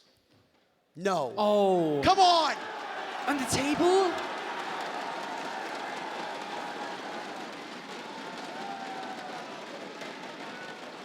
Oh, that's Troy's banana. Phrasing.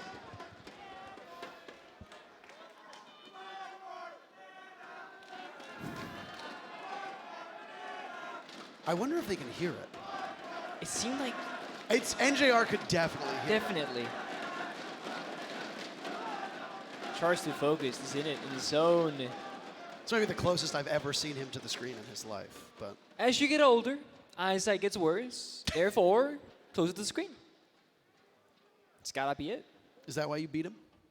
Is that why I beat him? Because I was closer to my screen? No, because his eyesight was poor because he's old.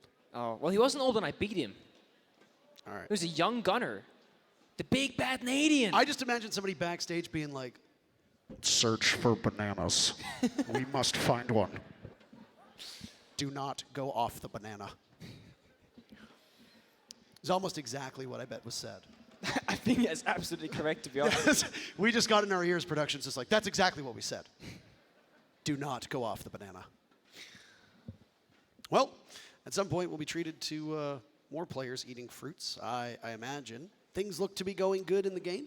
Question mark? Yes! Answer. Hey! Back to bathroom tellers we go. Very nice. I might have been, so you guys couldn't see it, I don't believe, but I might have seen that shuttle during that rehost. I think he might have managed to put it on a Rooney. He did not. No? Did you check? I did see, he did not. Okay, I thought he did. He's on a different, he's not on the same side of the bottom of the screen. Okay. Because when they rejoin the lobby, Nick, they all move around. Oh, I see what you mean, I thought for a brief moment there that that was calm in the paradise, but unfortunately not. No, there's sadly not. Next time. 5 seconds left before insertion. He'll learn one day.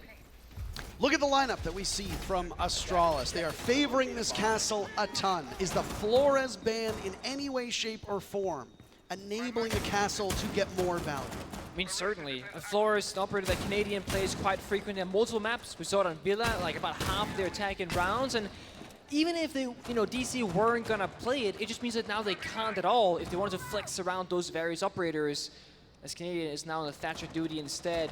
Of course, Castle is like the stellar operator, like the stable one for Border, whereas Mute on Clubhouse, same story. He was banned out and the map was kind of funky because of it. Castle being open for Border means we're back to a normal kind of expected Border game, but if Castle was banned, that would have meant that this entire map is played completely different because Castle is so needed for these bomb sites.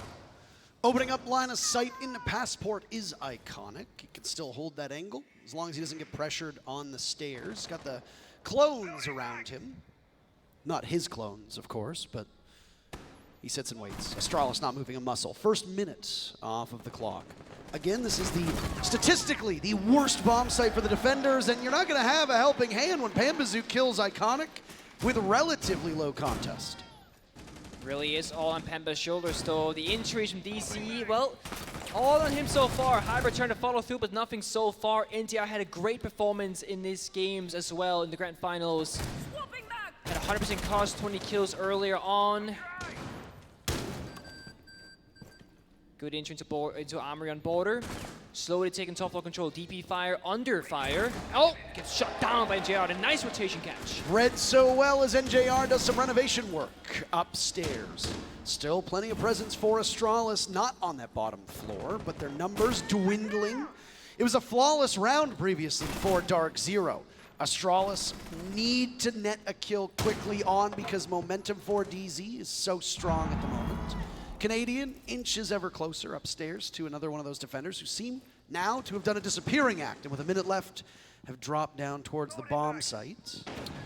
It's hard if you're an attacker right now because the bomb site is so fortified. And sure, you got the hatch on the site itself opened up, but other than that, you're limited in how you can get in towards the bomb site. You need to exploit the fact you have man advantage and just swarm them together and play that trade game if you're DarkZero. Pambazoo spotted, taking damage, but an Adrenal Surge stops him right back up. 30 seconds left to go. Astralis treading water around the bomb site. They've got these openings, and more will come with an impact from Forest. Allows him to see all the way to the bottom of the stairs. Down goes Forest, though. That impact didn't work. NJR 3 kills. It's J90. Can he net 1? It's a down and a secure on a Canadian. J90 with 2. They just throw bodies at the problem. The diffuser goes down in the process. So there's a clock that will run against Jack as he looks for more. 3 players from DZ, some from above, all those metal bars, but Pambazoo's got 100 damn bullets to secure the kill. DZ tie the game at 2 rounds apiece. Oh, I'm getting some Villa vibes right now. 1 round at a time. No one really taking a significant lead of any meaning whatsoever. Free plays there, J90 finds 2 nice picks, but those are meaningless kills. They're impactless kills. They will add to the scoreboard, of course, overall, when we finish up this map, but in that particular moment, they do nothing for Astralis. Does not affect the outcome at all. It means we're going to go into the 5th round. 5th defense. It's back onto Tellers. So clearly Astralis figured that something just did not go the way that they were supposed to. And we gotta look back onto the very beginning of that round when Iconic got picked off guard on the east stairs window by Pambazoo. Very early kill. Imagine that had not happened. It's a whole different ballgame. Astralis, they have 1 more player alive. They have 1 more roaming duo together. And when it comes down to those last 20 seconds where DC's executing, that can make a huge difference, having someone like Iconic who's so good at creating space and finding openings on your side. So they're gonna try it again. Hopefully this time all 5 people stay up. Of course, Forest on the Ella with the shotgun. We all know how frustrating this gun can be to play against. Of course, the crisp spot mines, the barbed wire as well. It gains you so much information on the entries of the attackers from DarkZero, which means that they can now, instead of having a camera, well, they got those traps instead. Forrest having a bit of difficulty with that Guzman mine, but gets it anyway. Iconic is a focus in every single series that he's in. He's loud and he's obviously very proud of that, and he's quite the figure when it comes to the NAL, but he has not been a pivotal figure in this match. He's been quiet. He's allowed the rest of the team to carry the weight. Shuttle and Forrest have been standouts, and we've had some good moments from J90. DP Fire has also been towards the bottom on a lot of those rounds, but again, we don't have the stat tracking for the entirety of it to rattle them off. Iconic at some point will wake up, right? Like, surely he has to. at some point, I guess. He will. He has moments, especially on Villa earlier on, and the thing about Iconic is that he goes from 0 to 100 real quick, but he's not going to go to 100 each and every single round. What Astralis needs with this phenomenal roster, with all 5 players able and so capable to play it out well, once in a while, if Iconic pops off, that's all you need, and in the meantime, the other 4 players will carry on the torch for you. It's another slow attack from DC, droning out every inch of the map, not making an incorrect step anywhere, not risking a body, not risking anyone to get it taken down early. They want to play for the man advantage. DZ struggling to get into the building right now, getting flummoxed by the play from Astralis inside of Customs. And there goes a grenade, and it goes off, and doesn't get the kill. DP Fire, the first one, but it's traded immediately. Neither team emerges from that scuffle with the upper hand. Now DC not speeding up, still taking it rather slow, but they have the angles on lockdown, looking for another opening perhaps, and a bit of map control to follow too. DP Fire, next man in line inside of ventilation servers, has to fall back slowly towards the bomb side. No spare reinforcement pocket, can't close off that rotation, that has to stay there the entire round. It's been a very slow mid-round, devoid of excitement, but still looking for a kill. Hyper has the marks through the wall, as it may not be exciting. DP Fire survived that entire outburst, only for another LMG to find him in a different spot. It's Forrest with 2. The LS shotgun goes huge, and suddenly Eclipse needs to clutch for his team. He sees the Legion, an easy pick onto Iconic. All he has is Shuttle in a 1v1. These two have played against each other in probably 100+ matches over their career. They know each other well, but it's Shuttle with the long range, and in this engagement, Astralis comes out ahead. These teams cannot win a round in a row to save their lives. For fans of Astralis, that's good, as they regain the lead on Border for the 2nd time. It's a nasty job at a Rooney punch right there. Breaking the hedge instantly and pretty much silently to drop down and get the kill. And DMRs in those 1v1 long engagements is so strong due to that damage per bullet value that you get. The slow-mo always sounds so silly. Ventilation bomb site. Going there again, we've been here before. We have not seen a Customs defense yet. Last time we were here, it was when DC got that unfortunate team kill on the armory side of things when they breached open that wall with the thermite charge from Eclipse, and Pembazu's LMG just rat-tat-tatting a little bit too long onto the wrong opponent. And look at DC right now, working at attack or repick. Canadian from Ayana onto Ibana, and Eclipse from Ace onto Thermite. They want to make sure that there are 2 hot breaches available. Thatcher now followed up by Hyper, meaning that they, again, the focus on the walls to get opened up because they got Ediths on the board from Iconic. They know that that's an issue. If those later claws can stop them from opening up the walls, that's when DC are going to be struggling the most. So it forces their hand, getting a weaker operator on their lineup, less utility, very little soft destruction from DarkZero. But at the very least, they can make use of those wall breaches. How do you do just that? Because Astralis are extending up above in armory, they're holding down the forward vertically, they got the shotgun, so many of them, and they got a pulse. Oh, Pulse is taking some damage. A little bit of damage. Just a little bit of damage, just a small bit. Try to go onto this bomb site without hurting your teammate challenge, if possible. This time, Astralis on the wrong side of the Pambazoo. He gets the right target this time, though. Not a teammate, it's Shuttle to go down early on. He walks into the building in the first 40 seconds. The casualty is found and another is there, but somehow J90 survives. Doesn't want to be pushed from the angle, so a grenade goes down. An explosion from behind. Pambazoo flicks as he gets the kill on the J90. He doesn't need to reload, by the way, because it's an LMG, baby. 17 bullets, and he ducks in real life to get away from the bullets. And somehow Pambazoo gets out, not unscathed, but still alive. That's ridiculous, and he still has that final adrenal surge going out, almost back to half HP, and I can't believe it. He makes his way in so deep into the map, odds against him, and openings behind and in front.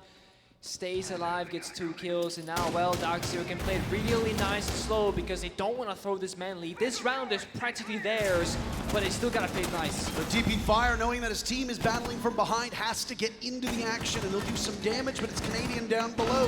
Sniffing him out, DP Fire gets collapsed upon. It's a quad kill from Panda. He's not going to get them all, but DarkZero does flawlessly.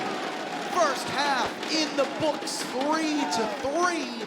DZ with 2 flawless rounds. So close. I mean, take those 2 flawless rounds out of the equation. Look at the round scores, 3-3. With the series going the way it is, this is literally another VLAN situation. The question for me is, when do the coaches take a tactical timeout? Because you're never really gaining a lead or throwing a lead. You're just clawing 1 round at a time every single round. When do you feel like you're losing momentum? Or when do you feel like it's time for you to, hit the brakes and say, let's talk about this for a second? I am curious, because normally you take a timeout when something is taken away from you. Hasn't happened yet, but we got the side swap. With both teams having a timeout available, that means strategically, we can see so many different adaptations. We can see input from both coaches on 2 separate occasions, and see, we might even see a 4th bomb site. Customs bomb site itself is so rare, it almost never gets played in domestic play. To back that up, in terms of numbers of the 73 rounds of border that have been played at this event, only 8 times have they gone to custom supply. Now, it skews the numbers when it's such a low pick rate, because teams are not always well practiced on attacking it, and teams, when they go to it, are usually very well practiced on defending it. So right now, of the 8 times, you see 63% of that time the defenders have won it. That's a good number. But as it tends to go upward, the number tends to drop. We see this with all the bomb sites that are so seldomly played. Usually, though, that 4th bomb set is a complete coin toss where, again, comes down to execute and preparation, just like Library did on Villa earlier on. That was a flawless, actually, when DC had to deal with that. So we'll see if they got more up their sleeves. So Tellers right now is the bomb set in question that we're watching, and a bit of a different approach from DarkZero. They got the mutants to the Kaid, they're staying aggressive with the Alibi, with deletion, etc.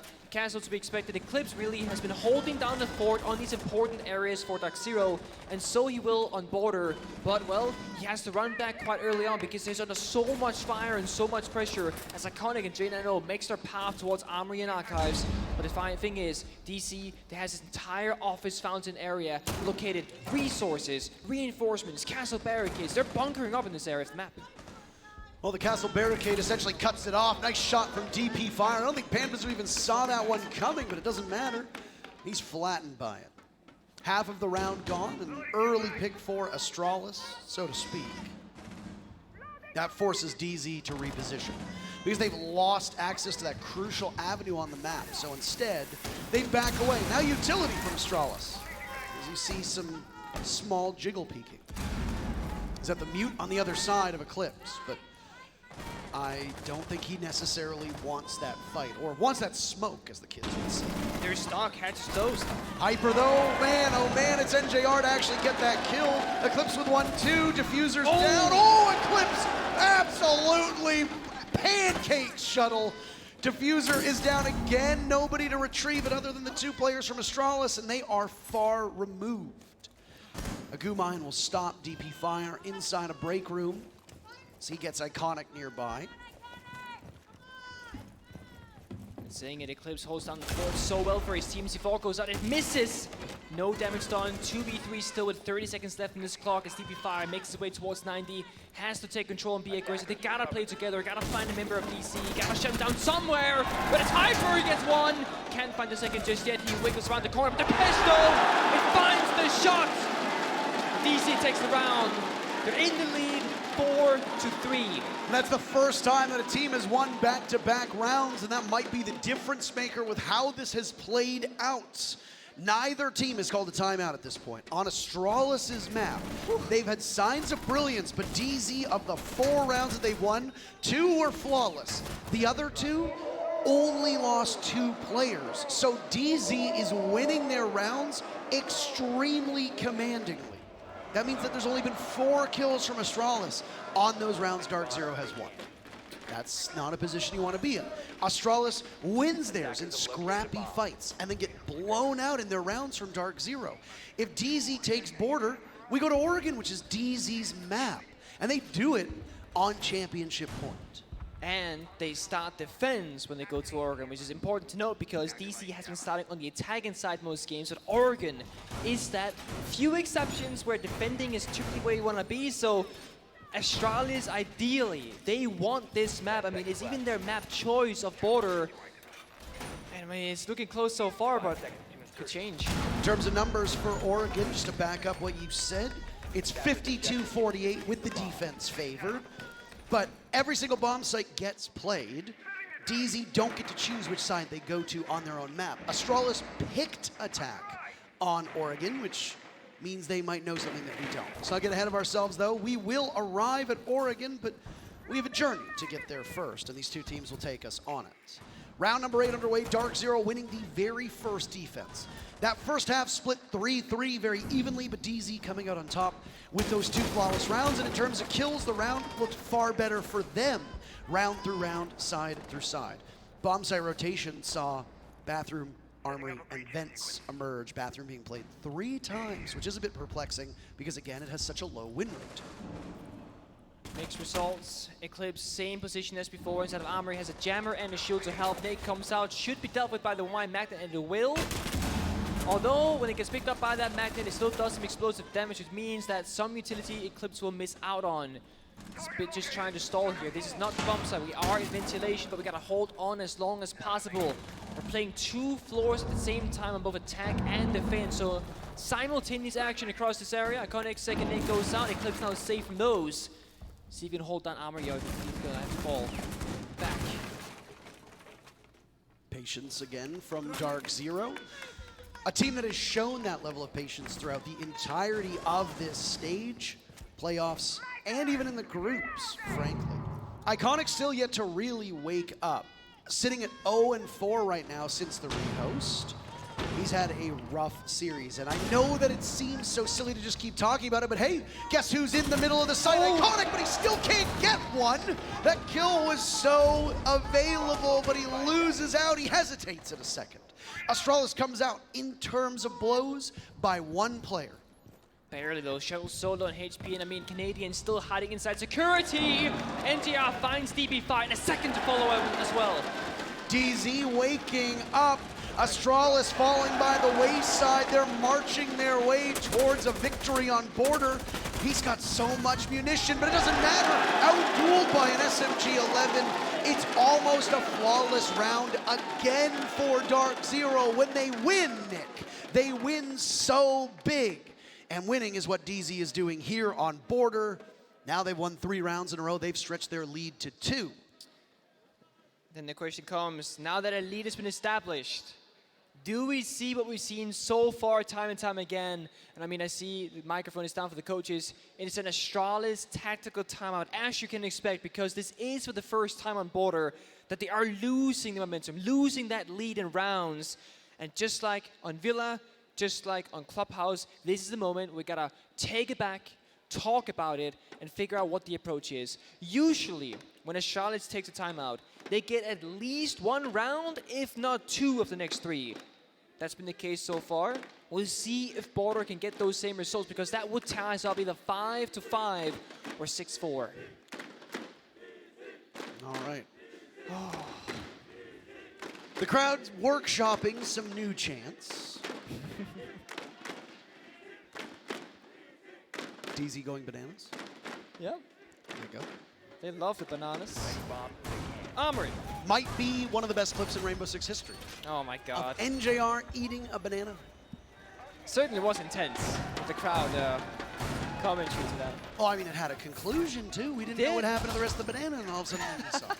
So, in terms of bomb sites so far used by DarkZero, or that they've had to go up against so far, DarkZero defending on Bathroom and on Armory. Mm-hmm. Or rather, Vents. Now they go to Armory. 10 seconds to insertion. 5 seconds to insertion. I actually can't tell what they're chanting. No, I can't. I thought it was SSG. I thought it said SSG too, and I was like, you're 2 years too late. I appreciate it anyway. Immediate change from Astralis, visible. 2 operators jump to mind. Oh yeah, I mean, let's look at DB5 for a second. Ying, explosive operator, iconic on the Capital. This speaks to execution, speaks to chaos, speaks to high, fast-paced gameplay from Astralis. And for Armory, Archives bomb site. These operators high in value, and Forest also finds NJR opening pick for Astralis. They need this so much, and they find it. This means that once we get closer towards that bomb site, we're gonna have even better odds of coming out the victor. Of course, the smoke and the fire from Capital can clear corners and gives you cut off of line of sight. The smokes and candelas from Ying, same story, gives you that entry into the bomb site itself. And Suppressor as well on the LMG. That's an interesting choice. We'll use the word interesting. Iconic had an LMG at his disposal, instead going with the Para, so smaller magazine. Again, potentially a stylistic choice. There could have been 3 technical LMGs on the team if they so wanted. It's true. Astralis breaking in the top of East Stairs and will confront the mute chambers that are on the wall inside of Office. Forest attempting to find a blind spot in it. Lack of coverage, it's not there. So successful denial. There go the Candelas. Look who's in. Iconic is in, and he loses again in his heads-up gun duels. Iconic, 0-6 both times. He seemed to have information and knowledge, and he's getting shut down repeatedly by the guns of DarkZero. Where's the follow-up? Like, who's helping Iconic succeed right now? Because he walks in alone. Sure, that Candela somewhat helped him, but why not send a second player to help him in case he falls? The shot is not up to the challenge right now. Shuttle with the flashbang, but there's 2 players in that area, including a shotgun that will be pointed squarely in his direction. This flash should be quite successful, but he gets jumped upon. Nice flick from Shuttle. Instead, the players from DZ have fallen back, so Shuttle moves forward, doesn't see to his left. There were 2 of them. But DarkZero losing out on another gun duel off screen. Forest takes out Panbazoo. Canadian and Hyper together. Longtime friends, teammates. Up against the 3 from Astralis. Hyper inside of Fountain. That was the position that he was in before when he took out Shuttle. He's going to continue to move. DP fire not far away, but look at this. There's one last Candela. It goes in, and the follow-up will come. Surely Hyper doesn't win this. No, he doesn't. So free for DP fire. The old man will need to shoot back. Diffuser in the hands of Forest, getting planted. Canadian has a small opening. He sees it and wins the duel on DP fire. Goes below. They've lost control of the bomb site, but look at this. You can just mag dump into the soft wall. That's exactly what will happen. Canadian sees the Zofia, no chance in hell. Astralis, after the timeout, take a much-needed victory. But it's scrappy, right? It's close. It's not a clean cut, but they make it. Hyper and Canadian in that 2v3 played so far apart, it cost them in the end. It's a nice build-up early on. Hyper hiding inside a fountain, got a reward, but eventually fell to his demise. Forest, such a good play there, sticking that diffuser, even though his teammate died right next to him. Did not fear for the cover, knew that he could get that bomb down in time, and secured J9O's post-plant position on Zofia. The trust in your teammates to get the job done when it matters is there for Astralis, but they need to help Iconic get into this match. They need to help him succeed on those entry positions. They could make it work afterwards. Shuttle himself did it, fought the Eclipse inside a fountain and pushed on through. But you gotta do that together before your first entry falls.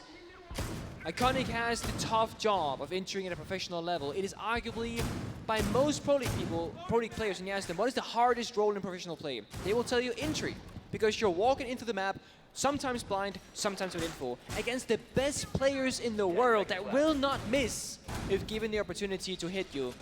And you gotta somehow walk in and shoot back and hit them first. It's a tall task. That's why you gotta use your Jones information to help your entry fragments out. I mean, look no further than their opponents on DZ. DZ's gone through how many entry players trying to find someone who fits their play style. It seems like Panbazoo for the moment is very much the answer. But is complemented quite well by both Hyper and NJR. If they need Eclipse to do something, he's in that same spot. If he needs to flex, and then of course, Canadian can also go on to flex/support. Versatility from both of these teams means that once you have a bona fide entry, you can make sure that the rest of the spots are filled out. I do agree though, there will be a long talk about Iconic's performance in this grand finals, especially coming into today with some of the highest stats in every category that we track. I agree. I just want to make sure that it's clarified that you gotta help out your teammates' entry fragging capabilities. It's not just an Iconic, but yes, we expect more from him, of course, and so far, it's being way too quiet. Slow attacking start for Astralis as they're making their way through the map. Of course, they got the box. They can go down below, do some destruction. We are on a Teller's bomb site downstairs below. And also got the sledge, so doubled up on the soft utility pieces. Canadian roaming gun does so well so far. Oh, bad timing. Only gets some damage, not a kill, but Shuttle will now know that there's somebody there. Hyper takes down Forest. DZ want match point. They can feel it, and they've got the first kill. Astralis on attack, halfway through. Damage was done to Shuttle. Adrenal Surge gets him back up close, but Canadian outduels him. Veteran versus veteran, and it's DarkZero's who emerges ahead. DP Fire takes down Hyper, losing a lot of HP. There's an Adrenal Surge. Iconic still searching for that kill here in this half as Eclipse takes him out with a Nitro Cell. DZ in a 4v2. They can almost feel assured of a win, and match point will be theirs. But there's fight in these two last players from Astralis. J9O at full HP, DP Fire very, very wounded. Lots of munition. Again, you've got 150 bullets, but you said you need support. J9O has none of it. Panbazoo silencing the only player from Astralis with a fighting chance. And it's DP Fire against the world.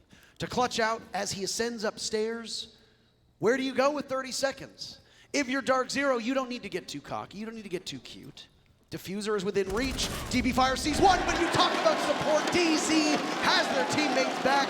Panbazoo with the final kill of the round, and DarkZero moves to map point. So that instant reaction from the members of DC, when one person gets into a gunfight, a second member is there to strike back and ensure that a trade goes through. And now we're at this location once again. One more round for DC. A couple of rounds for Astralis. They're going to take us to OT for the second time, as we did on Villa early on. It's a back and forth, but right now, DC are looking pretty good. Hold on. Attackers need to locate and defuse. Hold on a second here. Supply Customs is where we see DarkZero go. Why did we talk about this bomb site earlier, Nick? What stands out about it? It is, by most people's definition, a terrible bomb site, right? It's hard to hold, it's hard to defend, it's played very infrequently, and sure, it has like a high win rate so far, but it's a complete coin toss of a bomb site. It relies above the room, above the bomb site itself, security. You cannot hold this area. It's just impossible. It's so difficult. You got the window, the break room door, the armory soft on the balcony, and usually, you know, you're fighting holo, so 1.0 zoom scopes against 1.5x zoom scopes on long combat fights. That just favors attackers, right? You got the Lion, you got the Osa, so we already got some deny. The Lion, defenders can't move. The Osa grants protection to the attackers, lines of sight, of course, and you can also set you up for a plant or a push. So I really like Forest on this Osa pick. It is clearly designed and picked with customs in mind. Well, this is where you want to take the team that can catch fire at any moment. Astralis' timeout got them the next round. DZ answers back right away. It's an E1D burned by DP Fire. The lineup for Astralis could be particularly annoying, and Osa's shield is invaluable, especially if you want to look for an execute. A quick execute could happen too with the Lion on the board. I think so. You've got smokes in the hands of the Osa and the Thermite. So execution for these attackers, for the Diffuser, is very within their grasp. It doesn't look like a quick strat though from Astralis, at least not for now. Note how iconic now is on Thermite. Now, I haven't seen them play border before, really, so I don't remember if that's normal, but this could be because of his poor performance on the entry. Put Iconic on a supportive operator to help his team succeed instead. Might just be the solution that they need. He's been demoted to Heartbreed. He has. Unfortunate.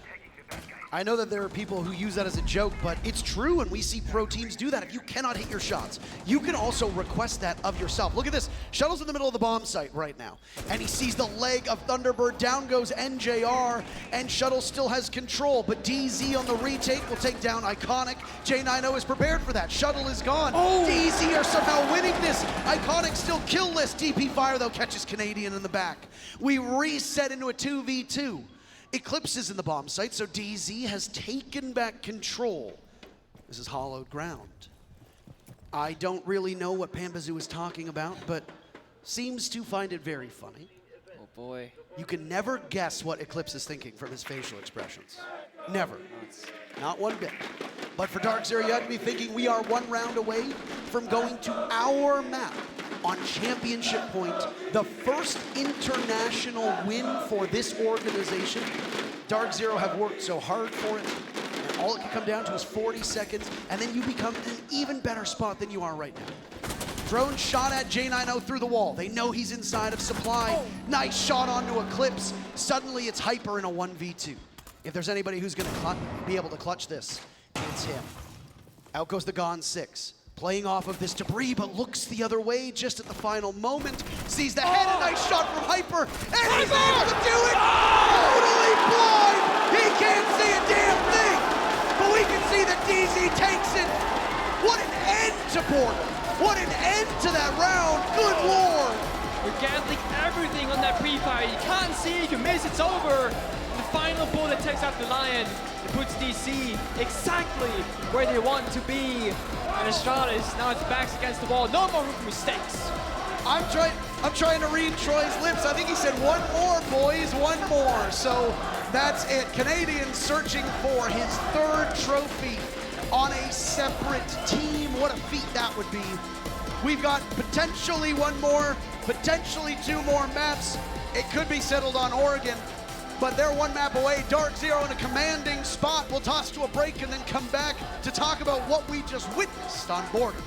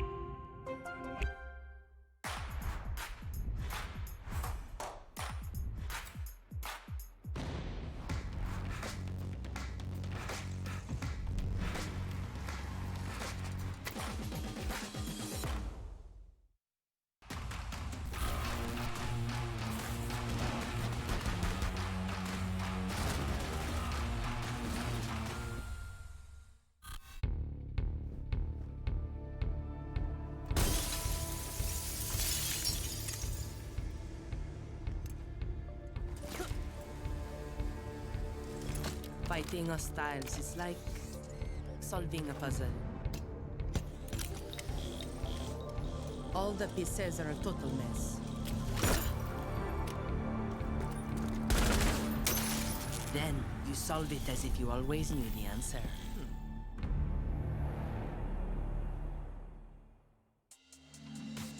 And with that 7-4 victory on Border, DarkZero puts themselves 1 map away from becoming major champions. And that map was a tour de force, right? I mean, DarkZero seemed to have it. It was a pretty close early game, but then it was all DarkZero after that, wasn't it? Yeah, DarkZero really rolling through it on that second half, especially here on Border, winning their opponent's map pick. It's not a bad map for DarkZero. We talked about how they were undefeated on this map, but still a statement win for them, especially to be able to come through with so many cool defenses and win that map.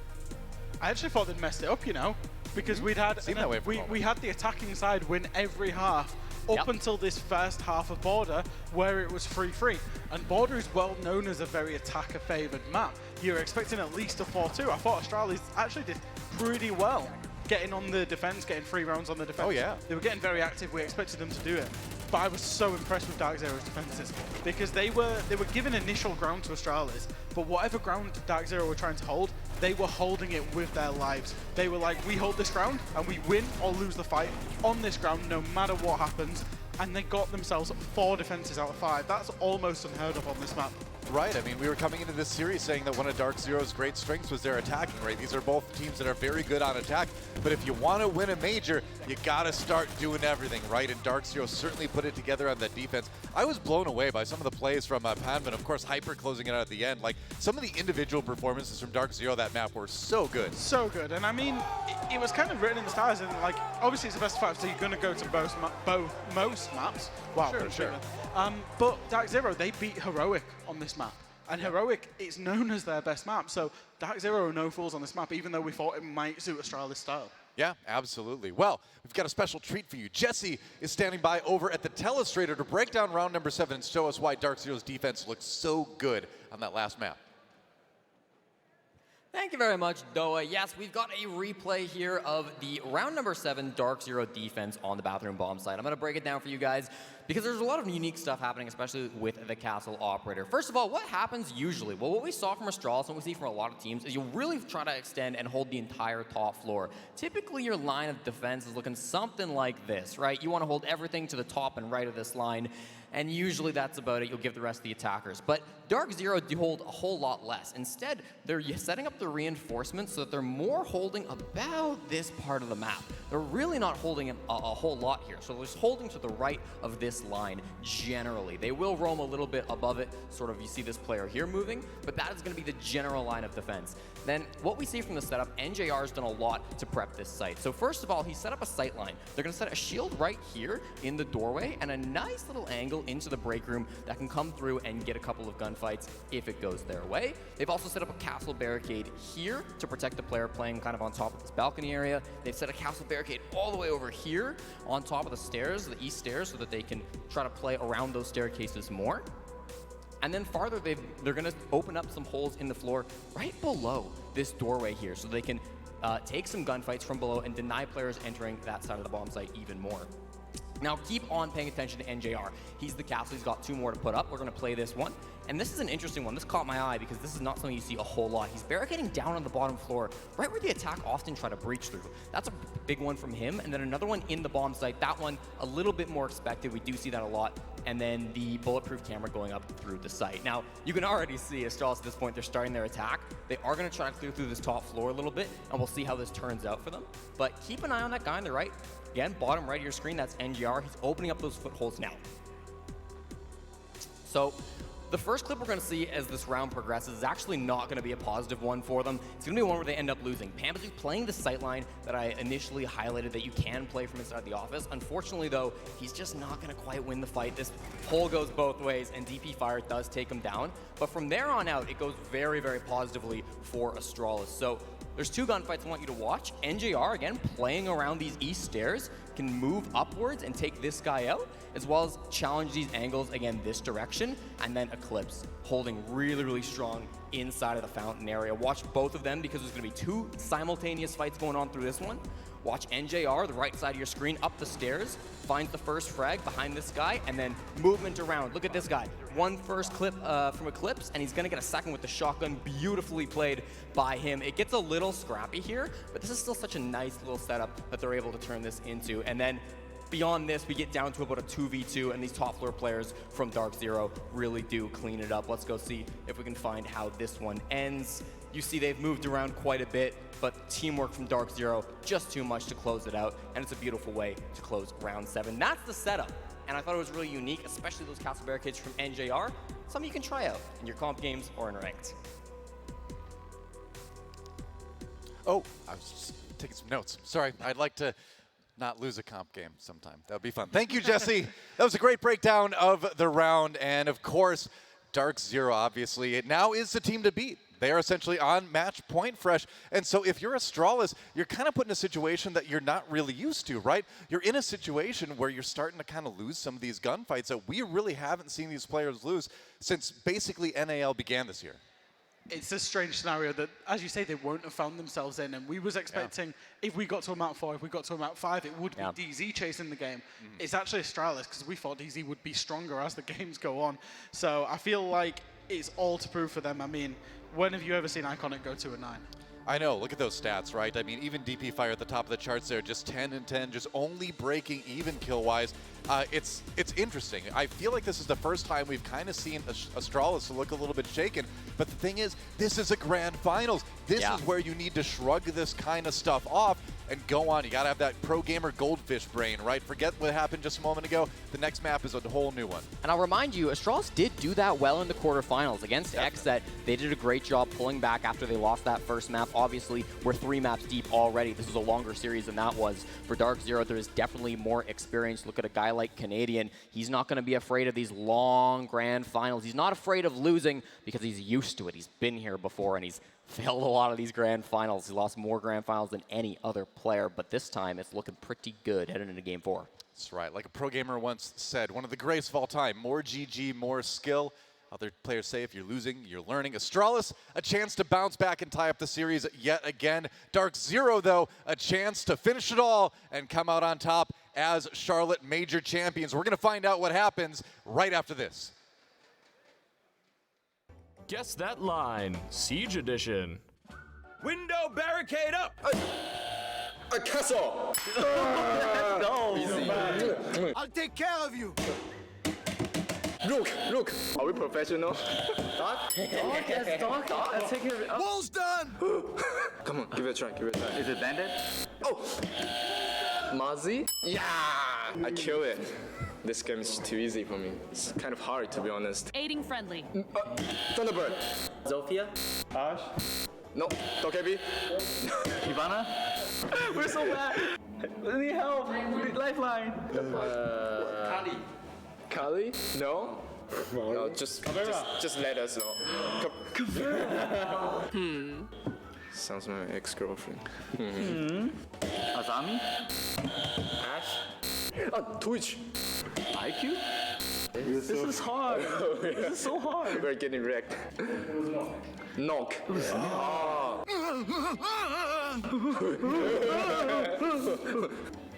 Legion? Attack. Kate? Ace. Oh. Monty. Doctor? Blitz. Linka? Doctor. Yeah! You suck, Odin. You suck.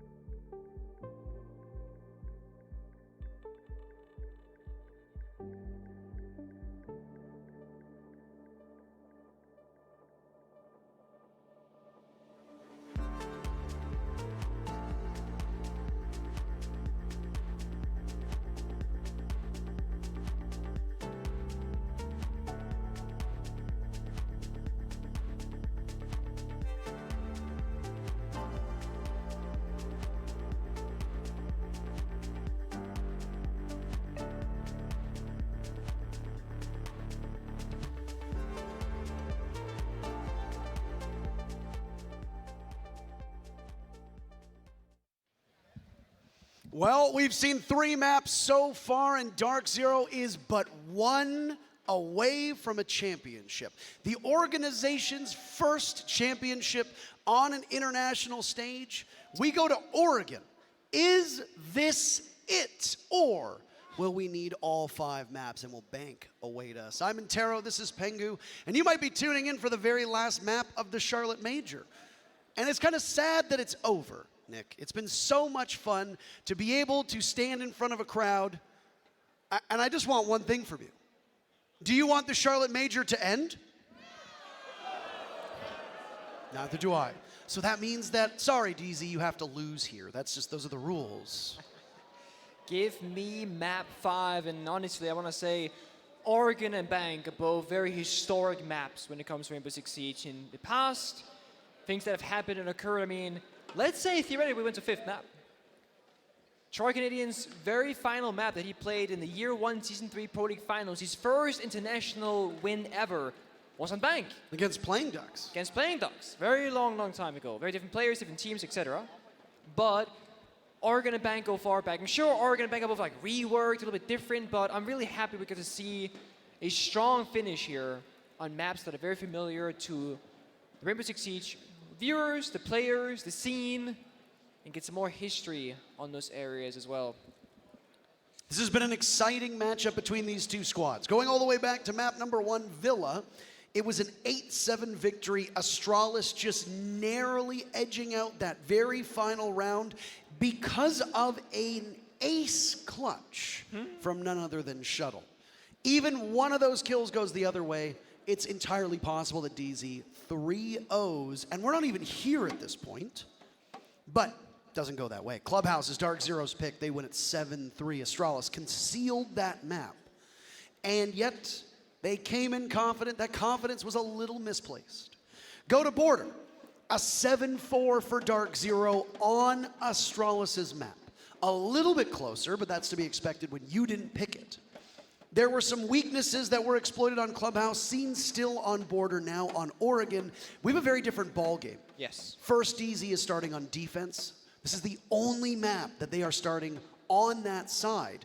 Astralis chose to go to attack on Oregon. What does that mean for this map, and what does that mean for DarkZero? Starting the attack inside, you get to see what the defenders ban first when it comes to those attackers. So it can either be Astralis wanting to control the ban phase, of the operators, or perhaps just set a really aggressive and dominant tone for Oregon to start. Because DC's been in the driver's seat pretty much every single map within the first 2 or 3 rounds. And I mean, the way the last 2 maps ended, Clubhouse was a 1 versus 2 by Pambasu to finish it off. Then you go to Border, it's a hyper 1 versus 2 to finish off that map as well. The clutch factor used to be something that we only spoke of highly when it came to something like G2 or SSG. But at the Charlotte Major, the clutch factor really is on the side of DarkZero. Every player stepping up, taking turns, having their moments. Astralis, they're known for a very similar trade, but so far in this grand finals, they haven't really shown themselves in that area. A funny little stat that we can refer back to is that in the quarters and the semis, DarkZero lost map 1, but then turned it around and ended up victorious in maps 2 and 3. They lost map 1 against Astralis and have been victorious in maps 2 and 3. But this isn't a best of 3.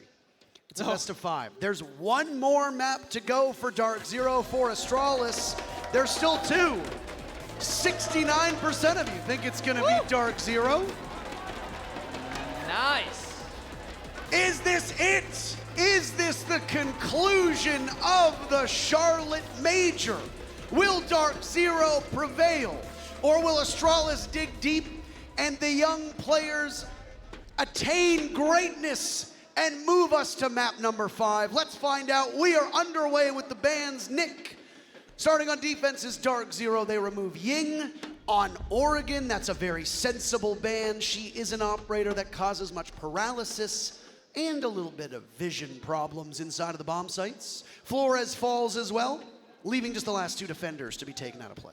both of these attackers, of course, is about clearing out either utility or for the execute on the bomb site itself. This is going to make the attacker's job a little bit more difficult, or you'll have to flex yourself thinner on different operators that don't see that much play, for example, such as Capital. Mirror is a stable, expected ban on most maps. Oregon is no different, and Lesion is a specific target ban onto Astralis. It's been iconic who's mostly been playing this operator, and not with a ton of success. But Oregon is quite a linear map. These goo mines that give information. They did it! They did it? They did it! Good job. For the first time in this entire best of 5, we have full Skinnergy across the board. Thank you, Henry. Thank you, Henry. Attackers need to locate and defuse. All right, so when we started this grand finals, Parker, you asked the crowd who they're cheering for, and it was pretty 50-50 out. No, hold on, don't forget Ian. Okay. Ian Chambers was also in the conversation. Ian was in the conversation as well. He's my choice. He's your choice, that's fine. But I want to ask the crowd right now, who are you cheering for? Make some noise if it's Astralis.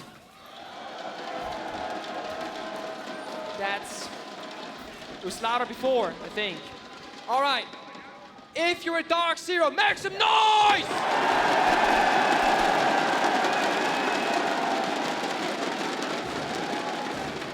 All right, I'll get one. What about Ian? Make some noise for Ian, our lovely stage host! Yes, thank you.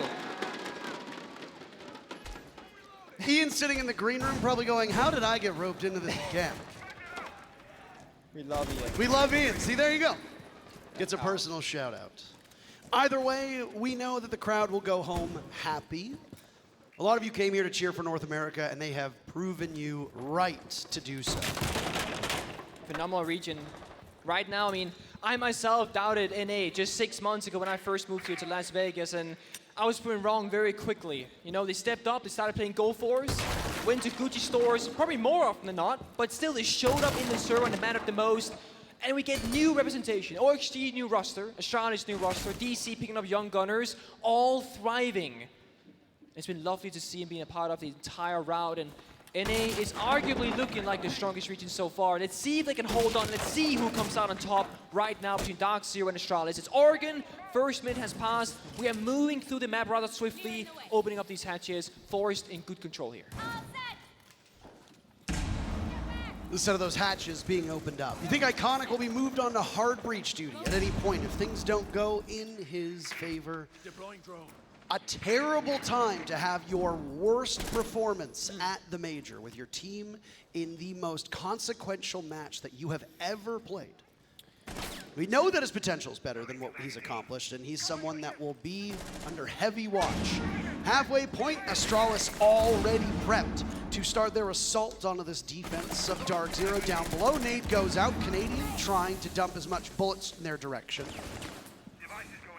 Nothing really ventured. ADS is now reset as it's more utility dumping. Nades go out. First kill goes to J90. Astralis on the board first here on Oregon. They are Oregon, all about execution, right? The devil is in the details because it's a very linear map. Most teams attack and defend in the exact same similar fashion. So it comes down to those last second decision. In the moment, the pixel situations, making the right moments happen at the right time. So far, Astralis, they found the first. Can they find more? That's an impact from NJR. He knows the advance is coming. He has to play this tight angle. They walk right in, and he manages to get away. Panbazoo doesn't, though. And suddenly, Astralis look far more formidable. They're narrowing them down, and they clean them out. Astralis take round one. Explosive start, fast indeed. Astralis, all 5 members down on the bomb site, did not shut down the drone game from Astralis, and that's gonna punish them. Because the map is very linear, because it plays out in a very similar fashion every single time for most teams, you can expect where the defenders will be, where the attackers will be. You gotta get up those staircases, find those initial drones, stall down or slow down the attacking side, buy yourself a few more seconds. Otherwise, the Goyo pick, as you see, won't even pay off that much. And I'm afraid that the Skinnergy has disappeared already. Well, we tried our best. We tried our best. We got one round of it. It's good we got one round of it. You mentioned, by the way, how pivotal a map Bank is in Troy's history as a player. Yes. This is Redemption Island for Troy. this map and a small blunder The top right that there. became a much bigger blunder ended up being incredibly important in his career. Yes, there's been some redemption on Oregon. DarkZero actually beat, was it TSM, in the North American major that was all NA to win their first technical major champion, even though it was just it was an online event. It wasn't a LAN like this with a crowd. It was also all NA. It was won on this map. But when I see Troy as a player, then he will dominate the conversation because of his pedigree and because of how long he's been around for. Oregon is the map that I most closely associate him with. How poetic it would be if you're a fan of DarkZero for the championship for DarkZero to be won on this map. Absolutely. Or Bank. I mean, it's Both if you're ways. a fan of DarkZero, you don't give a damn about what map it happens on. You just want them to win. But you are right. There is some history to be told and learned there, and maybe a bad situation that can be rectified. But this grenade from Forest finds Pambasu. Pam have been so formidable in every single map so far, having a slow start to Oregon, and Astralis a very fast one indeed. EMPs available, flashbangs and grenades, they have so much utility and so much time to work with, as well as the man advantage. Astralis just gotta play a clean round now, clear out this shield position and trophy, and with those EMPs, that's way too easy, way too quick. Second man to follow, it's Canadian off the board, a shuttle on the propel finds a second. Hyper now will have to watch the opening that's been created on this Dorm's defense. On the top floor, Astralis starting off with a great tempo. And there's a grenade to land into the lap of Hyper. Necessitates a smoke to try to give some cover. NJR swings, wins the duel. He's the only person to get a kill so far. And he gets paid for it by an early death by J-Nano. Swiftly. Eclipse has the marks, beautiful shot on the shuttle, but he can't do more than that. Iconic comes alive. Astralis starting off Oregon on a tear. They chose this attacking side. Remember, this is DC's map. That means Astralis going to choose where they start. They chose attack, and we said two things. Either one, dictate the operator ban phase, or two, set the pace and set the tone for this map to come. They've done both of those, and because of that, they've got a 2-0 lead for the first time this entire series, and they are looking alive. It's a very good point. They have never won those consecutive rounds to start off a map. Is this a timeout early? That's wow. very early. How humbling for DarkZero to have to burn their timeout after 2 rounds. We talked about how dominant the wins for DarkZero were when they won a round on Border. And what do we see? The exact same thing, but for Astralis. Put it in Astralis' column because those 2 rounds have been so methodical. Impressive start. And exactly what they need. More of those rounds from Astralis. Knock DZ off their game. See if you can break their mental. And the most impressive part for me with Astralis would be this.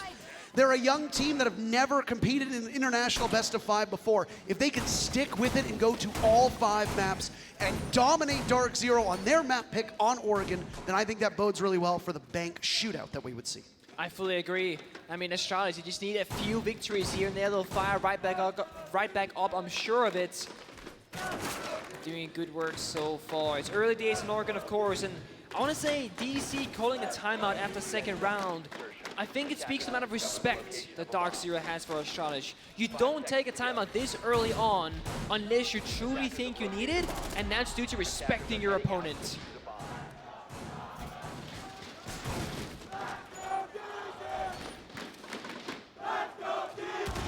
Crowd giving a bit of power to the side of Astralis as they find the momentum now. They also found the crowd. They are live. They got some operators in their pockets. They got the Lion and the Nook, can work together in union to sneak in through the map and gain some information. Forest doing just that very quickly the first 20 seconds. Droned in down below.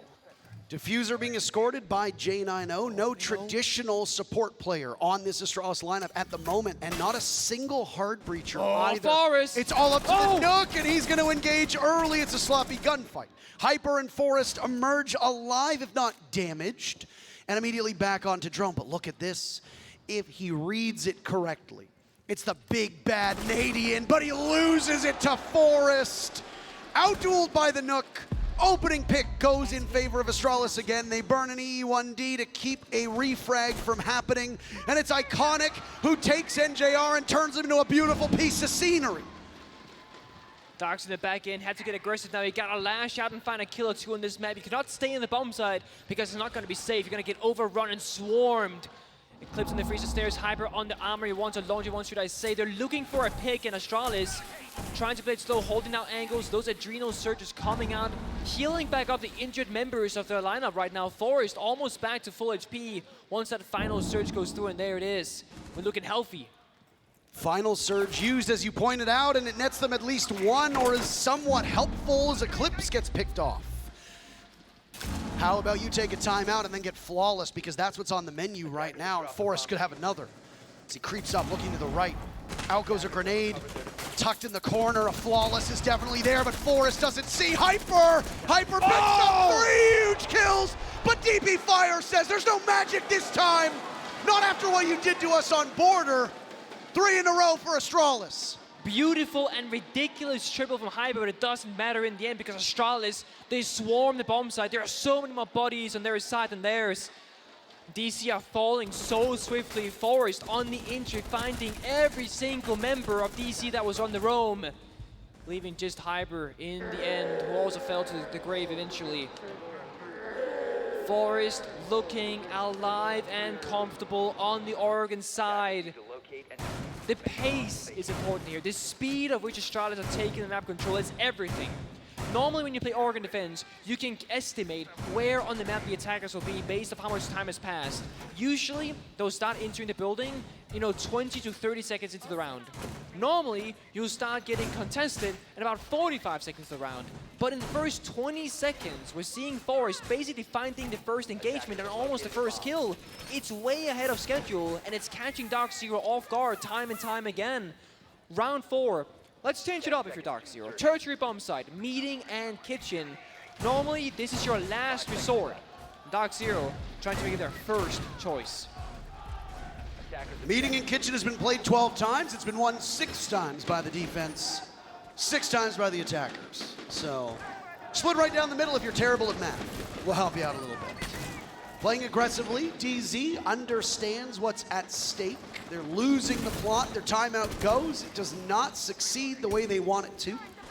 Not embarrassed necessarily on the next round, but Astralis has been firmly in control of this map. A surprise given the result that we saw on Border, but again, this scrappy team of Astralis. Sticking with it, never giving up. They're piecing together this puzzle, this plan of theirs. Honestly, the plan looks good from a top-down view, but the execution, the small details, just doesn't go in their favor more often than not. And it leaves them in the dust, usually. But so far, looking mighty fine, and again, within the first minute, the most important area for DC and Eclipse right now is taken away from them. 2 spare reinforcements. If he has the guts, could reinforce off this wall, but that'll get opened up eventually. Forest finds Pamazoo again. Opening pick, but it's traded back. No advantage for Astralis to be found as DP Fire is removed from action. No EMPs available any longer. One thing as well that will enable a run at us, there's been a Prisma tossed outside. Iconic having a much better game now. He's woken up from his slumber. And just like that, he's looking to put the rest of DZ to sleep. Canadian still searching for his very first kill. Very far off site, roaming over in garage. NJR in security, he's a couple steps away, and look at that. Oh, he sees one. A toxic canister primed and ready. He's trapped inside with the door gone. Canadian net shuttle, that's his first kill. We talked about it before. Still inside a garage, effectively trapped, but the Prisma is still outside. If Canadian wants to rotate, it will continue to show that it's there. Interesting strategy that DZ's used before. They used it on Border a while back. This allows them to go and do what they need, and I think that might be the thinking for Canadian. J90 upstairs as it's a 3v3 with just a little under a minute to go. An adrenal surge could signal a potential execute. And JR swats away at Iconic, another drop, but J90 is just simply better on the duel. Now he can jiggle around the bomb chassis while Forrest gets the diffuser down. It's a 2v2. The players from DZ will be in a 1v2 against J90, and there it is. Forrest gets cut down, a beautiful retake. DarkZero get their very first round on their own map. Hyper held up a bomb for so long, it paid off in the end, and NGR alone on that bomb site had so much confidence that if he were to fall, Canadian Hyper could clutch it out in that 2v2, and they do just that. But this is, again, we're scrapping together these rounds. It's not looking pretty, but we're making it work. 1-3 is the scoreline for DC. I mean, DZ played it so well, it was just that they traded sides effectively. DarkZero was holding above, they gave up that control. They went downstairs, they lost their bodies downstairs, they retook that top floor. And Astralis did not know this. Why we love Siege. A war has broken out in the crowd over which team to cheer for. You know it's a good grand finals when you can't, you know, make up your mind if you're in the crowd, because they want both teams to win so bad and they're both fighting so desperately and so hard for it too. It has not been as one-sided as the scores might indicate earlier on. Those 7-3s and 7-2s does come down to multiple clutch moments from both sides, but as DC just coming out on top a little bit more often, those 1v2s and 2v2s, playing a little bit more together, more effectively so. 4 drones alive now from Astralis. That means they got good drone network. DB5 has one on the side that gets taken down. 3 drones left for Astralis. Those are likely going to be inside. Small tower, 1 top floor, 1 big tower most likely. Trying to get info on the 3 most important areas of the map. EE1D goes out early, so maybe an aggressive start for Astralis, looking to take map control as they have so far. Keeping DC on the bomb site as they have last time they're in the basement. And yes, all 5 members of DC are actually downstairs, which means Astralis can just walk on in, take full control of the map in the first minute if they want to. Yeah, I was surprised that they burned the EE1D when they did, but I assume it's either they think they have a DZ player off-site that they can capitalize on, and yeah. We still have 2 minutes and 20 seconds left, and there's only a single EE1D. That is a breathtakingly quick pace. So the thing is about the line is that typically in a round of Rainbow Six Siege, you will use the first EE1D at stage 1 of the round and the second one in the stage 2. But by using both of them and just rushing the building, they're actually past stage 1 and stage 2 of the round. They're now slowly creeping towards stage 3 in the first minute. The execute, right? You're gonna open up these hatches, then drone the bomb site and peek either a front attack, a back attack, or a spread out attack. So you're sacrificing these early lion charges for all this time on the clock. And the final charge should go out with the execute on the bomb site itself. And because Astralis have 1 minute and 45 seconds to work with, they can just take all the time they need, spend all 10 of their drones, because they know for a fact that all 5 members are stuck in the basement with no way up. Halfway point. The early bit that we had seen from Astralis didn't really do all that much. Maybe it pushed the DZ roamers off of the critical parts of the map that they need to hold for that desired map control.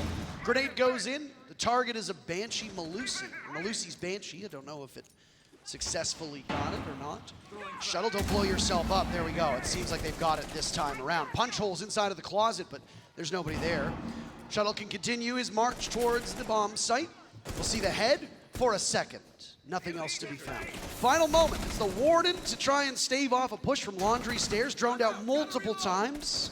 Still sitting in this spot. Hyper Jiggle peeking around. This will be a tough one to make. Shuttle to do it, and they're in the building. They're in the bomb site. NJR removes Iconic. Trading back and forth. Neither team really with an advantage. And a shotgun up as DZ derails the freezer push. Diffuser in the hands of Forrest. Limited HP for Shuttle. The 2 players from Astralis, who now need to watch. As the reset button is hit with 30 seconds to go, both teams realize that, well, there's a lot on the line. The diffuser cannot be planted. There we go. Panbazoo creeping up, still looking for his first kill, doesn't get it. DP Fire doing so well. Canadian to try to clutch in a 1v2. Diffuser down, not a ton of intel for him to play off of. Instincts, that's about it. Astralis have gotten as far away from the bomb site as possible. Instead, up top. And it looks like the diffuser's in a spot where you can easily cover from that hatch. Canadian tries to duel, but Forrest shrouds him in mystery, and Astralis is up 4-1. Look at Astralis just taking a complete pause in the middle of that round, and that's again because they have the time to do that. They go to the bomb site, they start planting, they lose a member, they stop planting for 30 seconds straight, and that's only possible because they executed with a whole minute left on the clock again. The early round is where Astralis are winning this because they're buying themselves so many luxuries that normally you wouldn't have. And normally DC could punish this, but they can't right now because they simply just give them too much space. DC has to get aggressive on the roam. They have to shut down these injuries and really punish Astralis for going too quick. They haven't done it yet. The Warden keeps coming out because, well, it's the good operator. Get that shotgun, you get a good secondary, deployable shield because you throw smokes and flashbangs. Value. It is a little bit odd to see a Warden brought multiple times when you have a Ying ban on the board. I can understand a Warden when there are Yings in play. You gotta be wary of those Candelas. We've seen some Glass play on Oregon too. Those smokes, another thing that Warden can see through. But the lineup that Astralis is favoring doesn't really necessitate a Warden. Maybe you just want the shield that comes with it. Maybe you want the shotgun for destruction if you don't think that the smoke is able to accomplish it enough. You've also got the Aruni. So I do want to say that Eclipse is often finding himself in positions that are heavily under pressure from flashbangs. So while there's only like one set of flashbangs for DP Fire, not a huge issue, you still get to play that smoke mute kind of operator. You know, shotgun primary, SMG secondary, deployable shield, and because of Eclipse's positioning, he can now see through those smokes or flashbangs if he has to, which is a great benefit to have. Of course, he's going to be playing down below right now, no C4, which means not as good as a mute in that particular instance, but he can rotate around the map. Glass has not been broken on these windows, which means defenders cannot hear a repel. If you break down that glass by shooting the window 4 or 5 times, you can therefore hear that repel. DP Fire trying to take advantage, but gets off it instead. We're working out the trophy side as Astralis has every single round so far. They're so effective at clearing out this angle. Upside down repel, that's the real deal. That's not a clone, that's not a Gemini. Forest goes to Canadian's flank. DZ opens up round number 6 in style. How? He's just running on the map constantly, not being found out at all. I mean, Astralis might be going a little too fast here. In the words of Troy, I'm crazy! Hopefully my impression wasn't too bad. That's all right. Fuse on the ground. Gonna get picked up here. Woo! Not getting picked up just yet. Now Canadian will be stuck inside this area of Armory. Iconic on the repel. The value that Canadian is getting right now. It's good. He gets 1 pick. We're at the halfway point of the round. 3 people from Astralis are looking in his direction. He's got a nitro cell that goes out. It won't connect. All the while, Panbazoo has died. A second for Canadian. Diffuser still far enough away. He knows the buck is down below it too. So you just need to be wary of where DP Fire is, dancing around what little of the floor is left for Canadian. Oh, quicksand and everybody's sinking around him, but he's still upright. Now it's DP Fire. Look at what one man can do in one spot. All 3 kills from DarkZero, all because of their leader, all because of his position. And Astralis are still trying to get him out of there. J9O and Shuttle have such a huge task on their hands. Could they finally get him? Canadians only lost about 10 HP. They can't clear the laser gate unless they decide to run through or expend one of those few lifelines remaining from J9O. 30 seconds to go, and the rest of DZ are just sitting there waiting. Now J9O is dropped from Hyper, and he gets both of them. Big Bad Canadian is absolutely correct. What a round from DarkZero. I don't know. Troy is running through the map, doing crazy things, and it worked off so well. Finding 1 kill is one thing, finding 3 and staying alive. Beautiful. Max value, success. This, of course, puts the first half in the dust because it's round 7 about to start. Hyper, Shuttle, Forest, Panbazoo. 4 members, 2 on each team. I thought we learned better. I thought Pamba had one. I could have sworn Pamba had one, not that I'm trying to ride. He took it off on purpose, I swear. Not true. I don't know. Look at this. Hyper didn't want Finka, now he wants Yana. Panbazoo had Yana, now he wants Finka. A little switcheroo there? The old switcheroo. I mean, let's talk about Panbazoo for a second here. So far in the first 3 maps, amazing individuals, stellar performance, doing great so far. On Oregon, he's looking a little small, 0 and 6 to his name, having a hard time finding an opening, so Finka is going to go to his side. Hopefully that can help him back into the round. The finger crutch, as some people refer to, the LMG and really strong gadgetry of that Adrenal Surge, 2 grenades and a gun 6. Arguably one of the highest value operators in all of Rainbow Six Siege right now in the current meta of soft destruction. And you also get an IQ.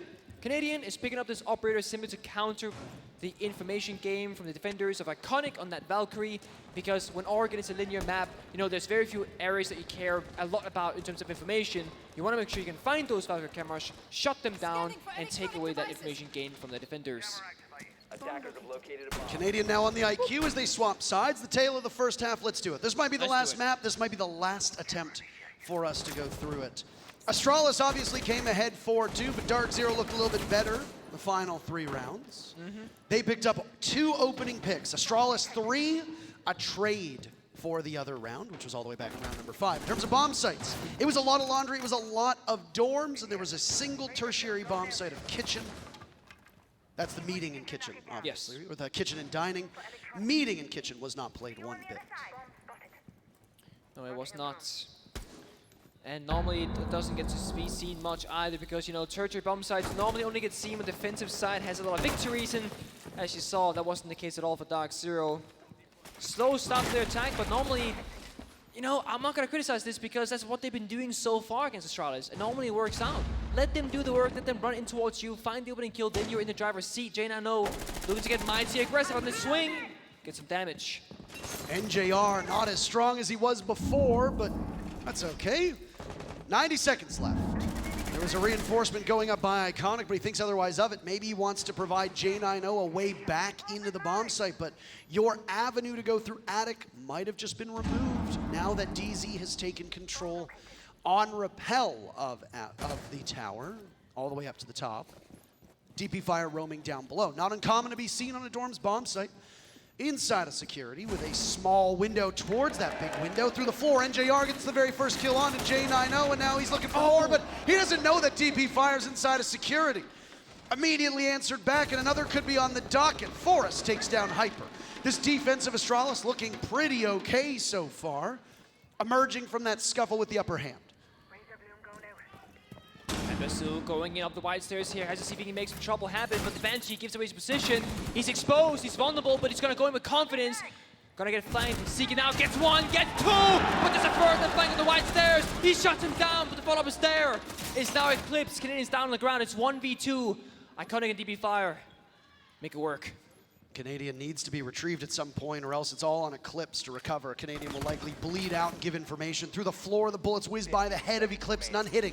He knows that it's a 1v1 on the bomb site, and a flash goes out, repositioning through dorms, but it's a game of keep away. They've dropped in, and now he'll be vulnerable as he goes with the diffuser, and it's an easy finish with Iconic's Nitro Cell. Miraculously well done, and Astralis pick up the first round on their defensive half.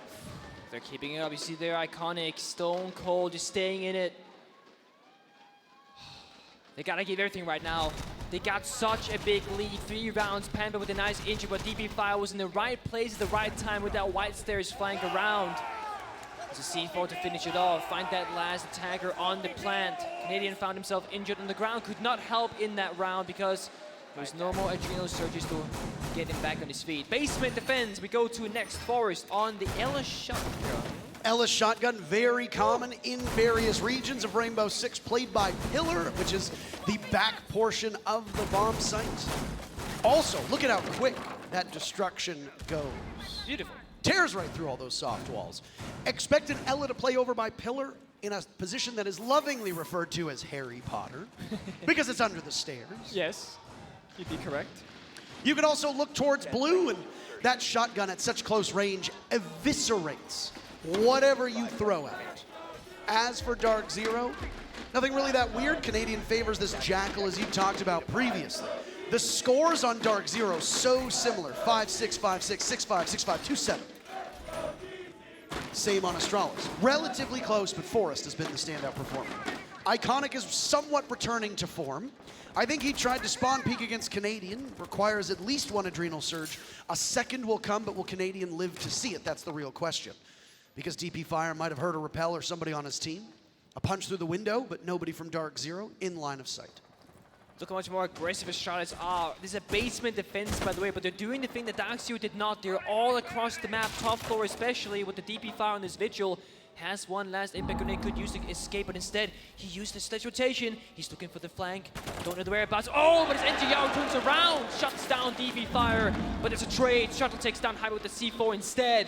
It's 4v4 tied back up. Now Canadian with the Jackal can look for something. This drone finds Iconic. He's gonna have to run for the hills because he's gonna get chased down by 2 members. But Shuttle is there with the shotgun.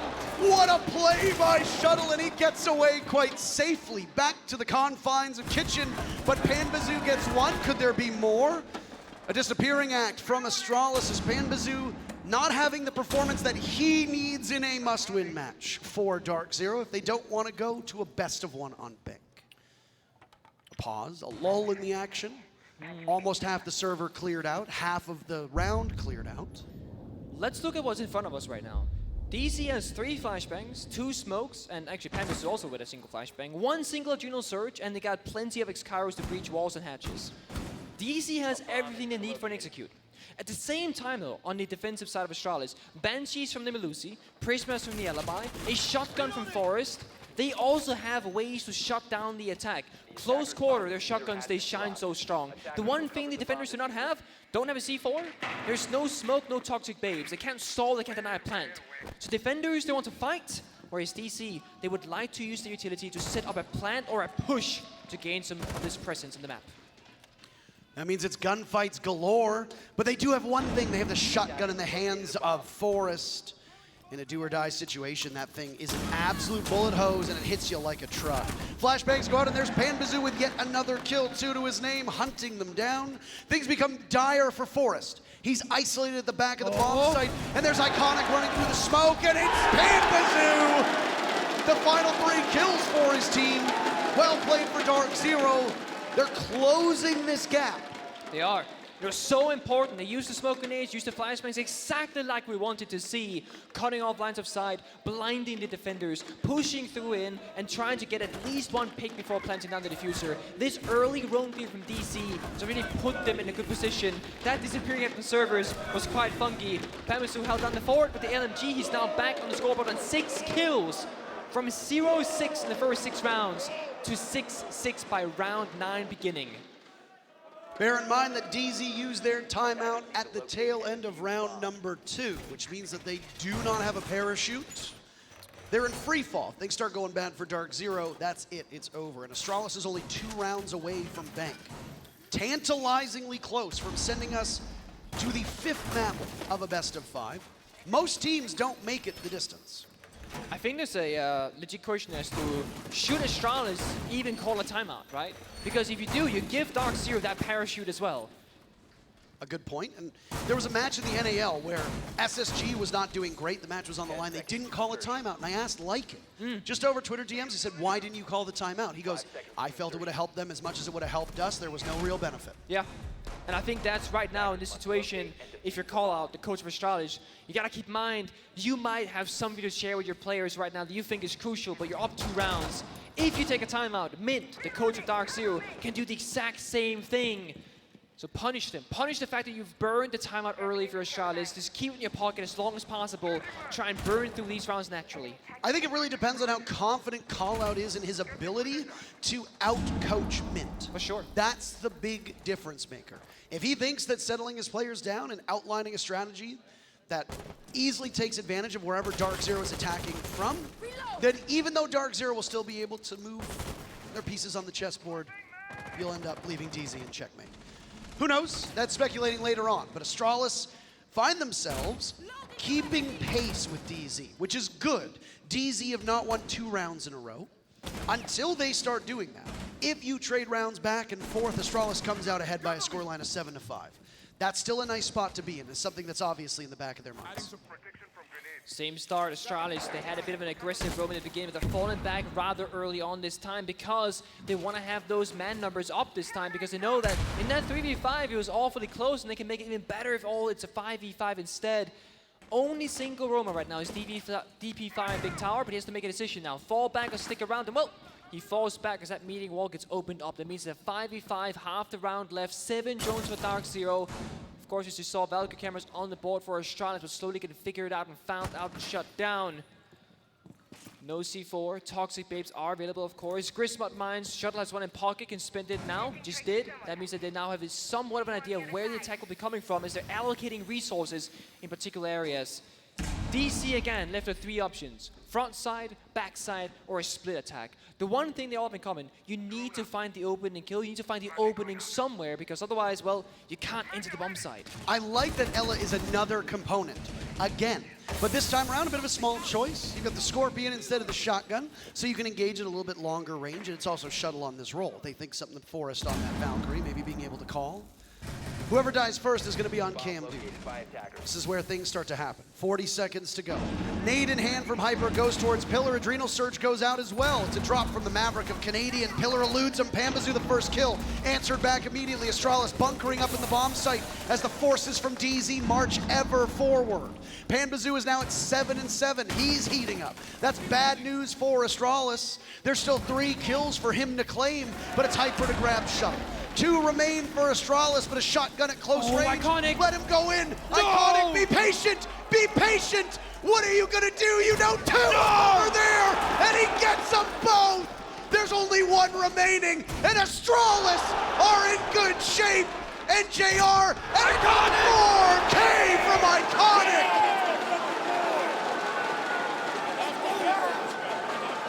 Batman showing up.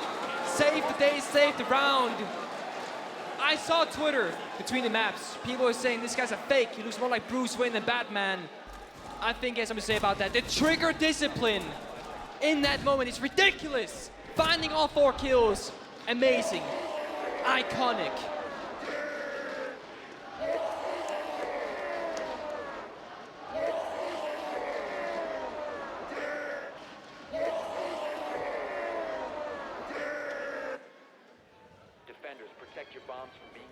All hail the king, baby.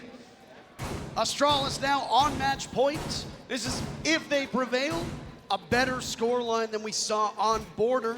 DZ won Clubhouse 7-3, that was their map.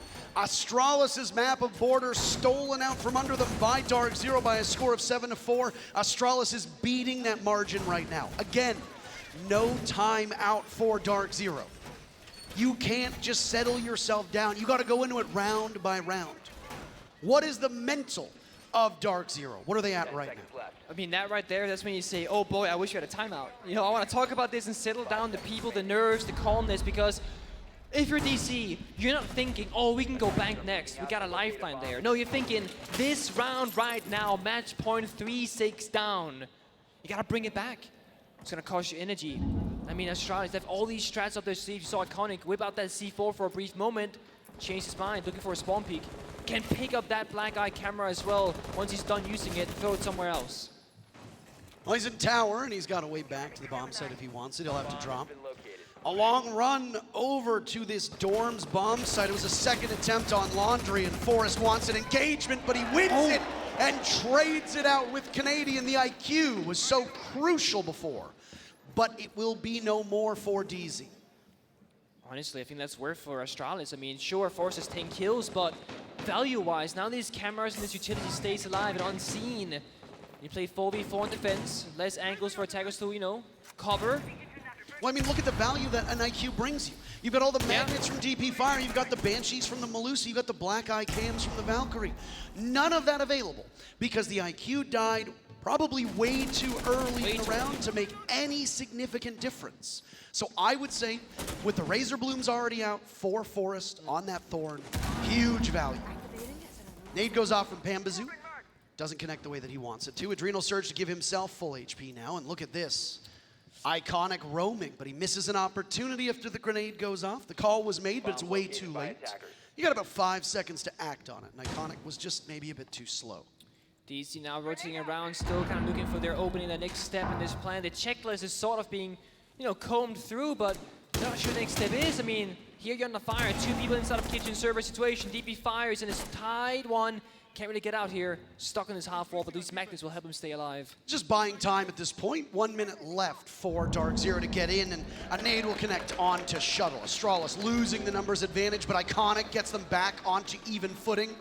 Hyper is in the bomb site. They don't seem to know this. It's a post plant though for Iconic. He takes his nitro cell and he goes downstairs. Look at those spam marks. They know there's a black eye cam in there somewhere. J90 completely blind. He's trying to do his best Hyper impression, but Iconic takes out J90. Is it worth it with Eclipse down?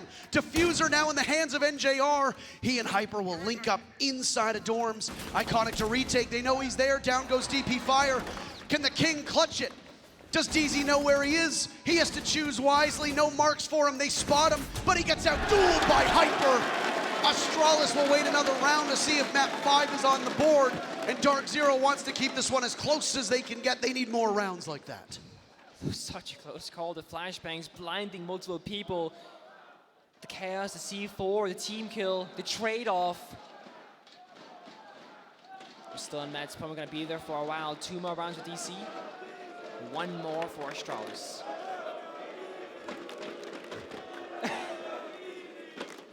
How odd is it if you're a new viewer and you're tuning in and you're like, it's such a close match, why are they booing?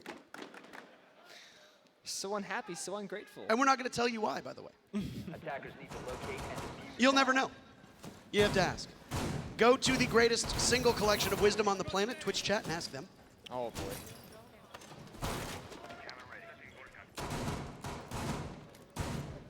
Huge round for DarkZero. I understand what Astralis was trying to do. They wanted to play the post plant. They gave up complete control of the bomb site. They want the nitro cell to go off, and then in the midst of the debris and the commotion, Astralis tries to whisk their way back into the bomb site. Can't do it. DarkZero is ready for it. There's not a lot of confusion. NJR picks up that diffuser, immediately gets into dorms. Hyper's in a very strong spot to watch the top of white stairs. 5 seconds left. Astralis' logic, I think, is sound, but DZ understood what was happening.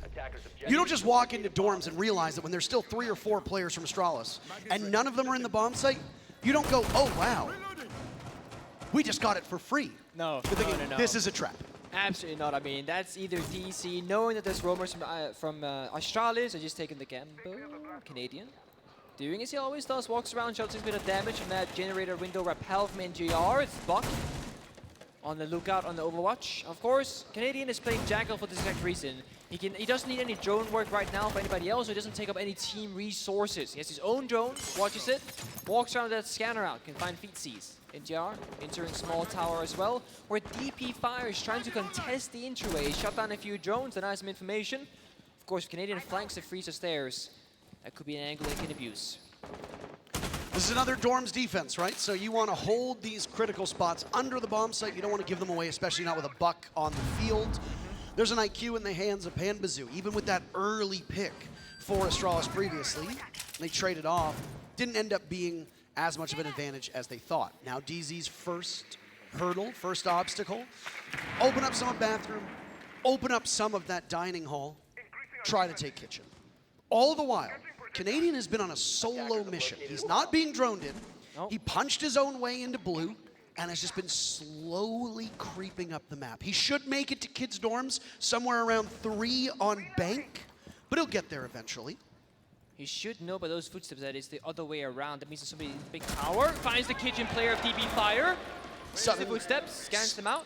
Suddenly, DZ showing signs of life again. No team has won back-to-back rounds since round number 4. Obviously, that benefits Astralis. If they continue to trade rounds, it should be, in theory, over now. Canadian not spotted. J90 exploits that inside a freezer. Down goes Canadian. And just like that, J90 can now start his advance back to the bomb site. Razor Bloom at the top of white stairs goes off. They know that somebody from DZ was there. They would have known already with the barbed wire being hit. They would. Double insurance policy in case anybody creeps up the staircase. Those are soon gone for the world. No nades in the pocket of Hyper means that the guns just gotta go out, but you got so many, so why not? 38 left in the magazine. Time for a reload. Let's take a 20-second brief here while we get those loaded up back up. Eclipse is on the big window with Panbazoo, so that's probably going to be a point of entry. Limited time, limited resources, fire getting popped out, so it's going to be a sub 10-second execute. Multiple explosions inside a big window, and there's a nitro cell from Shuttle. Caught by Hyper, Flash goes in, completely blind, and suddenly Astralis is just narrowing the numbers. Now it's NJR's turn, but Panbazoo, he says something else about that. Gunned down by J90, and Forrest ends the map. We've got ourselves all 5 maps between Astralis and DarkZero. Iconic wakes up, Astralis wakes up. And by a score of 7-4, we will go the distance in Charlotte. 5th map activated. It's honestly all I wanted for a grand finals. Wonderful performance from Astralis. They bring it back. Unbelievable performance from so many players. Individual contributions from Astralis as they wake up when they need to. Bank is our final map.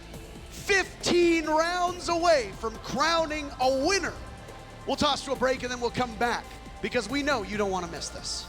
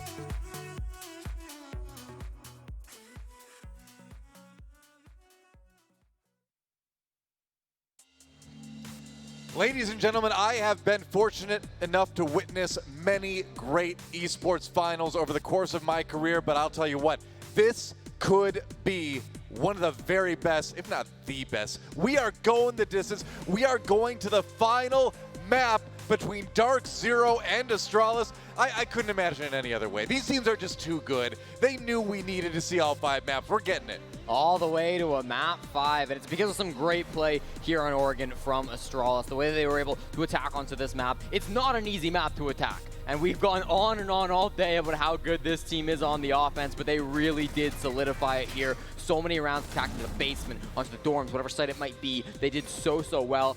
A little bit of struggle in the defense, but really closed it out really strong. I did a little bit of digging during the map. Oh, okay. Astralis have an average of 5.25 rounds on attack on this map. That's ridiculous. Over the past 4 games, 2 games in NAL and 2 games here. They love attacking this map, and they make it look so easy. They often go on that trigger point of the very first kill, they get the kill, then they flood. So I actually thought DZ getting 2 rounds on the defense was pretty good from them, beating the average, and it comes back to DZ. They play all of these maps, right? They've got a big map pool, but they're not ruthless on all these maps, whereas Astralis, you wouldn't want to pick it into them after you've seen them yesterday on this map, and they were so good on it again today. Yeah, and you can even go back farther, because we talked at the beginning of this segment. This is the map that these 2 teams played against one another during the North American League this stage. And it basically went like this as well. It was a very similar map the 2 times that we saw it. Astralis were very, very strong in the offense in that one as well. So we just kind of saw the same story repeating itself. But when you get down to these last couple of maps in a best of 5, I mean, sometimes you're just forced to take these gambles to bring it back. And DarkZero, they are a good Oregon team, just not against Astralis. You know, I feel like one of the other things we saw in this, and the stats kind of suggest that too, that Iconic is starting to come alive. There were a couple nice plays throughout the day here, but man, on this map, he really dominated. This was really a game where we saw some monster plays from both sides. I thought Pambazoo was coming alive as well. You focus in on him for map 5. He very well could be the MVP that pushes it over the line for DarkZero. But there's still so much to go on between these 2 teams when we get to that 5th map. It's really been some fantastic siege so far. Yeah, absolutely. Let's take a closer look at a couple of the rounds from that last map. You mentioned Pambazoo. Well, round 8 was a highlight reel for him. Yeah, this was a fantastic one. This is one that they started to pull back in that second half, right? Pamba able to get a lot of kills, especially the cover is what I really enjoy in this clip. Again, DZ down quite a bit. It's a laundry attack. It's very hard. Pamba, the way that he's able to help out the rest of his teammates, you see the plant coming down from Canadian, and Pamba, the guy through the smoke, that is a split second you have to kill Iconic, and then trades out his teammate. Forrest gets 1, but it's not enough. Really, really smart to be flicking back and forth to different angles and just protect the rest of his team. I love the use of smokes there. We don't often see that so much in Siege compared to other FPS esports, in that the use of smokes to deny the line of sight, to force the defenders to push through. 3 kills from Pamba, and he was just great on that cover, as you say. Yeah, well, the good news is that if you like rounds with 4 kills, 4Ks rather, you're going to like round 9 as well. This time it came in on the other side, though. Astralis answering right back with one of the best individual plays we've seen today. Yeah, this one's going to be coming through from Iconic, and this one got the crowd excited. You remember this clip. So patient. And obviously, this is not a hugely mechanical play. He's got the shotgun, but the game sense to be there, to wait for the cover, to dodge the shot from all the way back inside a pillar, but recognize where he is, playing around this, sort of ringing around the rosy. That shotgun, sometimes the range will surprise you. So well played from Iconic. When will teams ever learn to check that corner? It doesn't matter how late on you are, you can spend 1 more second to check that corner. Because this happened in EU League. It certainly happened a few times before across the world. And it was crucial there. Because if DZ had won that round, they were starting to chain a couple of attacks together. They really were. They could have gone on to win it. It was such a momentum changer in the context of the game. Yeah, we were watching that backstage, and after that one, I'm like, that was a backbreaker. Like, that is the moment that map went in Astralis' favor, like, for sure. Well, we have 1 more map to go. We're going to go to Bank to see who gets crowned the Charlotte Major Champion. Our last little pre-map teaser here, fresh. What do you think? Who's going to take it after all we've seen today? Oh, I don't know. I'm not usually one to sit on the fence, but I have no idea. Do you know what? I'm going to back myself. I said it would be DarkZero 3-2, and I think it will be DarkZero 3-2. Okay. I gotta Jesse. disagree. I can't Oh, listen. all Astralis on Bank, they're undefeated. 3-game win streak on Bank, 2 coming through groups, and then dominant games over both BDS and Chiefs. If DarkZero want to win this map 5 on Bank, it is against such a strong opponent. It will be a crazy match if DZ can manage to take it, but I just don't know if I can put that faith in them. I'm going Astralis. It is very difficult. And you know what? In the pregame, I was saying I thought Astralis would win at 3-1. That was my guess. But I did say if it goes to Game 5, DarkZero would be the champions. We'll get to find out who's right on the desk. But it's more important to find out who is going to sit in that throne right over there. Do not go anywhere. The final map of the Charlotte Major right after this. Guess that line. Siege Edition. Friend try, last mag. Oh, really? What? I have no idea, bro. I don't suck. Barricade deploy! Mozzie? Oh, I know. Mozzie has to be P? I know, but it's 0. No? You got it. Castle again? Dude. Doc? Ah, you didn't buzz it. Yo. We buzzed, we got it. Bro. Whoa, what? Wow, we're nasty. I'm out! Is it Legion? Bro, No way. Oryx? A dog? It was Mozzie. Bro. When is Mozzie tired? He just drives a drone. And here they are. Oh, easy. Is that us? Cab. That was us first. That was us. Say it then. That was us. Cab. Bro, that's the Simone.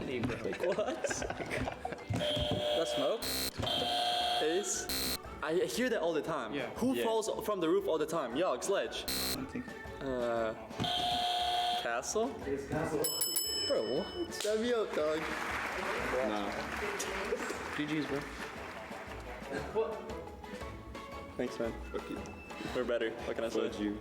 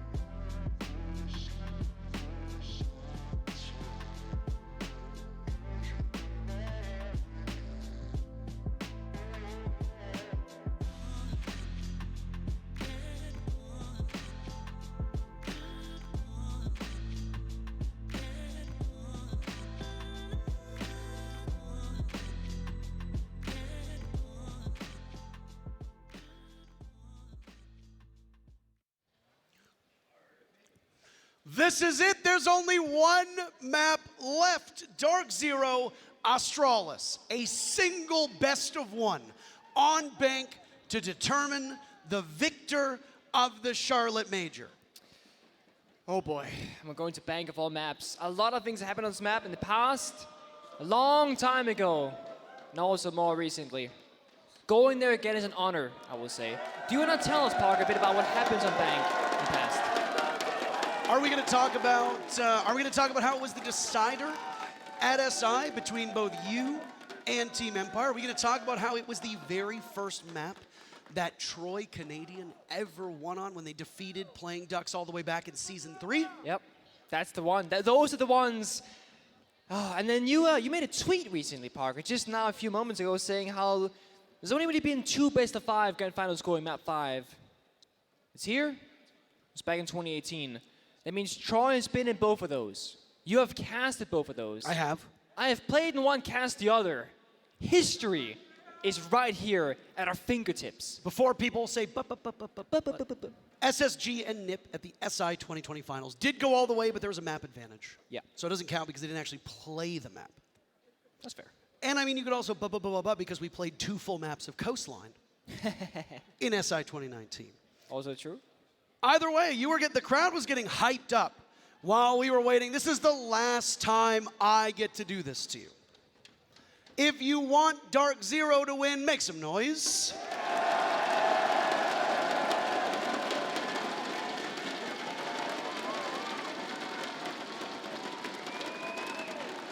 If you want Astralis to win, make some noise.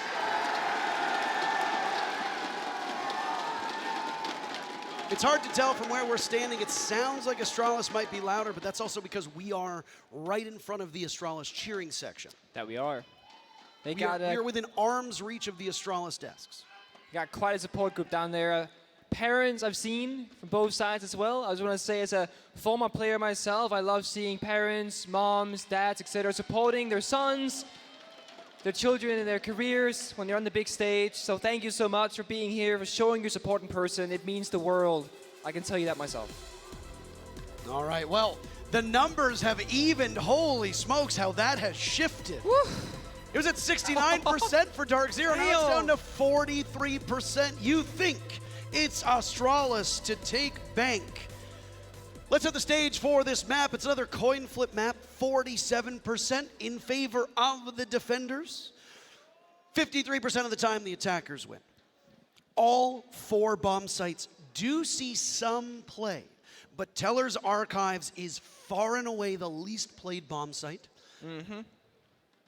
Part of me thinks there's no way you're going to pick that bomb site when there's only 15 rounds between you and a championship. There's no way. But then there's another part of me that goes, if that's not the perfect time to pull out some ingenious strat that is unbeatable, unseen, potentially unproven and untested, this is the time to do it. For players on DarkZero, there have been higher stakes. For Astralis, the stakes have never been higher than this. And for the rookies on DZ, and I say rookies because this is their first time playing in a grand final internationally, the stakes are equally as high. This has been a brutal contest between these 2 teams. And I, frankly, have no idea what we are about to see. I was going to say the same thing. I have no idea what to expect from this map. This is like slap dab in the middle. It's not going to be anything like Oregon. It's not going to be anything like Clubhouse. It's almost like it's kind of like in that middle area where strategy comes into mind, execution comes into play, but the gunplay, the individuality, seeking out those high-risk, high-reward moments also plays a massive factor on bank. We've seen it time and time again. So many different iterations of how teams that used to play this map. We've seen it quite frequently in both the NAL and here at the Charlotte Major as well. So both of these teams can play it. They both got what it takes. They both have history on it in a way. It's a beautiful way to end the final map of the Grand Finals. Well, we're just moments away from getting into the lobby. We appreciate your patience. I want to say that obviously having a crowd back is great for a number of reasons, but the banana situation that we saw unfold is going to stick with me as one of my favorite moments at a live event ever. Whoever came up with that, like, one more bite chant, excellent, you're a genius. I do agree. It speaks to the innocence and the creativity and the community aspect of a LAN event. And that could have never happened online. Like, you needed a crowd for that to occur, and the crowd needed to seize that opportunity together to be loud enough to be heard and really carry that point through, and they did just that. It was wonderful. All right. We'll test it and see if everything's ready. Bank awaits us. We remind you the history behind it. Year 1 Season 3, Pro League Finals against Plain Dogs. Troy became the victor on Bank as the final map. Huge moment for him and his squad. 2019 Grand Finals, last map being played between G2 and Empire. Also Bank. A lot has happened here. Oh! Monty ban from Astralis to start it off, saying, nay, DarkZero, no can do. Go next, pick something else. Oza Blitz will be available, of course, if you want to play Shield Operator. Nuke is a very common ban on this map. Can sneak into that garage. On a basement attack, just creep around the map in general. Okay. Well, my ban is pretty standard. Last ban coming in from Astralis. What do we think? Yura, Valkyrie? To why? Honestly, these bans have been wide open so far. I think you keep There was a Valkyrie Legion open. ban on Oregon, if you remember. Yep, I think Valkyrie stays open. Yep. It's Kaid? It's Kaid. Kaid banned with Thatcher open. It's one of those, like, it doesn't make a lot of sense because Thatcher counters Kaid, and you're correct if you think that. But now that Kaid is off the table, you don't have to brute force the Thatcher. You grant yourself more flexibility on the attacking lineup, really, and allow yourself, so like, one more niche operator. I have to say, Parker, you started something that is so abnormal. We warned them. We warned them in between the games. We told them to fix it, and they didn't fix it. That's fine. So it's the player's fault, is what you're saying. You didn't do this. I take no responsibility. Oh my god. I shrug it off. I shrug it off. Fair game. Very first defense on Bank. This is the quote-unquote reworked Bank. It's not the same as it was when it was in comp play before. You're correct. Open area. In terms of play rate, open area is actually the most played bomb site on this map by a single round over Locker CCTV. It's true. Plays out very differently, however. Of course, basement is all about bunkering down for the most part, whereas open air is about extending out as far and wide as possible.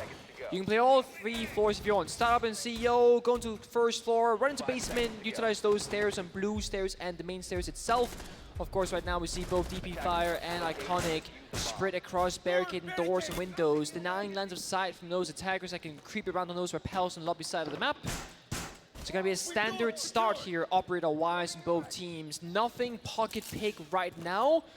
Of course, the Maestro is a stellar operator. Hasn't seen that much play in this Grand Finals, but the few rounds in Oregon that I did see play, it actually did play off quite well. J9O and DP Fire, the first two most aggressive far-forward people from Astralis, with Shuttle to follow up as well. It's a two-man top, two-man first floor situation for Astralis. Quick into the building on that bottom floor, and immediately the Selmas will go off and some of the wall inside of that staff area will be cracked open. No real contest up top on the square stair. Instead, it's Shuttle to peek out. Getting droned in, bothered by that pesky little gadget that just zooms by your feet, one of the most vital gadgets that are in the game. Damage being taken here. Hyper was finding themselves in a hard place there with no support really, but the Adrenal Surge, and Jur comes out, Canadian, opening kill. J9O, alibi off the board. Utility stays alive, of course, but the operator is gone. And there's Panbazoo to follow up. DarkZero coming alive. Panbazoo and NJR in close contest for most kills so far in this series. Fighting for that MVP spot should DZ come out on top. In terms of Astralis, their standout player, if I remember correctly, is J9O. I'd have to look at the stats again, which I don't have up in front of me at the moment. I think you are correct, though, in this situation. Of course, I gotta say it again. Every member has had their moment to shine. It's been round for everybody to take, and they've been taken. Right now, it's Forest, Shuttle, and DP5 that will have to take something together in this 3 versus 5 situation. Backs against the wall, opening defense. You gotta find a pick somewhere on the map and lash out, even back that man number. Otherwise, you're gonna get swarmed out. There's just too many members of DarkZero available. Selma charges, well, mostly been spent. Mavericks available if you need it. 5v3 minute left. Long line of sight. First kill for Astralis here on Peg. It's all quiet right now on the western front. As DP Fire inside of Elevator with that one kill to his name looks for a potential other from somebody in lobby. Panbazoo is the one holding down that portion of the map. Maverick torching through the wall, Forrest testing his eyesight. I don't know, I can't see that. He'll fire away just in case. A long line opened up, but Forrest makes it work, and he thinks he has one for the Maverick as well, a reload. Ill-timed. But look at the flank from DP Fire. The Maverick on the ground. Down goes Eclipse. The grenade does damage, but not enough. Both Forest and DP Fire are so low. But DarkZero need to get into the bomb site with only 10 seconds left. Canadian on the Forest. There's NJR to get a kill, and it's DP Fire. He started this off for Astralis. Can he end it? Goes down below. No, making noise. They think he's gone. Tight angle. And this is a tough shot to make for him. Canadian wins it out. 3 kills for the captain. And DarkZero opens up Bank with a big round win. Almost couldn't get any closer. You know, Astralis had information on the bomb site with those evil eye cameras from Maestro. Gave the info to DB5 to run away. There's the zoom! Nice. Could barely see that myself, to be honest. The info was there. There were red ping, yellow ping, all the kind of pings. They were holding down the fort. Canadian finds that final kill, protecting the bomb planter from DarkZero. Spope staying alive. DB5, of course, had only a sliver of HP left in the bar. So low. It's gonna force their hand, changing up the bomb site here. Going to the basement instead. Of course, the lineup, a little bit similar, also a little bit different. The Muzzy and Vigil and Oryx speaks to the aggression and the roam game. The Echo and the Mute C4 speaks to plant deny and information gain or information deny. So again, Astralis, they're dotting their I's and crossing their T's, playing both A, the early round the aggression, and B, the late round bomb deny, because Bank is about both. Sure, if the attackers go server, they can just stop planting right off the bat. That's why you have the Echo and the Mute C4. But you also can't just all hide on the bomb side, and that's exactly where the last 3 remaining operators of the Oryx, Vigil, and Muzzy comes out to challenge the beginning stage 1. By the way, I just want to say on record, I'm a big stupid idiot who doesn't know anything at all. There you go, I'm on the record for it. Why? Because when we were like, yeah, there's only been 2 best of 5s, we just conveniently ignored both Sweden and Mexico. Literally the last 2 majors all went to 5th maps. So yes, I'd like to be on the record. I'm a big stupid baby who doesn't know anything. Please ignore what I said. We both missed that, by the way. We spoke about this briefly, and we both missed it. I mean, it is kind of funny because I've casted all 4 of those. So the point for me at least still stands. Doesn't stand for you or for Canadian. But either way. I just have amnesia, that's all. We've never had a best of 5 go to overtime, apparently. But that's also not true because Coastline went to overtime, right? But that was under a different setup. So it's a little different. We're splitting hairs now. Either way. Moving on, as so they say. Roam player from DC is quite sharp. They got the Jackal and the Dokebi to assist with that. Of course, the Osa helps later on in the round when you get towards the bomb site itself. It's going to take a while before we get there. Canadian setting up his first shield. I believe that's inside of server dirt tunnel, if I'm not mistaken. I could be wrong. Oh, actually, already inside of server itself. Has gotten quite a significant amount of map control for DC. Can just sit on, cut off that A bomb site rotation. But now DC effectively a roam clear with only 4 members available, as Troy is on a drone, can maybe gain some information, but can't quite help his teammates out. It's Hyper, it's Panda, has to clear out these members of Astralis. On this, on the roam right now, this Forest is down below. At any point, that Oryx can hop back up the hatch to get in closer to one of the attackers on the 2nd floor. It's a downstairs/basement defense. He has Shuttle with him. As there goes the first logic bomb. And it's Forest debating whether he wants to hop on up. No, don't go, don't go, don't go. NJR is there for the kill. The Yokai drone with the assist, but it doesn't do much. It's Shuttle to gun down Canadian. Immediately pivot. But look at that. All of a sudden, the Fink is just dropped, and Panbazoo takes down Shuttle. They trade out, but DZ comes out ahead. And it looks like it's opened up all of open area in favor of the attackers. Mind you, Canadian is down for the taking, but he put down both his Osa shields before that happened, which means the value is still there in terms of utility. Server control is on DC's side, 35 seconds. I believe Yokai drones are both gone, but I could be wrong. We'll see in just a second. But never mind that. It's going to come down to the wire because time is taken away. 27 seconds and down, 4 versus 3. No C4 for defenders. No plant deny, really. Yokai drone is available, by the way, so it can be used to stop DC from planting. That is such a brazen spot to be for Iconic, right underneath the hatch. He's going to tempt Fate.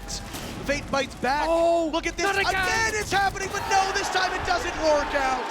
DZ gets a little bit lucky, and that's their 2nd round to start off Bank. I got PTSD seeing that. I say, Iconic, you can't get to do that twice. You can't get away with it. And he does not, because DC is there this time with enough numbers to make sure that that does indeed not happen. Forest, unfortunately, climbed up that hatch at the wrong moment, became a free kill. Really, really good cover from DC. Back to open area, Astralis is going to go, and honestly, a lot of that really coming down to open area. A crucial part of the map. If you're going to put 2 defenders upstairs, that removes your ability to have them sit in the rest of the bomb site. Now, maybe it's just because Bank has been changed ever so slightly to the way that the hatches work towards the back of the bomb site, and also the way that Vault has been changed a little bit. But it's not uncommon for teams to put all 5 defenders down below and bunker up. Maybe you put somebody over by the elevator, maybe you put somebody at the top of blue, keep 1 in server, 2 in the bomb site, that's it. But instead, Astralis decided, we're gonna hold open area. There were 2 players in there, a bit of a misplay from the Oryx, and then a trade-off, but at that point, there's nobody who can now go up and recover that part of the map control that you've given to DarkZero. You're correct. I mean, Basement and Bank kind of plays out the same way as Basement Oregon, where mainly or usually it's about the bomb site. Shuttle says no, it's about the spawn peek, and the early aggression finds NJR. But yeah, you can hide all people in Basement if you want. Put in the staircase, you don't have to, if you don't want to. And I mean, Iconic right now in Astralis, they are on the roam trying to get aggressive, and so far, not too bad. No, you've got an anti-roam operator hard built into the game. That's Jackal in the hands of Canadian. This is one of his favorite operators that we've seen so far throughout the major, and most notably in the best of 5. Adrenal Surge goes out. Panbazoo in a very familiar spot inside a main lobby. Could not deal with Astralis the last time he was in here. First thing for DarkZero to do, go upstairs. Maybe take care of one of the roamers, or die trying. This could be huge. Of course, Jagoscan comes out, but I don't think Iconic is... He's still hiding shuttle level support. It could be huge. Have they baited him in? No, they throw drones at the problem. They think they see the mute jammer in the middle of the room and go, maybe this is a bait. And they're correct. Astralis wanted them to try to push towards the main stairs. Iconic is still hiding up top. I don't think they know. I don't think so. Iconic has been doing this disappearing act the last 2 maps. Drones are coming out. They're scouring Hyper right now on that drone, looking. But he's cooked. Even with mute on the board and a vigil, there's still 8 drones available for DarkZero. A ton there, as Iconic will go for the run out, and now the long drive to get back, but he's just out of reach. They can't do anything about it. Eclipse does, though. He's still on the roof. A valiant effort, as Iconic could have gone down swinging, but he chose the path of least resistance, or so he thought. Burnt down the clock, though. Bought some time for his teammates, of course, in this 4v4. It's not too bad, honestly. Min 5 to go, still gotta go through those walls. The Maverick Torch can make work of it. You got 3s, make that 4 grenades between Panbazoo, Eclipse, and Hyper. Tons of options, tons of time, somewhat. Shuttle. No way, Shuttle. You look the wrong direction. Eclipse drops in, sight unseen. There's J90. They're so tantalizingly close to the bomb site, but DZ still has some off-site players to find. 40 seconds in a 3v3. Something that we've said a dozen times over the last map or 2. Look at this punch hole from Forrest. That is a rat angle if we've ever seen one. And Hyper doesn't realize he's just right there. The nade goes in, it connects. Damage is done to Hyper. Still inside of Archives. DZ with a numbers advantage of 1. Damage done to J90. Now he's dropped. It's Forrest to clutch outer. DarkZero goes up 3-0. Surely a timeout must follow if they can't do this. But Forrest sees one, gets the drop. He's stuck, and he's dead. DZ, they've taken all 3 rounds. They did this in map 1, they did this in map 2, and they've done it again now, here in our very final map. I mean, if things were to follow, it's gonna mean a timeout soon, right? Because that's what Astralis always do. They call for it when they're down a couple of rounds, and DC doing really good in their attacking starting side. The only time they didn't was on Oregon, because it started on defense. They struggled to find the momentum, and now they're back. They're doing it, and is that the case? It is! Tactical timeout taken from Astralis. This script continues to follow Troop as it has so far. 3-0 means a break. Talk it through again. Best of 1. The only thing that matters right now is each and every single round in a vacuum on a single map that is Bank. Nothing else in the past has mattered. Map 1 doesn't exist. Map 2 doesn't exist. Losing or winning a clutch 1 map ago doesn't matter. It's just about this moment right here. Call out gets to talk to his squad, Mint to his of DC. Let's see what they can come up with.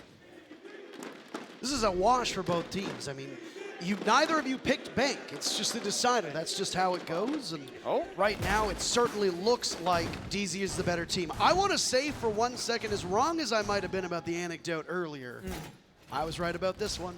You were right about this one. I was correct about this bomb site. Teller's Archives, the least picked bomb site on this map. Only 5 plays of the 83 rounds, now 86 rounds, that have been played up to this point. The 87th round of Bank goes to the bomb site that doesn't really ever show up. And it doesn't even have a good win rate for the defense either. It's not like it's played 5 times but the defense always wins. No, no, no. It just doesn't really work in any way. No, I mean, the issue is it's basically just a scuffed CO bomb site because, well, the bomb site is below the CO inside of Teller's Archives. If the attackers get up above and do vertical destruction, you're done for. The entire bomb site is soft destroyable from above, and it's why DC bring out the bug. It's why they have some soft utility. Also, this means that it's why DP Fire is finding themselves upstairs in CO, because this is the area that matters the most right now. On the old Bank, Archives Tellers was often seen as the secondary bomb site until it got replaced by the upstairs CEO bomb site on the top floor. But when teams did defend Archives Tellers, it was relatively similar to what we saw out of that CEO bomb site. You bunker upstairs, you open up avenues to rotate into printer, into potentially stock, into conference room, and then if you die and lose control of the top floor, well, you're in a significant amount of trouble. It's basically over. Because in a lot of those cases, there was a Buck who was very strong with nades back when Bank was still in the map pool. You also had Sledge as a good surrogate if Buck wasn't being played. Nowadays, it's the same focus. You lose control of this top floor. What's your contingency plan? How do you get yourself out of that situation? Or honestly, it's going to be down to a chaos situation, right? You swing and take gunfights, you force it anywhere you can on the map. Play on those staircases, main stairs, server stairs, maybe try and flank lobby, because lobby itself, where Pambasu is right now, is also a vital part of the map for the attackers. If defenders can take back this map control, take that piece of the land, that's huge for them. But there's no information really on the defensive side, so you're going in blind, and Pambasu just sneaking up the main stairs here. Looking for a flank. Very close to an engagement as they get baited out, and Pambazu sees but the head of DP Fire immediately. Adrenal Surge follows after the very first kill. A nade as well could go to the main stairs. There's nobody nearby. Sits on the mute jammer and gives his position away. Hyper engaging with Forrest, but it's DZ coming up on all of these kills. Astralis took a big gamble, and right now it is not paying off. But if a comeback is going to begin, they need a first kill. J90 finds it second as well. So surgical as he heads towards Trump, but he's down by Pambazu and finished off. Shuttle stands against the test of time, 50 seconds left. On a bomb site that doesn't get much play. What does Shuttle do to get himself out of this spot? He's got no nitro cell at his disposal. The hatch above him open. He can rotate, but he doesn't have the kit to deal with tons of enemies at close range. But there's one. Maybe he swaps on over to the shotgun if it's in his back pocket. Shuttle now still making it work. He's pulled off clutches before. Great in the cut and thrust. 20 seconds as DZ marches their way in. Eclipse getting the diffuser down. Canadian will cover. 5-1. The leader leading by example. Shuttle's not going to see the diffuser getting planted, but he wins the gun duel against Canadian, and suddenly it's a 1v1 as all eyes go on to Eclipse with the timer running against Astralis. Shuttle doesn't see it, looks the wrong way. It was so close. The reaction from Eclipse is, what were you looking at? And DZ is up 4-0. I will say though, Shuttle hitting some nasty shots in that round with that SMG-11 made it look so possible. Whereas J90 started off that round on a heater, finding 2, almost 3 kills, setting themselves up for a possible clutch, but it's too much. And again, once top floor falls, it's done and dusted for that bomb site because there's just nowhere else that is safe. No real good fortifiable positions on the bomb site itself. That's why Shuttle himself also made it to open area. Rotated main stairs. Back through that rotated side. It was too late, no C4. Maybe with a C4 that could be different. I'm gonna walk back to open area. Last time we were here, as the score tells you, 4-0. No success for Astralis. But it was close. It was 1v2 the first time, with Troy plus Eclipse planning and covering. Second time, close as well. Banshee's being put down the main stairs and server stairs too. ensure that if any attackers sneak around, they will find them. Pamazu has been doing this so many times against Astralis. Walking in somewhere, finding a kill, and then he just sits still, holds tight, waits for support to come to him, and then they work as a unit to clear out the remaining enemies in their path. I'm sure this round will be no different. Canadian on this Florist now. That was banned earlier on in the previous map. He's now back and comfy to use that information and self-destruction.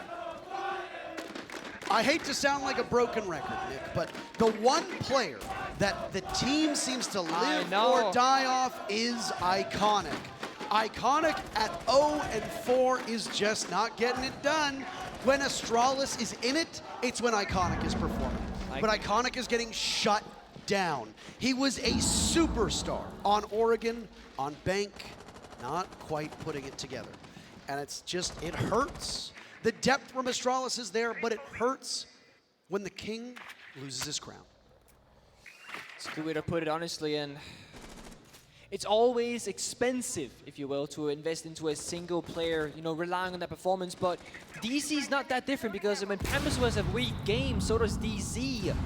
The dominant performances we've seen from them, when Pamazu thrives, when he finds those openings, has allowed the freedom to take aggressive gunfights. But we also know that both of these teams have very capable players. It's a matter of who shows up and when they show up, and of course, if you play together as a unit. So far, DC and Banks are doing the better version of that. There's Panball alone in lobby, looking for another opening kill for DC. Well, you can see small leaning IRL just to see where maybe it gives him an extra vantage point. Who knows? So the alibi tucked into the corner of J90, just over the gun barrel of Pamazu to the right, sitting behind the filing cabinet. The alibi is in a good position to win this one, but oh no, down goes DP Fire. The castle spotted out. J90 doesn't realize how close Pamazu is. And now Pamazu can go elsewhere. Reposition as slowly the ceiling over top of the alibi disappears. 1 minute left, and there's Pamazu to pick up 2 big kills. Astralis in trouble as it's all up to Shuttle yet again inside of open area with some soft destruction, but God, this is a hard fight to win, and it's just too much for them. DZ are marching their way to this major championship. That's 5 rounds in a row, almost a perfect half. They're so close, they can taste it, they can feel it. We've all seen the trophy between these two teams. Both of them want it so desperately. Troy made a joke once about DarkZero. The one thing they would need to build is a trophy room in their mansion. But even if they built it, what trophies would they put in there? They have some domestic ones, but they're so close to their first international title, they can put in their trophy room. We have something that I actually don't think has happened in quite some time. Forrest has picked Azami. Forrest was so excited that in the announcement today for the next season of Rainbow Six, the next operation, that there will be no operator quarantine any longer. Immediately, a new operator will go into play. That doesn't mean suddenly, as of today, you can just start picking the operator that's in quarantine. So now the question needs to be, is it just a rehost? We're not admins. Is there any punishment to hand down? We don't know. I was gonna say, under a normal circumstance, when I was a player, you would be forced to team kill and play a 4 versus 5. I want to say, as a former player myself, for competitive integrity's sake, you need to just rehost and play it over. You cannot, in a 5-0 fifth map grand finals, play a 4v5 round over something so unfortunate and unlucky as picking Asami on accident. I think a rehost, which seems to be the case, is the right choice if you ask me.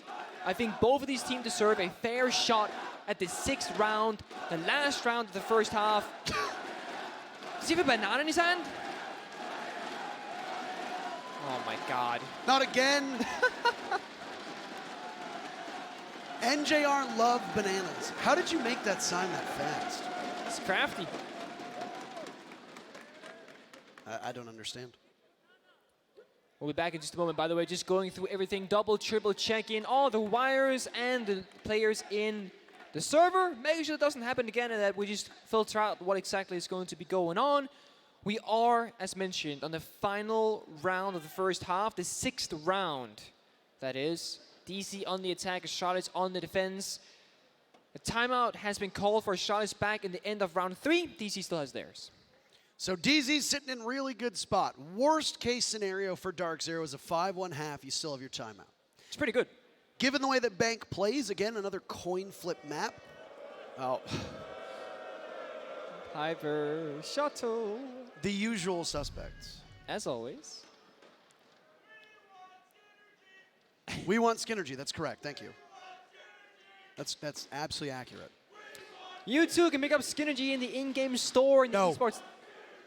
No. No, you cannot. Locker CCTV. Attackers need to locate Downstairs. Astralis will go. This is the bomb site that they had before. There's not a lot of work to be done when you're setting up a lobby again because Astralis hasn't won a single round, so you don't need to worry about what bomb sites are and aren't locked. All of them are available.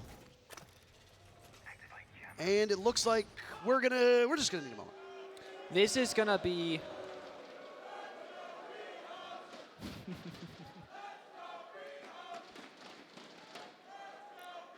Might be the last time we hear that chant. Might be the last time we hear that chant. I hope to You're God right. that's the last time we hear that chant. I hope we don't hear the chant one more time. I feel a little bit for DarkZero because they are getting the momentum kind of, not ruined, but it's getting stopped right now. Like the brakes have been pushed, hit, to the middle. Louvre. Banana. We love bananas. B-A-N-A-N-A-S. Woo! Something like that. Anyway, momentum. Of course, right now taking a pause. Coaches cannot talk. It's just the players. Maybe the players can talk. It seems like they're smiling at least. Iconic was talking an awful lot. Yeah. It's not like they mute their mics. No, I believe the players can still talk. The coaches just cannot. That is correct. Yep. It's not a tactical, but a technical timeout right now. So you just sort through the last bits and bobs. Before we get back in, should be underway in just a second. Shouldn't take long at all. Win or lose, given the odds right now, DarkZero, very comfortable again. Win or lose, Yes. Astralis have so much to be proud of. This is a young roster. The core three, the three young gunners of Iconic, J90, and DP Fire have a very bright future ahead of them. And they've got that supporting cast. Adding Forest to the team, adding Callout to the team has given them a ton of structure. It's given them more viability with different bomb sites and different compositions. And their future is as bright as the stars.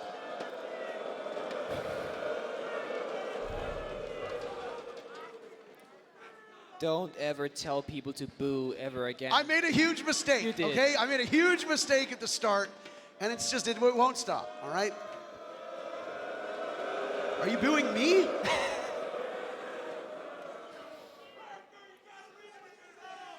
They're yelling at me. Oh my God, they're Am I angry being- at you. Am I being booed? It's ridiculous. Cross your fingers that this is going to work out. Your fingers crossed? Good. Seems like everything's working out. Again, back downstairs we'll go for a third time.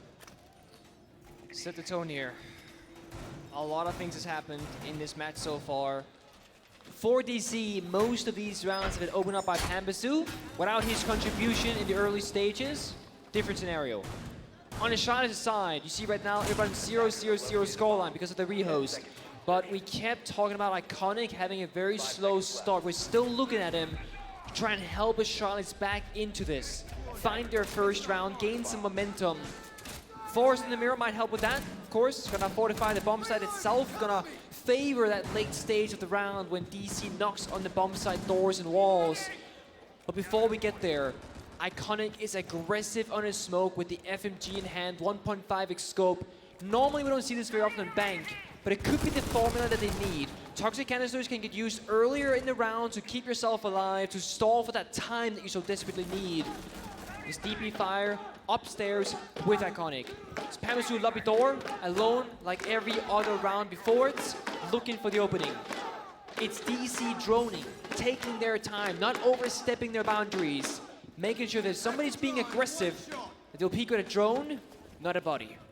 I think the drone timed out. I don't know if he actually got any value from that. Don't think so. Didn't pilot it back. First logic bomb goes out. DP Fire's position in the hallway as he now scoots away, but it's Panbazoo on the case. Not the literal case, but a nice shot from DP Fire. That's what they need. Astralis needs a huge round or a huge opening to try and keep themselves in this. You do not want DarkZero bringing out the brooms to sweep you away. I mean, they're all falling back right now, at least most of them you see, because they got the kill they wanted and needed. Shuttle can stay for a bit longer, kill a drone. I like this min-max value, because if you all fall back down, no one's there to, you know, pretend there's a danger. Good call from Astralis. They play a fine line, but they played so well this time. DP fires the one man to bring it. Shuttle dips out as well. Half the round over, 4v5. This is now where the mirror windows, the yokai drones, the triple C4 in the basement, and still 3 toxic base from Iconic Astralis are in such a good position to get their first round on the board in this last defending side that they have. DZ have suffered a loss with Panbazoo. Obviously, no nades. Smoke will go down. Does Hyper dare drop in the midst of it? That's a line of sight from the back of the bomb site that is now cut off. Anybody playing over there, you're not going to be able to see. If you want to rotate at a vault, if you want to be playing over by elevator, minecart, whatever you wanted to call that spot, there's not much you can do. Instead, DZ used that secondary and primary utility to buy time. Something worth noting here, there's no X-Kairos left. That means that these walls and server will stay intact. They have to do a hatch drop plant. They can't use the walls at all. And it actually worked out well for them last time. They did something very, very similar. Nade goes in, no casualty just yet. Was it primed properly? Iconic takes out Hyper, but it's a joint effort. Finally, DZ gets on the board, but it's a little bit too late. They're outnumbered, doubled up on, but it's getting closer. DP fire spotted out. It's a swing on the Canadian. NJR will be the last one upright. Diffuser miles away, a yokai sees him. He's in the middle of the bomb site. He's doomed as a nitro cell claims the last soul from DZ. That's their very first round for Astralis. They need to heat up because they got a big hole to dig themselves out of. Looks so much better. I mean, once they got that opening kill from DP Fire, they played so well together, and they knew they had the numbers, they had the utility, and they fell back immediately to play off one another. Shuttle did not overstay his welcome in open area, and that is massive. It's a good read for them. Now, the tall task comes around. You need to attack. Being down 1-5 on Bank. Statistically, attacker favored across the Charlotte Major, 47% defense, 53 attack. That is not far away from 50-50 though, not far from a coin flip of a round. And DC will open it up on a Teller's Archives defense, which is again oh so rare. Did not work out the last time when we saw it. It was a flawless for DC, or sorry, a plant for DC, not a flawless. To clutch from Eclipse. And we'll just get the lobby upright again for you. Thanks again for your patience. We shall get back.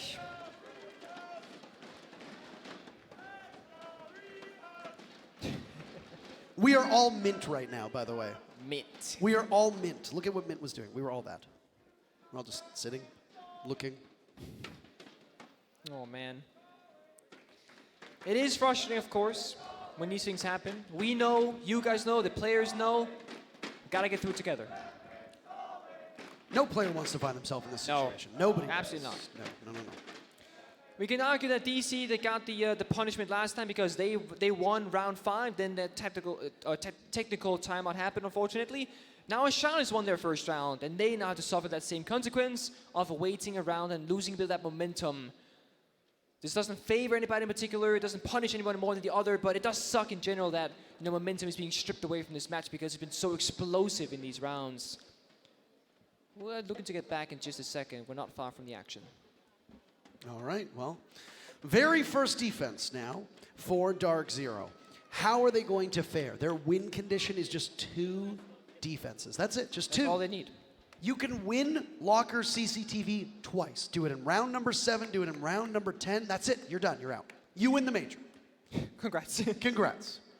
Obviously not a given, but when you look at the composition of Bank, Locker CCTV is by far and away the most favorable bomb site to the defenders.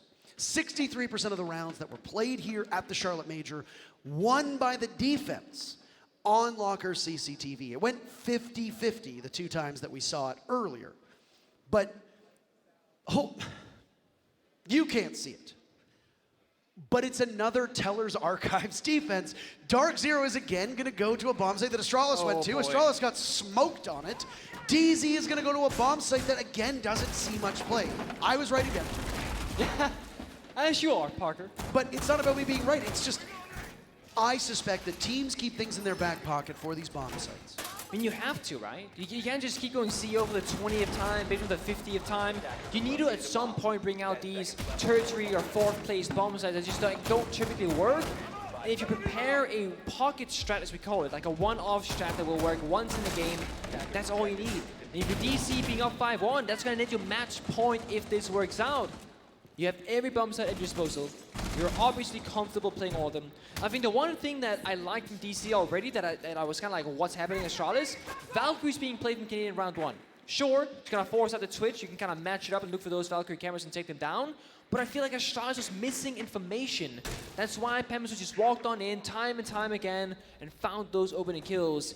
DC, they're like, you know, not going to make that same mistake as they were. Good drone deny, bulletproof as well, shut down that Twitch drone, and there we go. As player swung the door, took it out, NJR. Good job. Those Twitch drones have such high value utility, and the first one is already in the grave.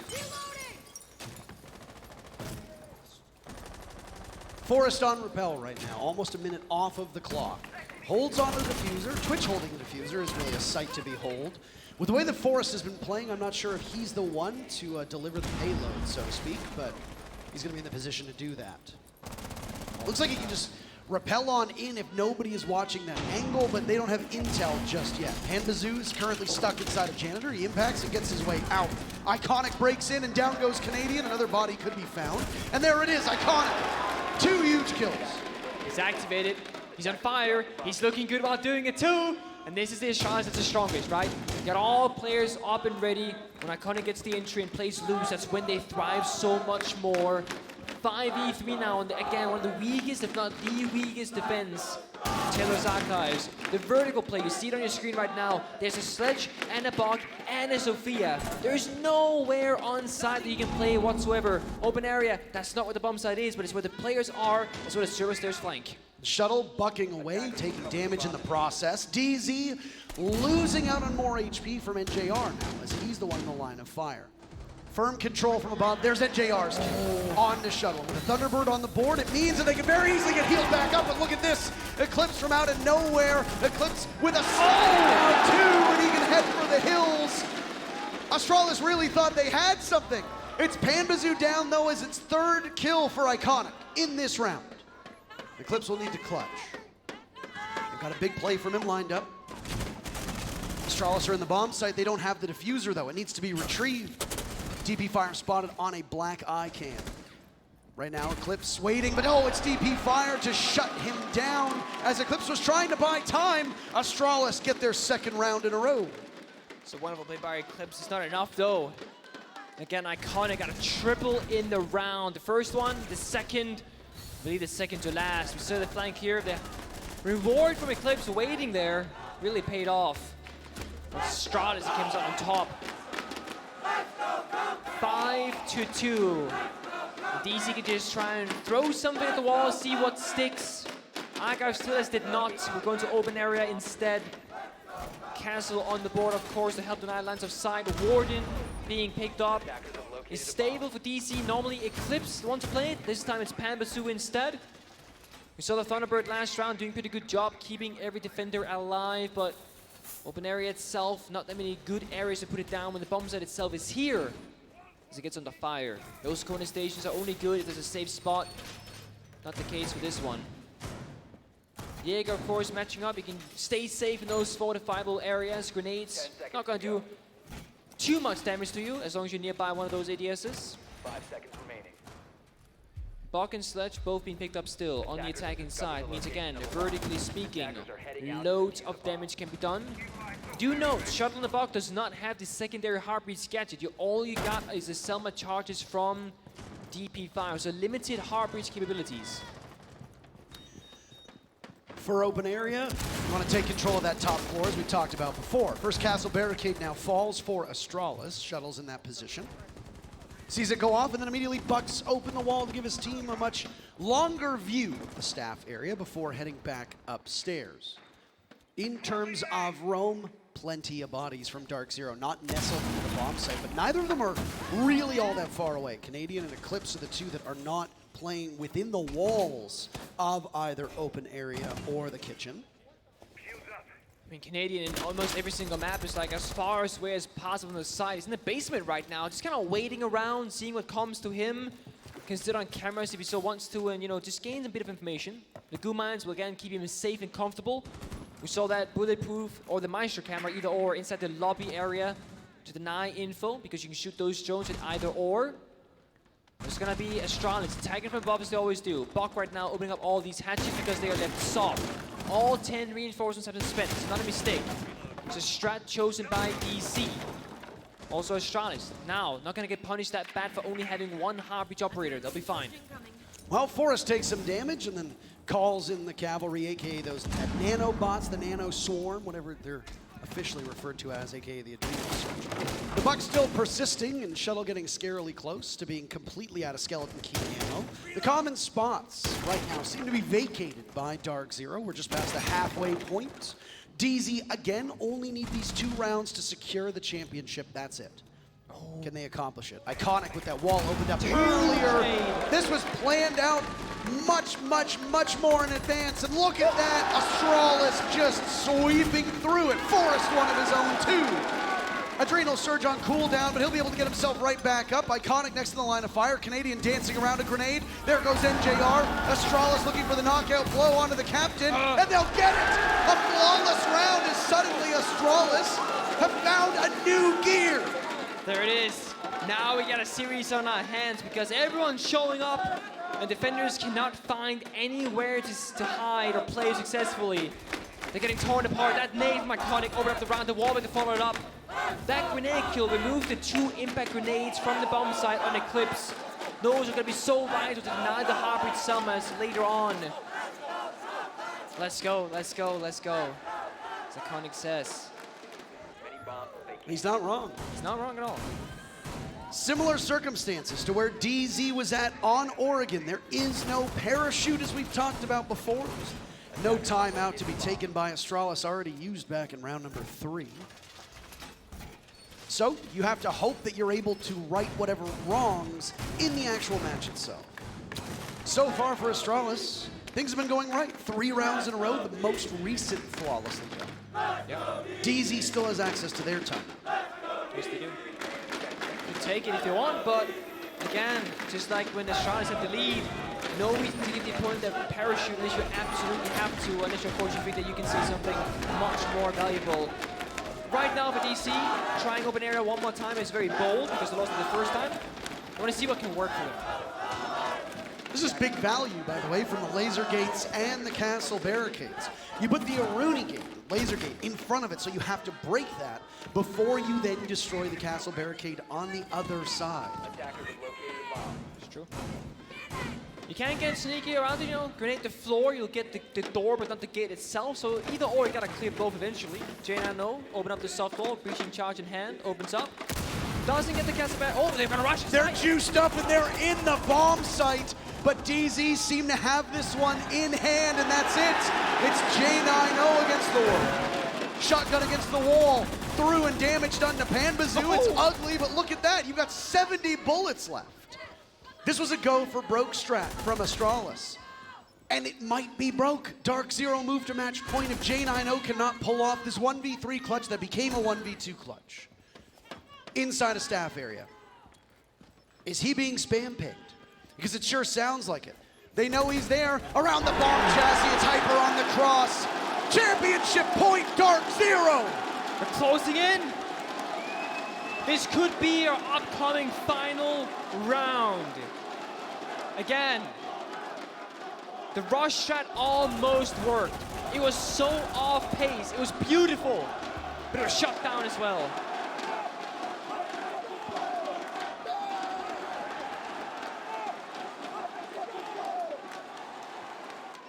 I hate to break it to you, Parker, but not that. That too, I guess. DC are taking us to Telus Archives. On the 5th map, match point 6-3, they're going to Archives again. Not basement. Are DarkZero allergic to the best bomb site statistically for the defenders? They are trying to get through this defensive half on hard mode. They are. They want to prove a point, perhaps? I don't know. Show the world that this can work at the highest level of play, perhaps. I'm not sure. Similar lineup. NGR, his turn on the Thunderbird. They've been kind of swapping that around between the members of DC. Eclipse getting active again on the Jaeger. Did good last time on that. Also on this bomb site as well.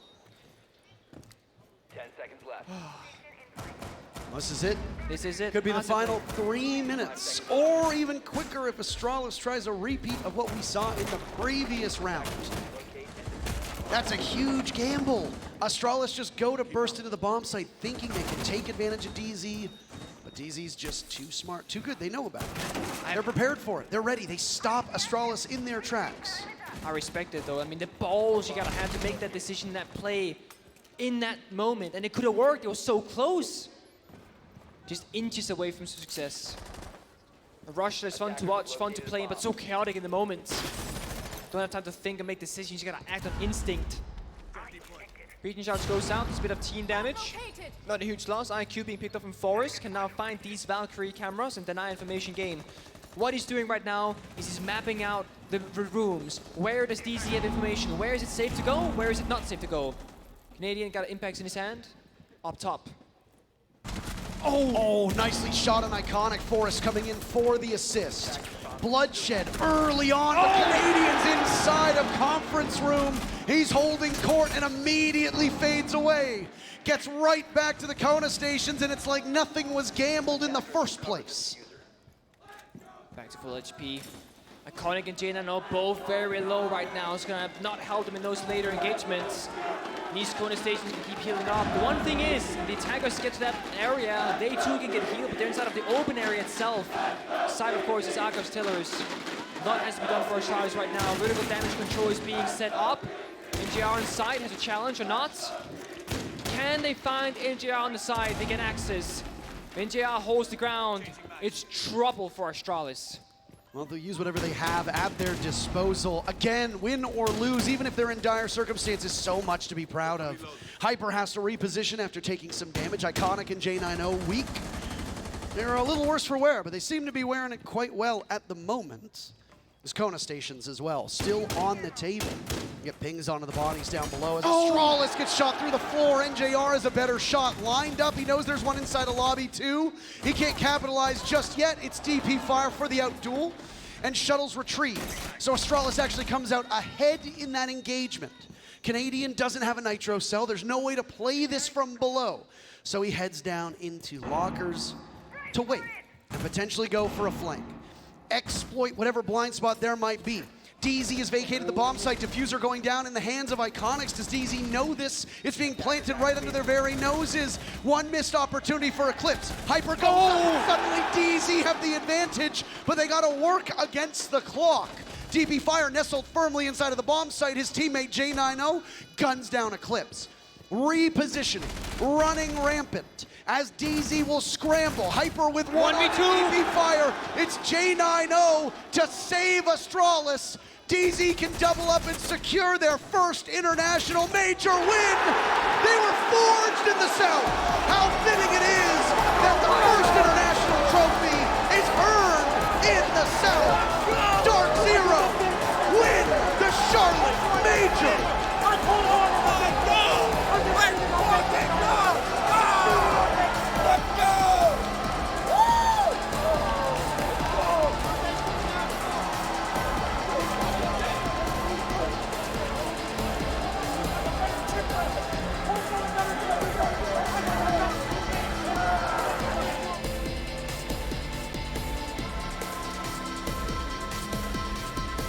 Troy Canadian solidifies themselves in the books of legends, winning with so many rosters, organizations, teams, CTM, EG, SSG, and DarkZero. A GOAT of the scene, greatest of all time, leadership, S+ level. Crazy to think that he joins 3 teams and he vaults them up to the top. There were some doubters for Canadian on this squad when he came to DarkZero. It took a couple months on Space Station before they won their first trophy. They went on to become world champions. It took a little bit longer on DarkZero, but they seem to have found the correct pieces of the puzzle. Panbazoo being the last addition. BC moving off coach, Mint jumping in. The future's bright for DZ. but equally bright for Astralis. Their opponents, well, they came in as the best team in North America, and it seemed to be that Astralis were the favorites. People slept on DarkZero. Not anymore. Not anymore. All 5 of the players on DarkZero earned this. They fought, they scrapped, and together they won. That throne is theirs, the trophy is theirs, and DZ wins the Charlotte Major. Astralis, they've been doing so good as well. I will say, bright future of them. It's almost time. Seize the moment. We have an interview ready. Our gorgeous host, Ian, is going to talk to your major winners. Ian, dazzle us. Wow. Wow. Ladies and gentlemen, wow. Canadian, you said you were going to do it. All you've done this entire process is tell the world that you were going to win this major. You made it happen. What do you want to say to everybody right this second, right now? I mean, I've said it multiple times before. I'm not dumb, motherfucker.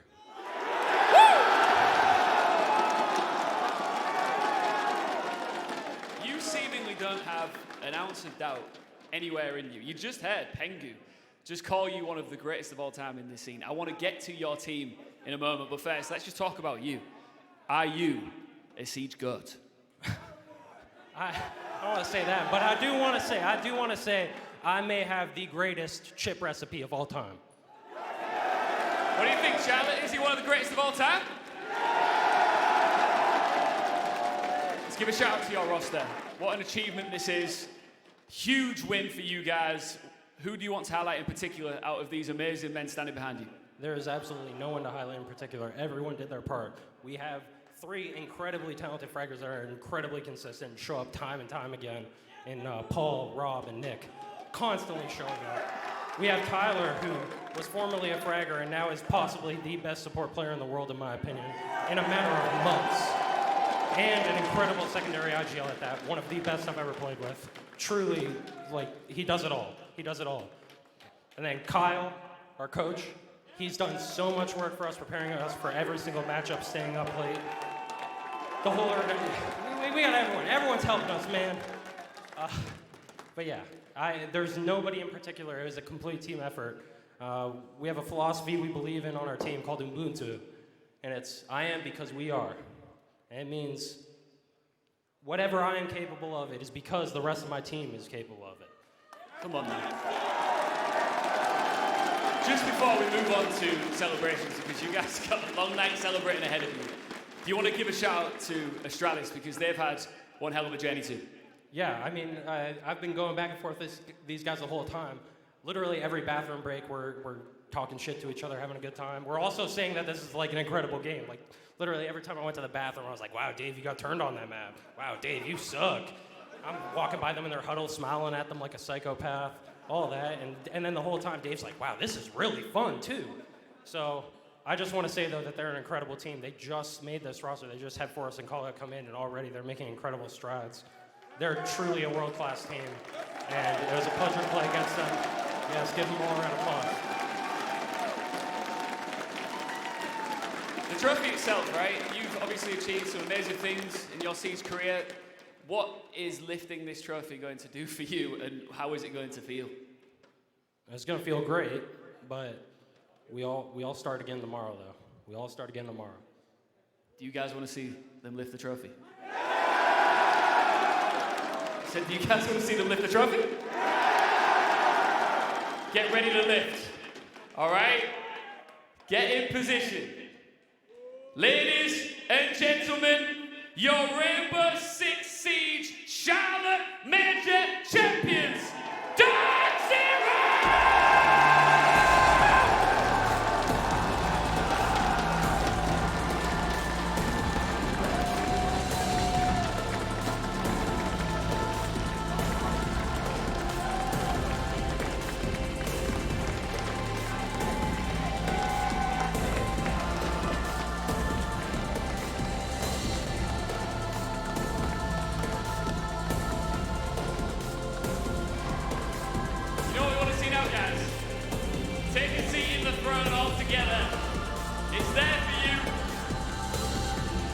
The Kings of Charlotte. As many of you on there as you can squeeze everybody, for DarkZero!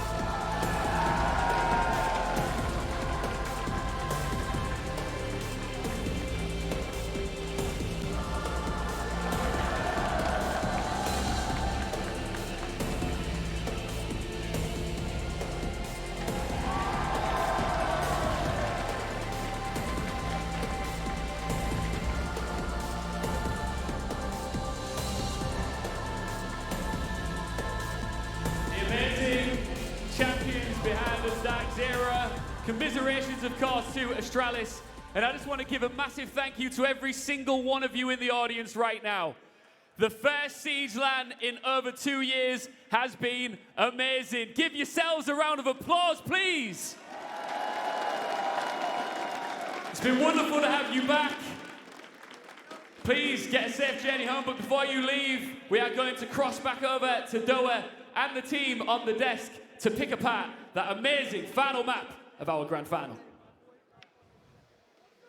Thank you, Ian. It was epic. It was hard fought. It went the distance. But in the end, DarkZero raises the trophy here at the Rainbow Six Siege Charlotte Major for one last time. Doa, Fresh, and Jesse here at the desk. And what a series. Like, that, I'm still a little bit new to the Rainbow Six scene. I've only been here for like a split, right, or a stage, right? But here we are, and like, my mind is blown. That was an incredible series.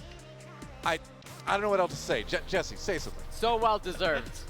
On home soil with the crowd behind them, DarkZero in front of all of their fans finally get the trophy they've been searching for so long. This team has been so good for so many tournaments, and now they finally managed to get that first place.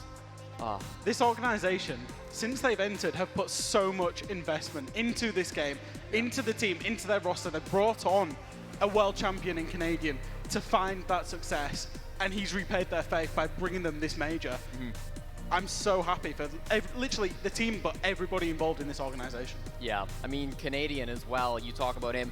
2 SI Finals championships, 1 Pro League Final championships, and now a major as well. That's his 4th major international tournament that he has been able to win. But there's so many other players as well on this lineup that have been around for so long that deserve it. Eclipse has never won a big international tournament like this. He's only ever won a DreamHack. You go back to Hyper as well, who's been so good in North America. Finally winning his first international tournament. So well deserved from these veterans. Yeah, I mean, it was Hyper, too, that put it away at the very end. He got the final kill of the tournament and sealed the deal for DarkZero. But what, as we look at these replays here, what a legacy for Canadian. An almost untouchable legacy at this point, would you say? Pengu might not thank me for I said this, almost, but I left the room open for Canadian is probably the best player to ever played this game at this point. And the only reason I say that is because he's kind of equal with Pengu for major champions and all that type of stuff. Right. But the longevity of this guy's career, and as he said, he's showing no signs of stopping. He wants more and more and more. Why not? At some point, there's just going to be so many tournaments that he'll have to take the record, surely. I mean, yeah, we'll see. We'll see. That's a whole other job in himself. But like he said at the end of the interview, tomorrow we start it again, right? He's already looking ahead to NAL Stage 2. He's already looking ahead to the next major. You got to love the competitive drive and the humility and this is the job, we're going to do the job. Let's look at the stats for that final map. It was fairly one-sided in the end. Now, there were moments when Astralis showed that they were absolutely a team to be reckoned with and a team to be feared in this map. But at the end of the day, the numbers don't lie. It was all DarkZero.